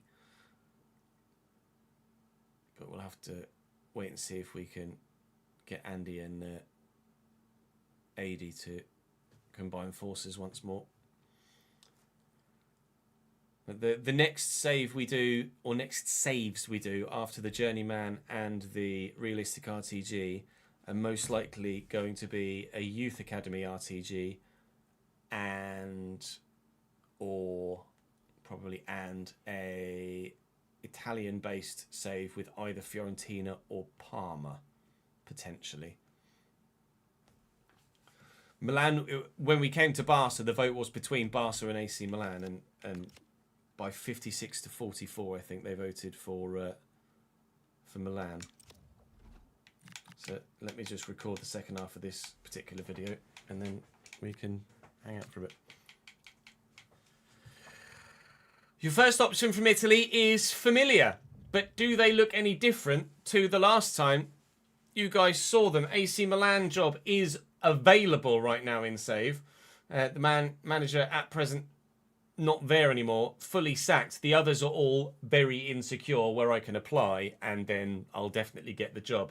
Lorenzo Torriani is their best goalkeeper. AC Milan in Serie A should probably give you the full idea there. If you can't remember from yesterday's season finale, that's the wrong tab, Ches.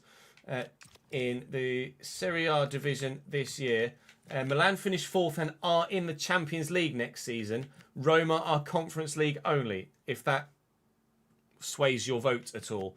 Spoiler alert, Roma are the other side that we're going to have a look at in Italy here. So AC Milan's team at the minute definitely needs a goalkeeper. How they've gotten Champions League football with a 76 rated goalkeeper is beyond me. Their defensive line at the minute is Atacame, Kubis, Matteo Gabbia, who's declining at 34, Felix Mpeba, who is quick and not much else at left back, Angel Ortiz, who's okay, Pavlovic, who's declining at 33 but still looks usable, certainly for another year, a 90 rated William Saliba, and then an 80 rated Filippo Terraziano, who obviously is usable for another year as well and can play anywhere in defence or in midfield as well by the looks of things. So probably a squad player because he is so usable in so many different areas. So the defence needs some work there as well.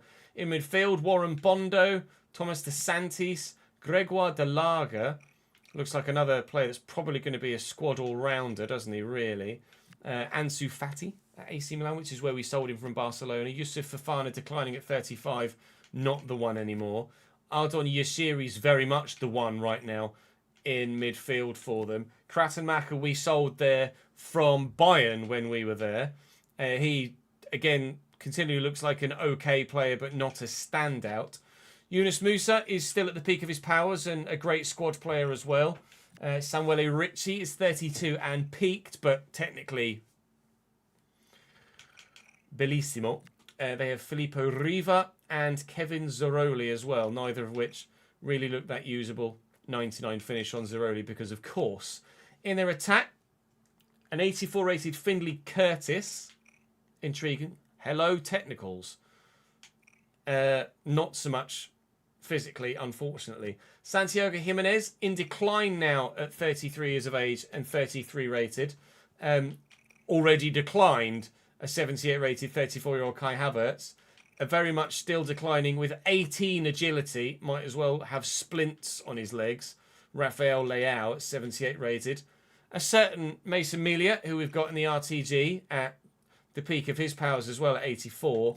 And Luis Felipe de Andrade, who is quick, but technically shit. So lots of work to be done with that AC Milan squad. That is certainly a rebuild there, just as Liverpool would be a rebuild. Or there's the kind of already established squad of Newcastle.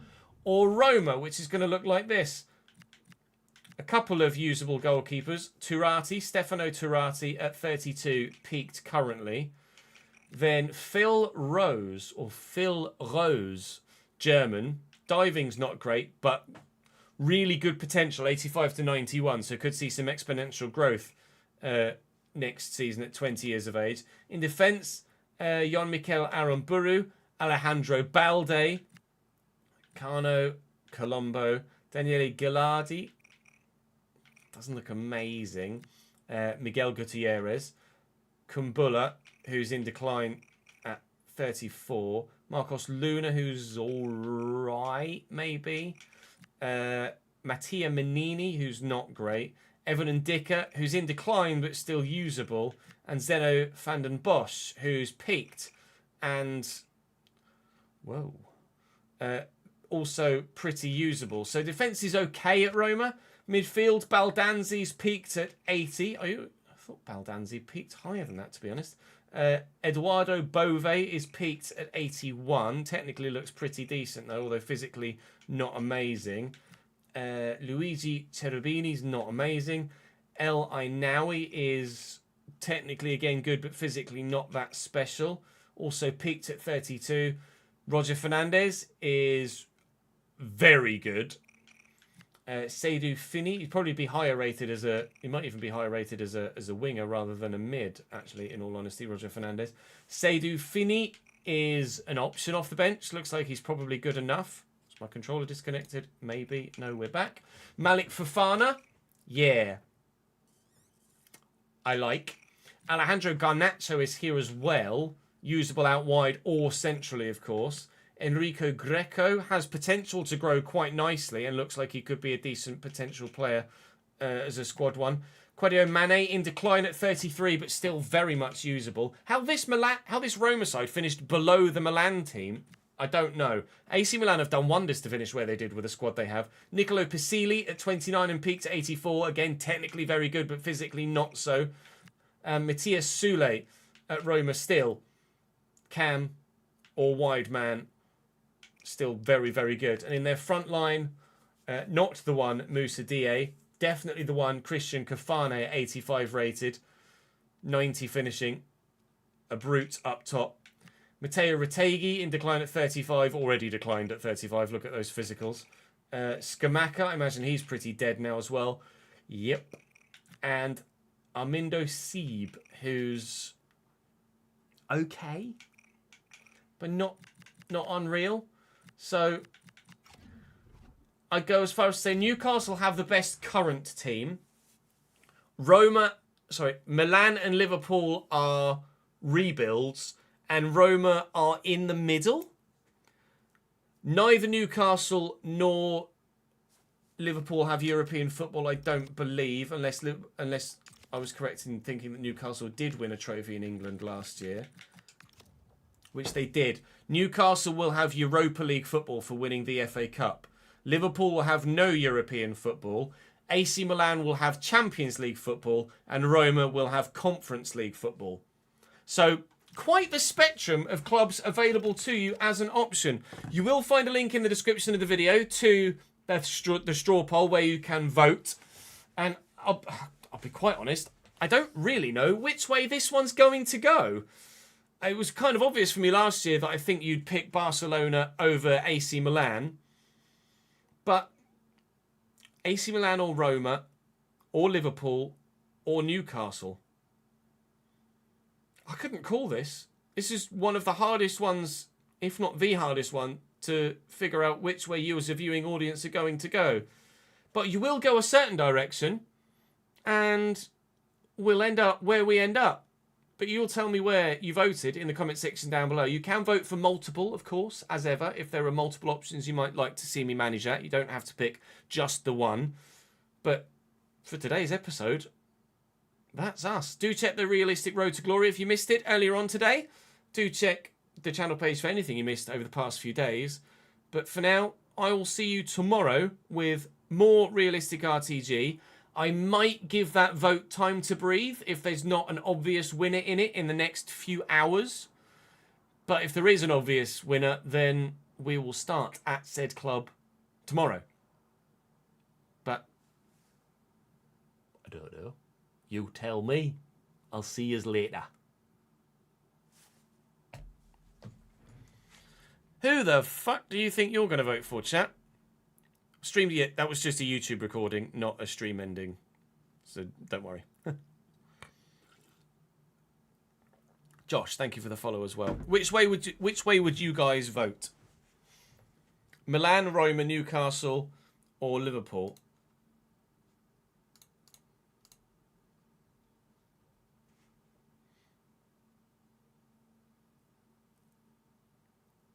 Roma and Milan to finish in the Prem. Milan, Newcastle, Milan.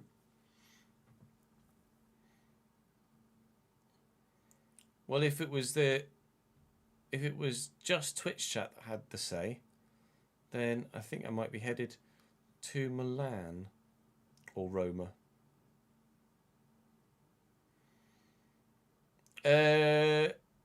We might be doing a Creator Club career this year, Reese, but not specifically as a Creator Club career.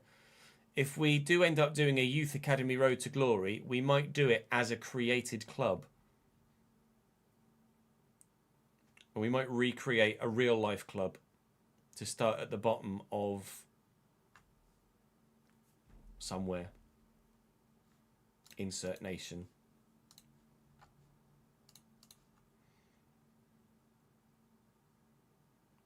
Linfield joins the English ladder. I don't think. I don't think.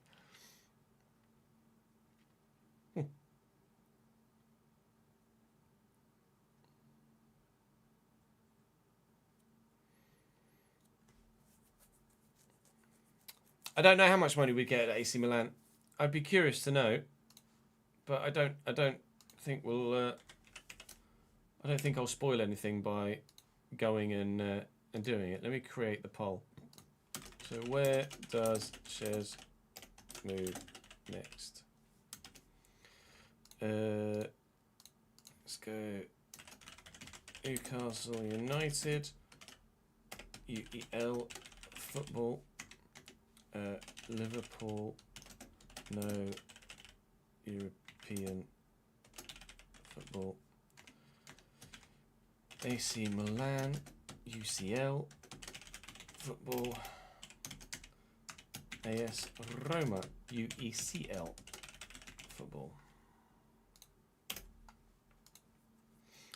Allow selecting of multiple options. Create poll.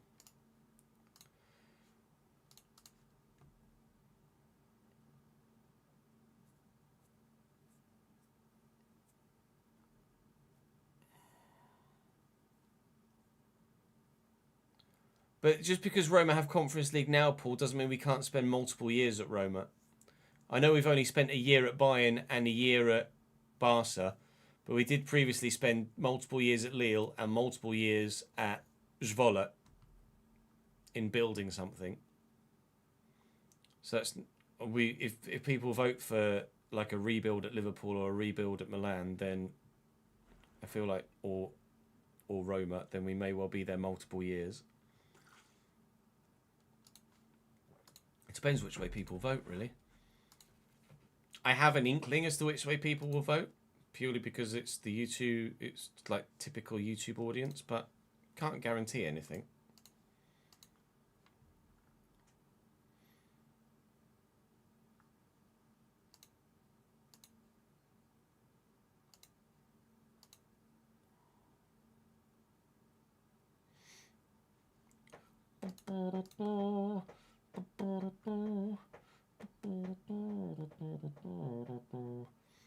Yes, we're heading into the 10th season, so we've only got 6 more years left in the save maximum. I don't think we'll reach season 15, to be honest.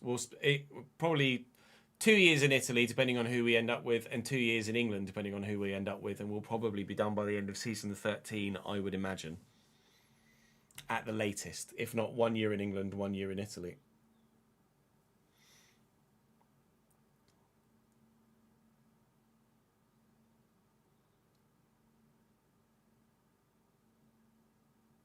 Oh, sorry, Brian. Yeah, we were doing the vote for where we move next in the Journeyman after finishing the season with Barcelona this afternoon. That was the current plan, or that was the plan that we just finished.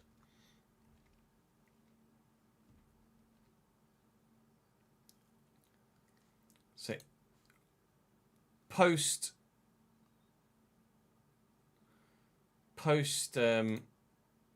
Journeyman or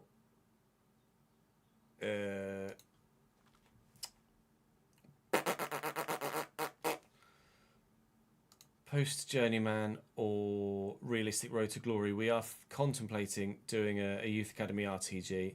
I don't know what country to do the Youth Academy RTG in. I don't think I'd do it in England, because that would take a long time to get from bottom to top, and we don't necessarily have a long time left before the next game. We're obviously not at the moment finished in either save either. We've got at least a month to go on the Realistic RTG, if not more so. And post that might be the whole promoted club thing, an updated transfers save. And we've got maybe 3 or 4 weeks of the Journeyman left, depending on where we go and how long we go there. I'd be apprehensive to do it in Germany because of the potential Realistic RTG in Germany next year. Although not against it. I don't think 3 leagues is too much, potentially. I'd be open to doing it in Spain, although obviously the Spanish leagues don't have great viewership numbers. I'd be open to doing it in Italy, although obviously we were planning on maybe doing a Fiorentina or Parma save as the alternative save. So, and we're not doing it in France because French football is not the one. So it's probably Germany or Spain, I think, for the Youth Academy RTG. Then it's the decision as to whether we do it. If we do it, there could be an idea in Spain that we do it as like the second club in Bilbao and go for only Basque players. So we'd have to be like only Spanish and French players in our youth academy.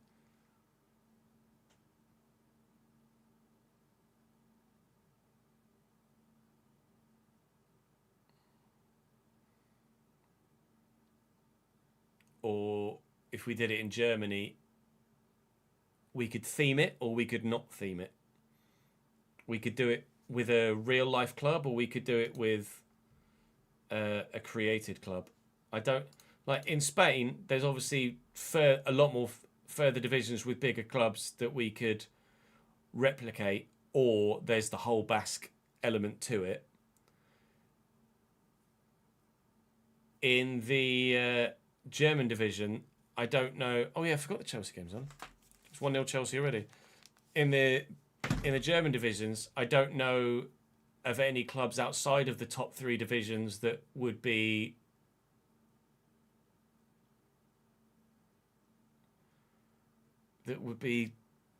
doable as an option.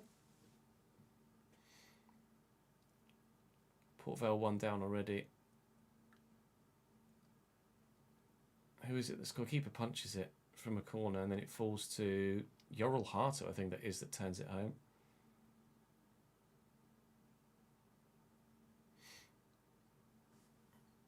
I think a themed save would be fun, but I don't know. Like in Spain, it's the obvious one is to do a Basque one.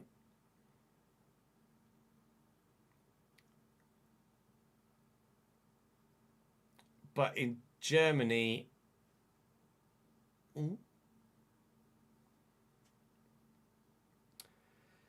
but it would be a Youth Academy RTG run, so we could just scout Spain and France, like, and then you just suspend your disbelief and pretend that they're from the Spanish and French area of the Basque region.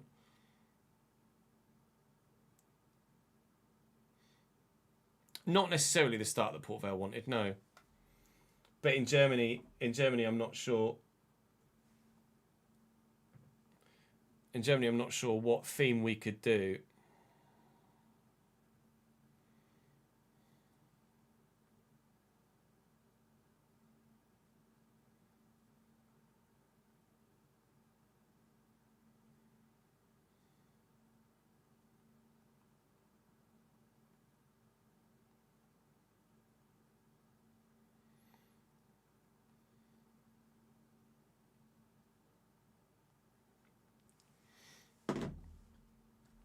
We could maybe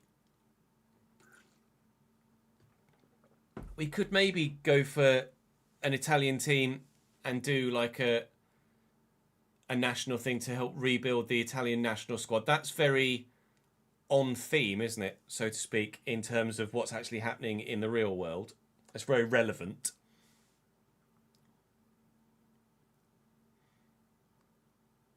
Like a rebuild a nation, yeah.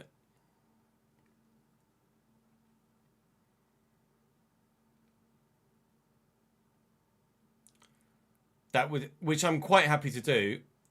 That would just scupper, obviously, the plans to do. That would scupper the plans to do a Parma or Fiorentina save as the other alternative. But by the time we get there, we might be able to do, like, I think the Youth Academy RTG, or whatever it ends up being, Rebuild a Nation, would take over from the Journeyman, because that save's probably going to finish first, isn't it? And then that would free up an English option to replace the realistic RTG.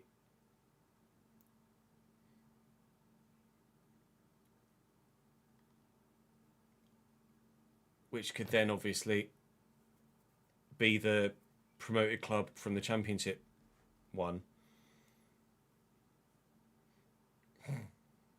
Only if I get a 15 million bonus as well, Jack. So I'd be happy to do it. The Rebuild a Nation in Italy does sound quite fun, actually. And like we say, it is relevant, isn't it?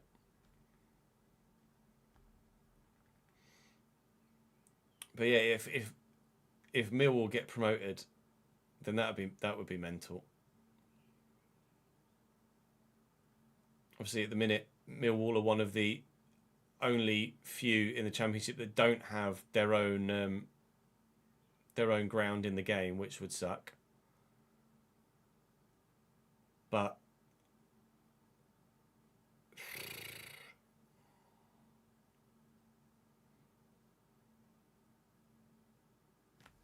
and then Leicester to start FC27 in League One, yeah, basically.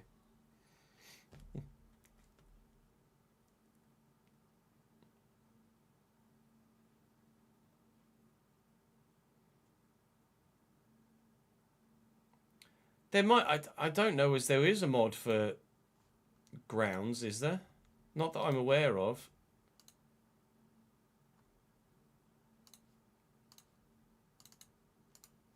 I don't know of one.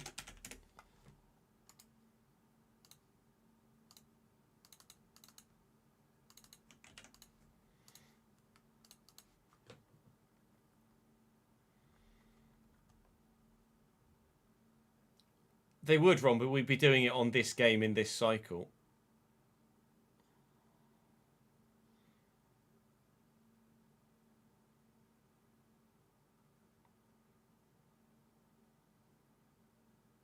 Chelsea are all over Port Vale at the minute.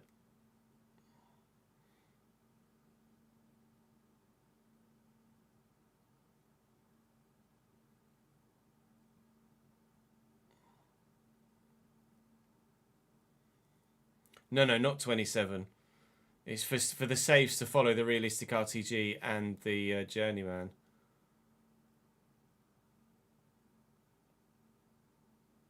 '27 is most likely going to start with Leicester in League One, by the looks of things. If it doesn't, we'll make a decision further down the line. And what other content we're uploading at that moment in time, I'm not sure.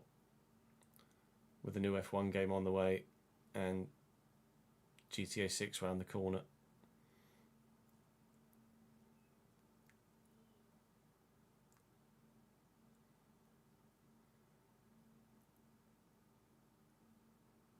No, I'm not sure Leicester go down either, but if they do, it's the obvious go-to, isn't it?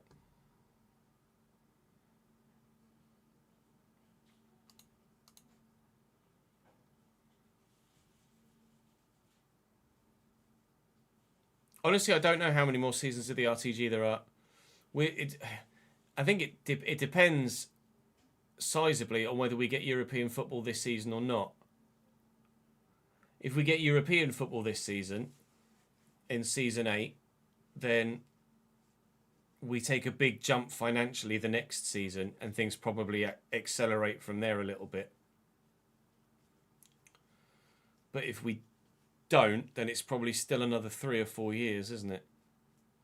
I think we probably end up in Season 11 or 12 before the RTG finishes.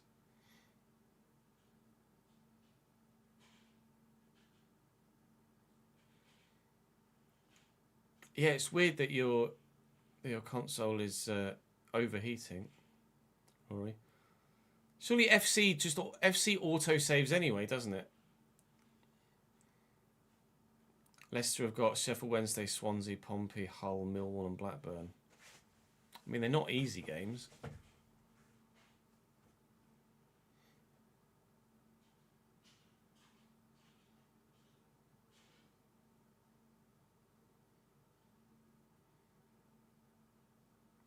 Port Vale's kit this year is so nice, isn't it?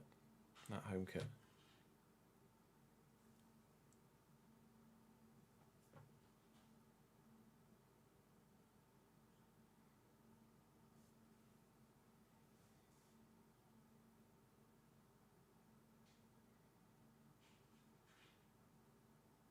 No, I absolutely get it, Rory. It would drive me round the bend as well.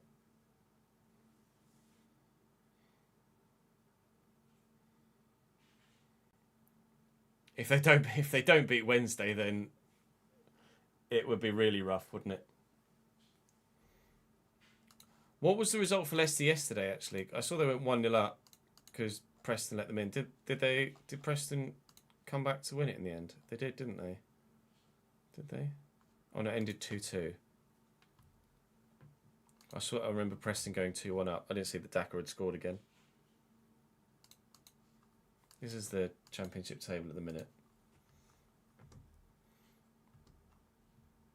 So Ipswich are currently probably favourites to get the second spot behind Coventry.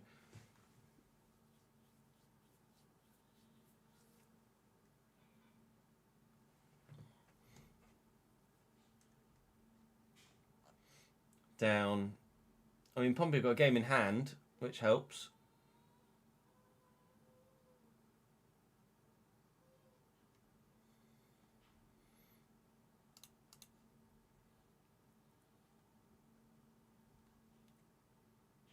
You believe in Oxford or you believe in the Northern Irish players at Oxford? I would say I don't believe in Oxford. They've scored 37 goals in 40 games. I'm gonna go out on a limb and say that Oxford don't survive.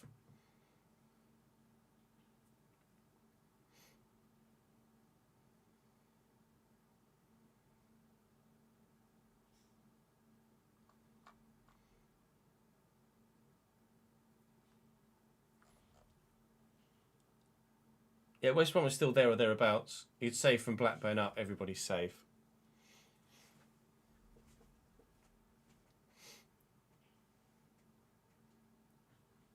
Yeah, Wednesday are dead, aren't they? They'd have 12 points even if they didn't have the thingies, the points deductions.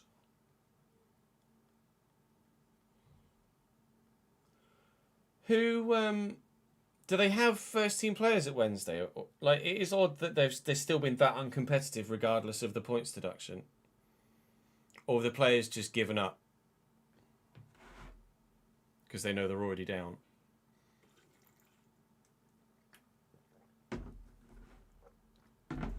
That's what I mean. Even without the reduction, they'd be setting a record low points tally.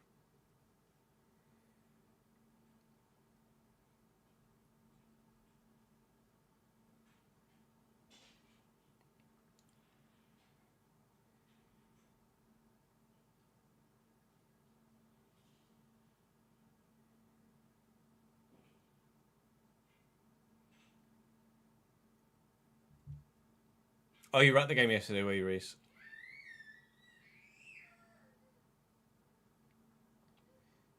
Motivation low is one thing, but surely you've got your pride as a professional as well is going to mean you don't lose 30 and 40 games. There's still players of quality at Wednesday, surely.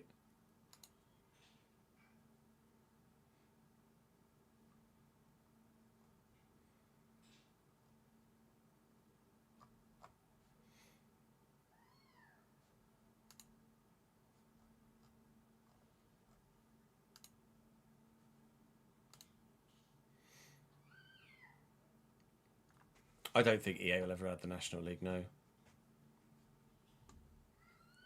What town is that, Reese?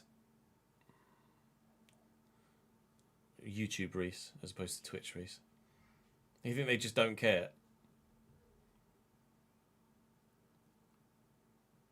I mean, put in performances and earn a move to another club. Fight for your career, not just this one season.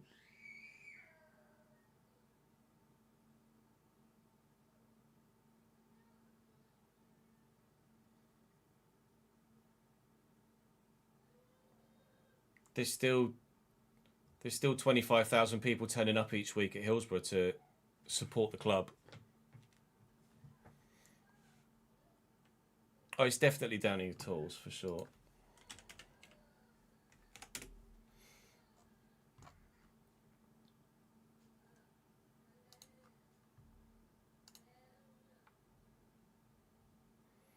Two 0 defeat, 3-1 defeat, 2-0 defeat, 1-1, 2-1 defeat, 3-1 defeat, 2-0 defeat, 2-1 in the derby, 2-1 defeat, 4-0 defeat, 1-0 defeat, 1-0 defeat, 2-0 defeat, 2-0 defeat, 1-0 defeat, 2-0 defeat, 3-0 defeat, 3-0 defeat, 0-0 draw, 2-2 draw, 3-1 defeat, 3-0 defeat, 1-1 draw, 3-2 defeat, 1-0 defeat, 3-0 defeat in the derby, 3-1 defeat, 1-1 draw, 0-0 draw, 2-1 defeat, 1-0 defeat, 2-1 defeat, 5-0 defeat, 2-2 draw, 1-1 draw, 2-0 win over Portsmouth.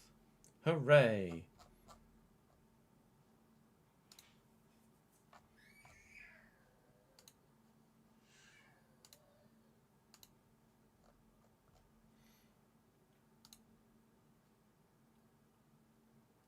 Players. I mean, they've got quality players there.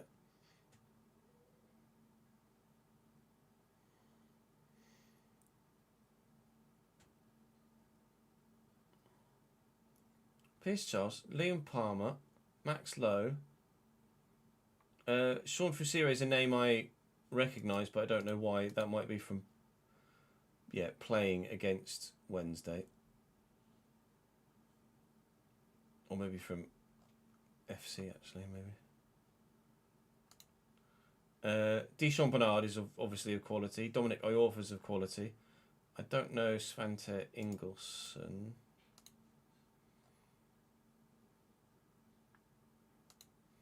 Jamal Lowe is probably... Oh no, he's only 31.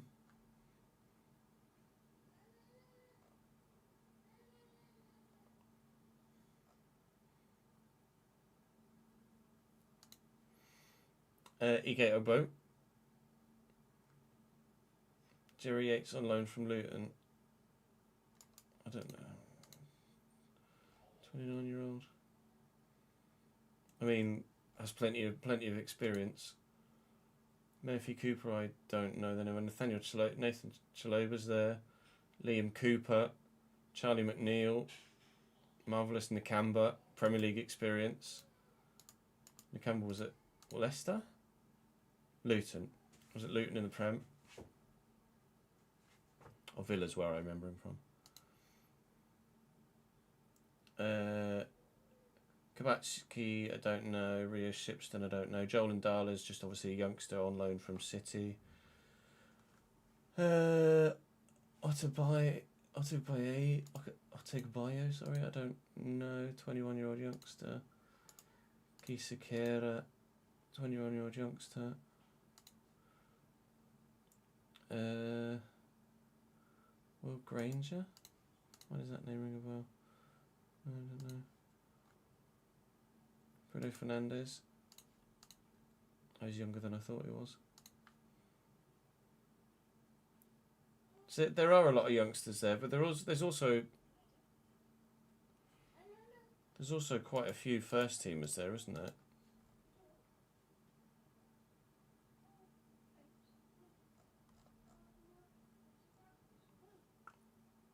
You imagine that he's not been played at striker. If he's played 55 games and not scored a single goal.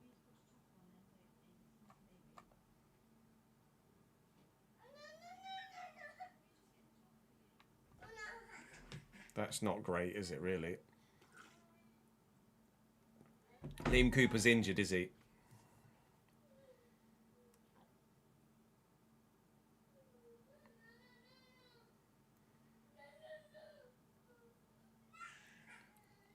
The starting team that lost to Stoke over, say, 23, Iorfa, Palmer, Lowe, Ingleson, Yates. 5 of 11. Yeah, maybe they're just trying to invest in their youth then. Or not invest, but give playing time to the youth. But in that case, like, because there are already plenty of young players there, are they a side to take over and create lots of, like, wipe the squad and create lots of youth academy players, or are they a team to do an RTG with and keep all of those youngsters at the club? I don't know what potential they have. Let's have a look at SoFIFA. Oh, not this again. Fuck off. Teams.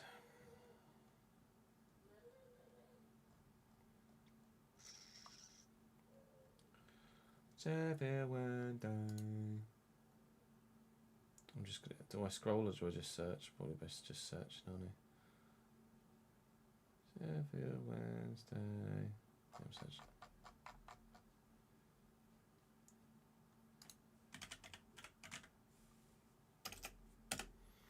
Sheffield Wednesday.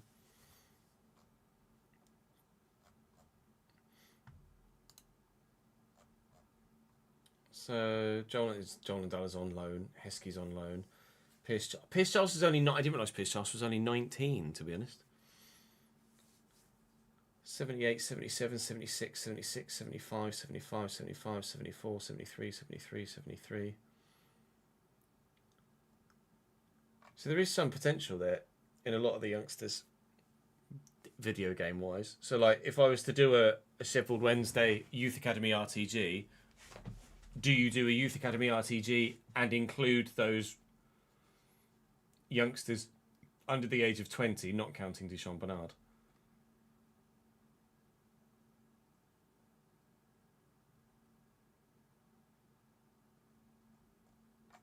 Because I think the whole idea is to just do a Youth Academy RTG with either a creative club and completely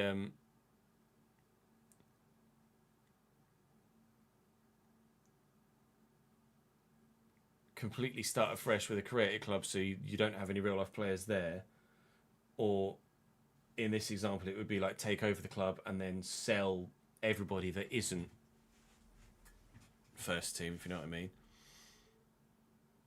It's definitely doable with Wednesday, for sure. I'd put them in League One though and swap them with Lincoln.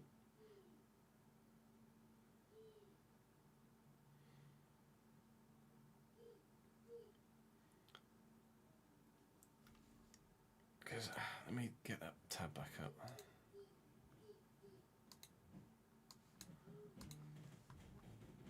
Not that one.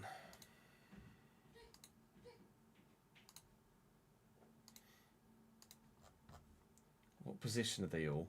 So, see, Pierce Charles, I don't know whether, I mean, 65 rated, so you've got two centre backs and a goalkeeper. So what I'm thinking here is positions that you scout, because obviously you wouldn't get youth academy targets in positions that are currently taken up by real life players, because the whole point would be to develop those real life players.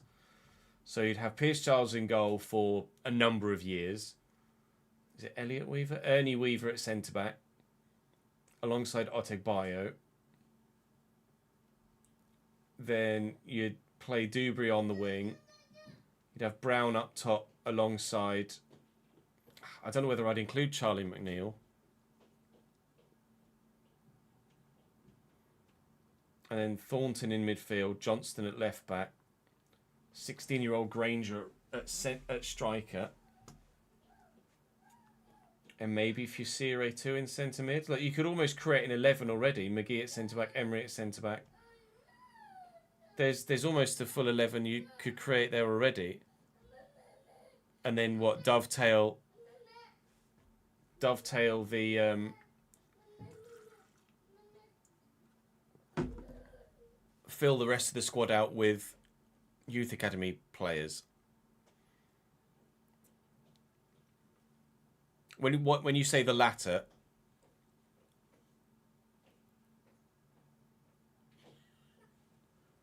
what do you mean there, Jack?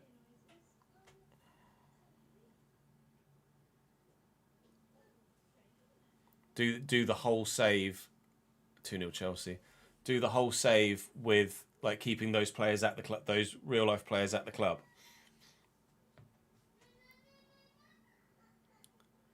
Oh, I see a whole save for Pierce Charles.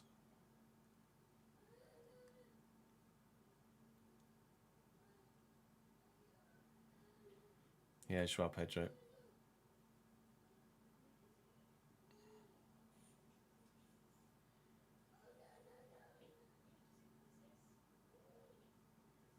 How Neto's gotten away from the defender there, I'm not sure. Just out-muscled him, I think. Good finish from Pedro, to be fair. Josh Windass was on a podcast recently and talked about Pierce Charles, as in like the potential that he has.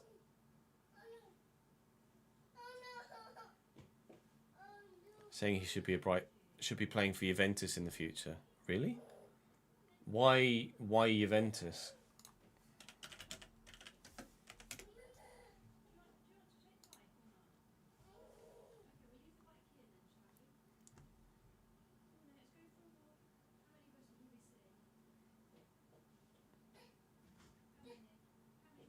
Oh, he just said Italian clubs declines. Again, what specifically? Why is he linked with a number of Italian clubs?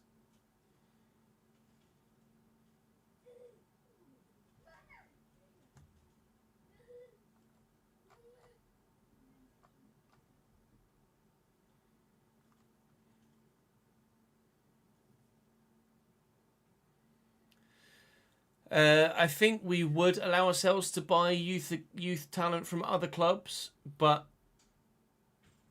I would probably let the YouTube viewing audience decide that.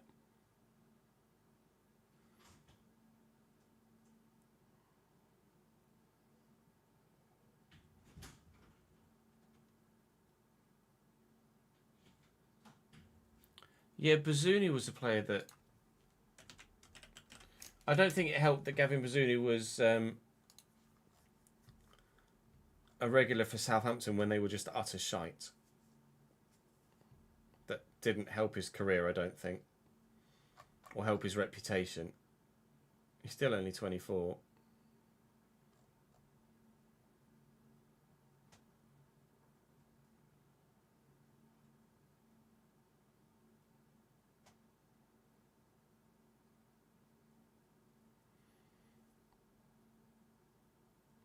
Going from Peacock Farrell and Michael McGovern to Pierce Charles is night and day.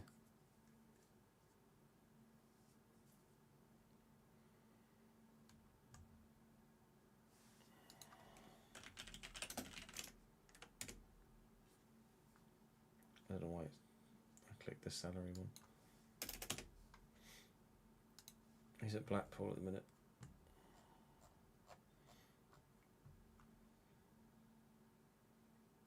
Oh, he was at Wednesday on loan. That was the year we were in the League One as well. Don't remember that. I went to that game away from home. Yeah, was at Burnley. Played a couple of games in the Prem. Played regularly for Leeds in the Championship, seemingly. A long time ago. 3-0 Chelsea.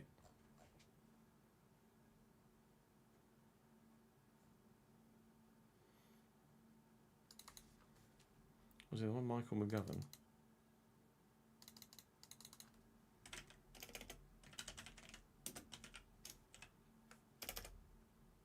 McGovern? Yeah. Michael McGovern.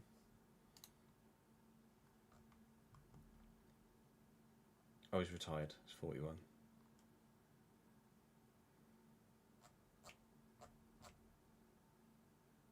Fairs.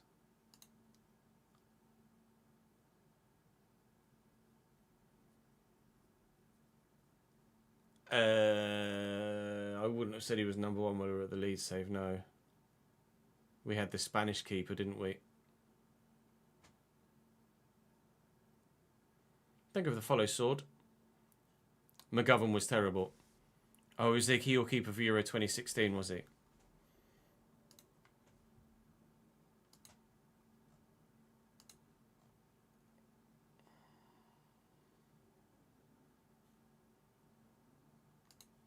That was the whole Will Griggs on fire tournament, wasn't it? Will Griggs on fire. Your defense is terrifying. Will Griggs on fire. Your defense is terrifying. Will Griggs on fire. Your defense is terrifying. Will Griggs on fire. La la la la la la la la la la la la la la la.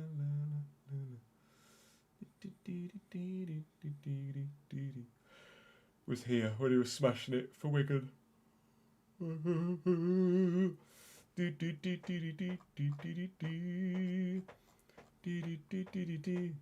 Scored 1 goal. Will Griggs on fire. Your defense is terrifying. Will Griggs on fire. Didn't do anything at the Euros.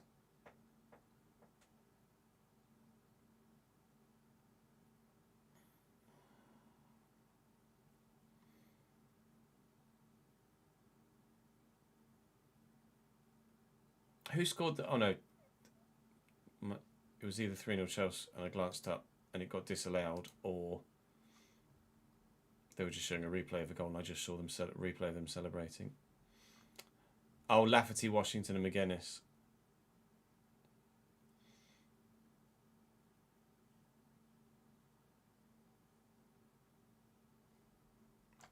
At Brentford. Oh, yeah, that was a couple of years prior, wasn't it?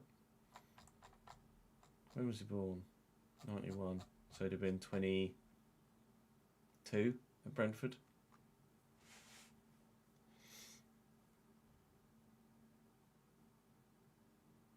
Did like 23, 24 or 24, 25 in that season there.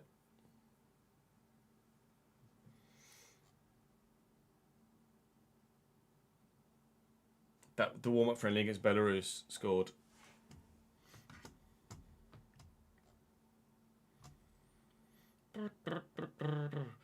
Walsall Player of the Season 12-13. Oh, yeah, no, that makes sense.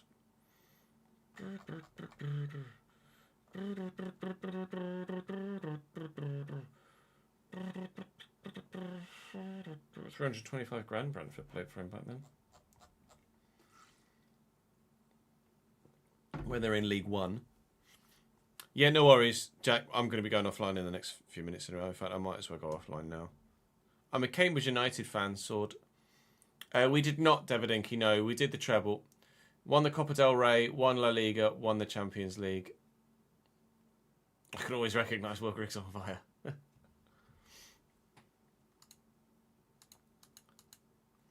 Yeah, I'm not sure about the whole Wednesday idea. I think I'd rather do a created club of like a Spanish Basque or a Rebuild a Nation in Italy. We're going to any of Newcastle, Liverpool, AC Milan, or Roma. Davidenko. We were just the last video we recorded was the last video we recorded was the vote video. We are doing a Cambridge save, Sword. We're doing a realistic road to glory with Cambridge. We're currently in our 8th season. YouTube save is available, or the save is available on YouTube in edited format on the YouTube channel.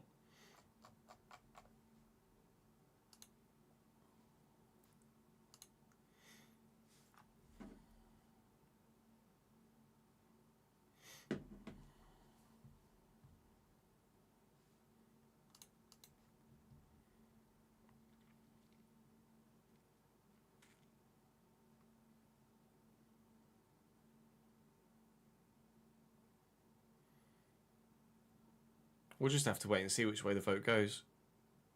Either way, we're going to end up in Italy at some point. It's like we're going to not manage in Italy. We want to do the full rounds, don't we, in the Journeyman? Unless people... Maybe if people vote for England, we go to England in the Journeyman, and then rather than go to Italy in the Journeyman, we start a Build a Nation youth academy.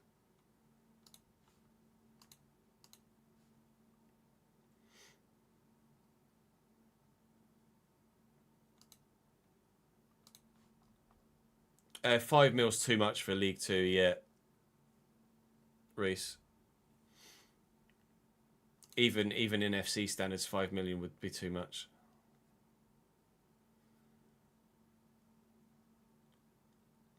I'd say start with like 2, the Youth Academy RTU, because you need to be able to afford the sending out scout missions, etc. Yeah, it would be a Rebuild a Nation with a creator club in Italy that would be based on a real life club in Italy that aren't in the top 2 divisions, or we start at a real life club in Italy. Who's bottom of Serie B?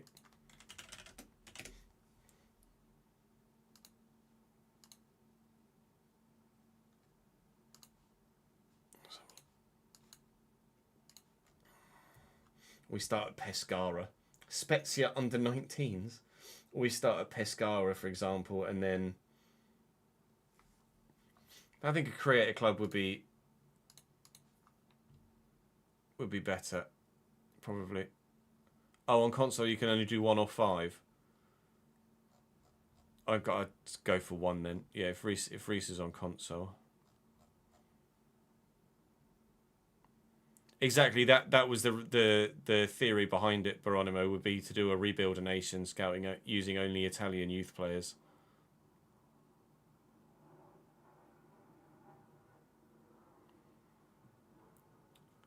Yeah, not a great weekend for you footballing wise, was it, Ryan? Truro relegated, Liverpool smashed. I don't know what happened with Plymouth yesterday, but presumably it didn't go well there either. I haven't updated that straw poll yet, Davidenko, because the vote won't go live until Thursday.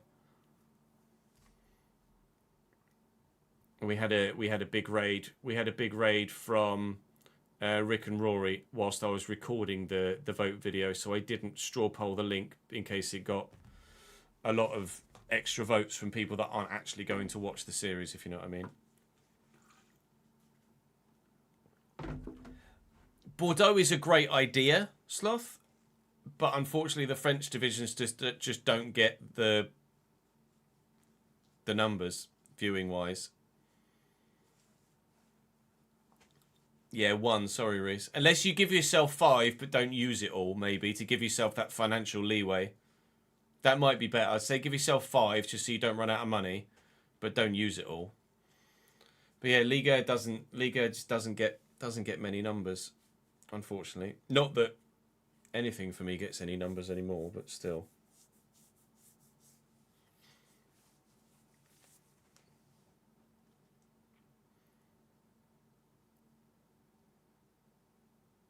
That would be a good way to round the save off flip-flop, yeah.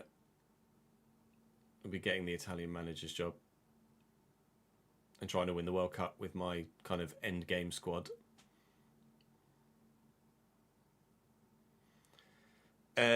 Basque idea would be either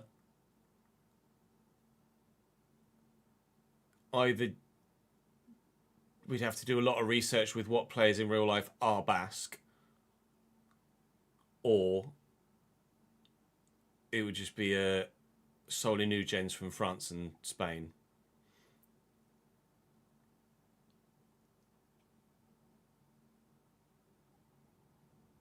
But we could maybe set a rule that we can sign IRL Basque players, but we don't sign anyone that is at Bilbao in real life at the moment.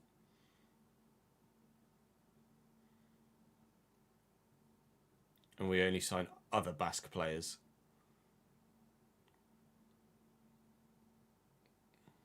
Maybe. I think I prefer to create a second side in Bilbao and only use new gens or youth academy players.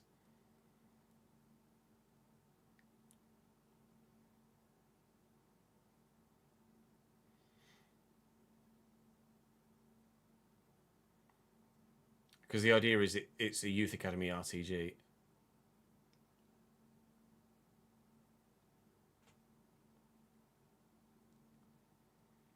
But yeah, Belgium's just not going to do anything. If it was FM, then yeah, there's a much wider audience for that sort of save on FM. But on FC, it's going to have to be a major nation.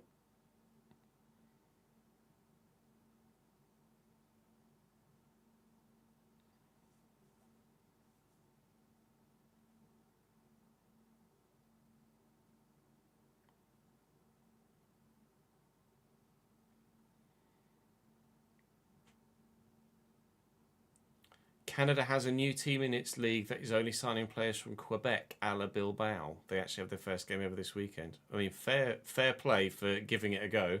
I imagine they're going to be quite shit for a while. Right, it's 5 to 6 chat, so that's going to be me for today. I am not live tomorrow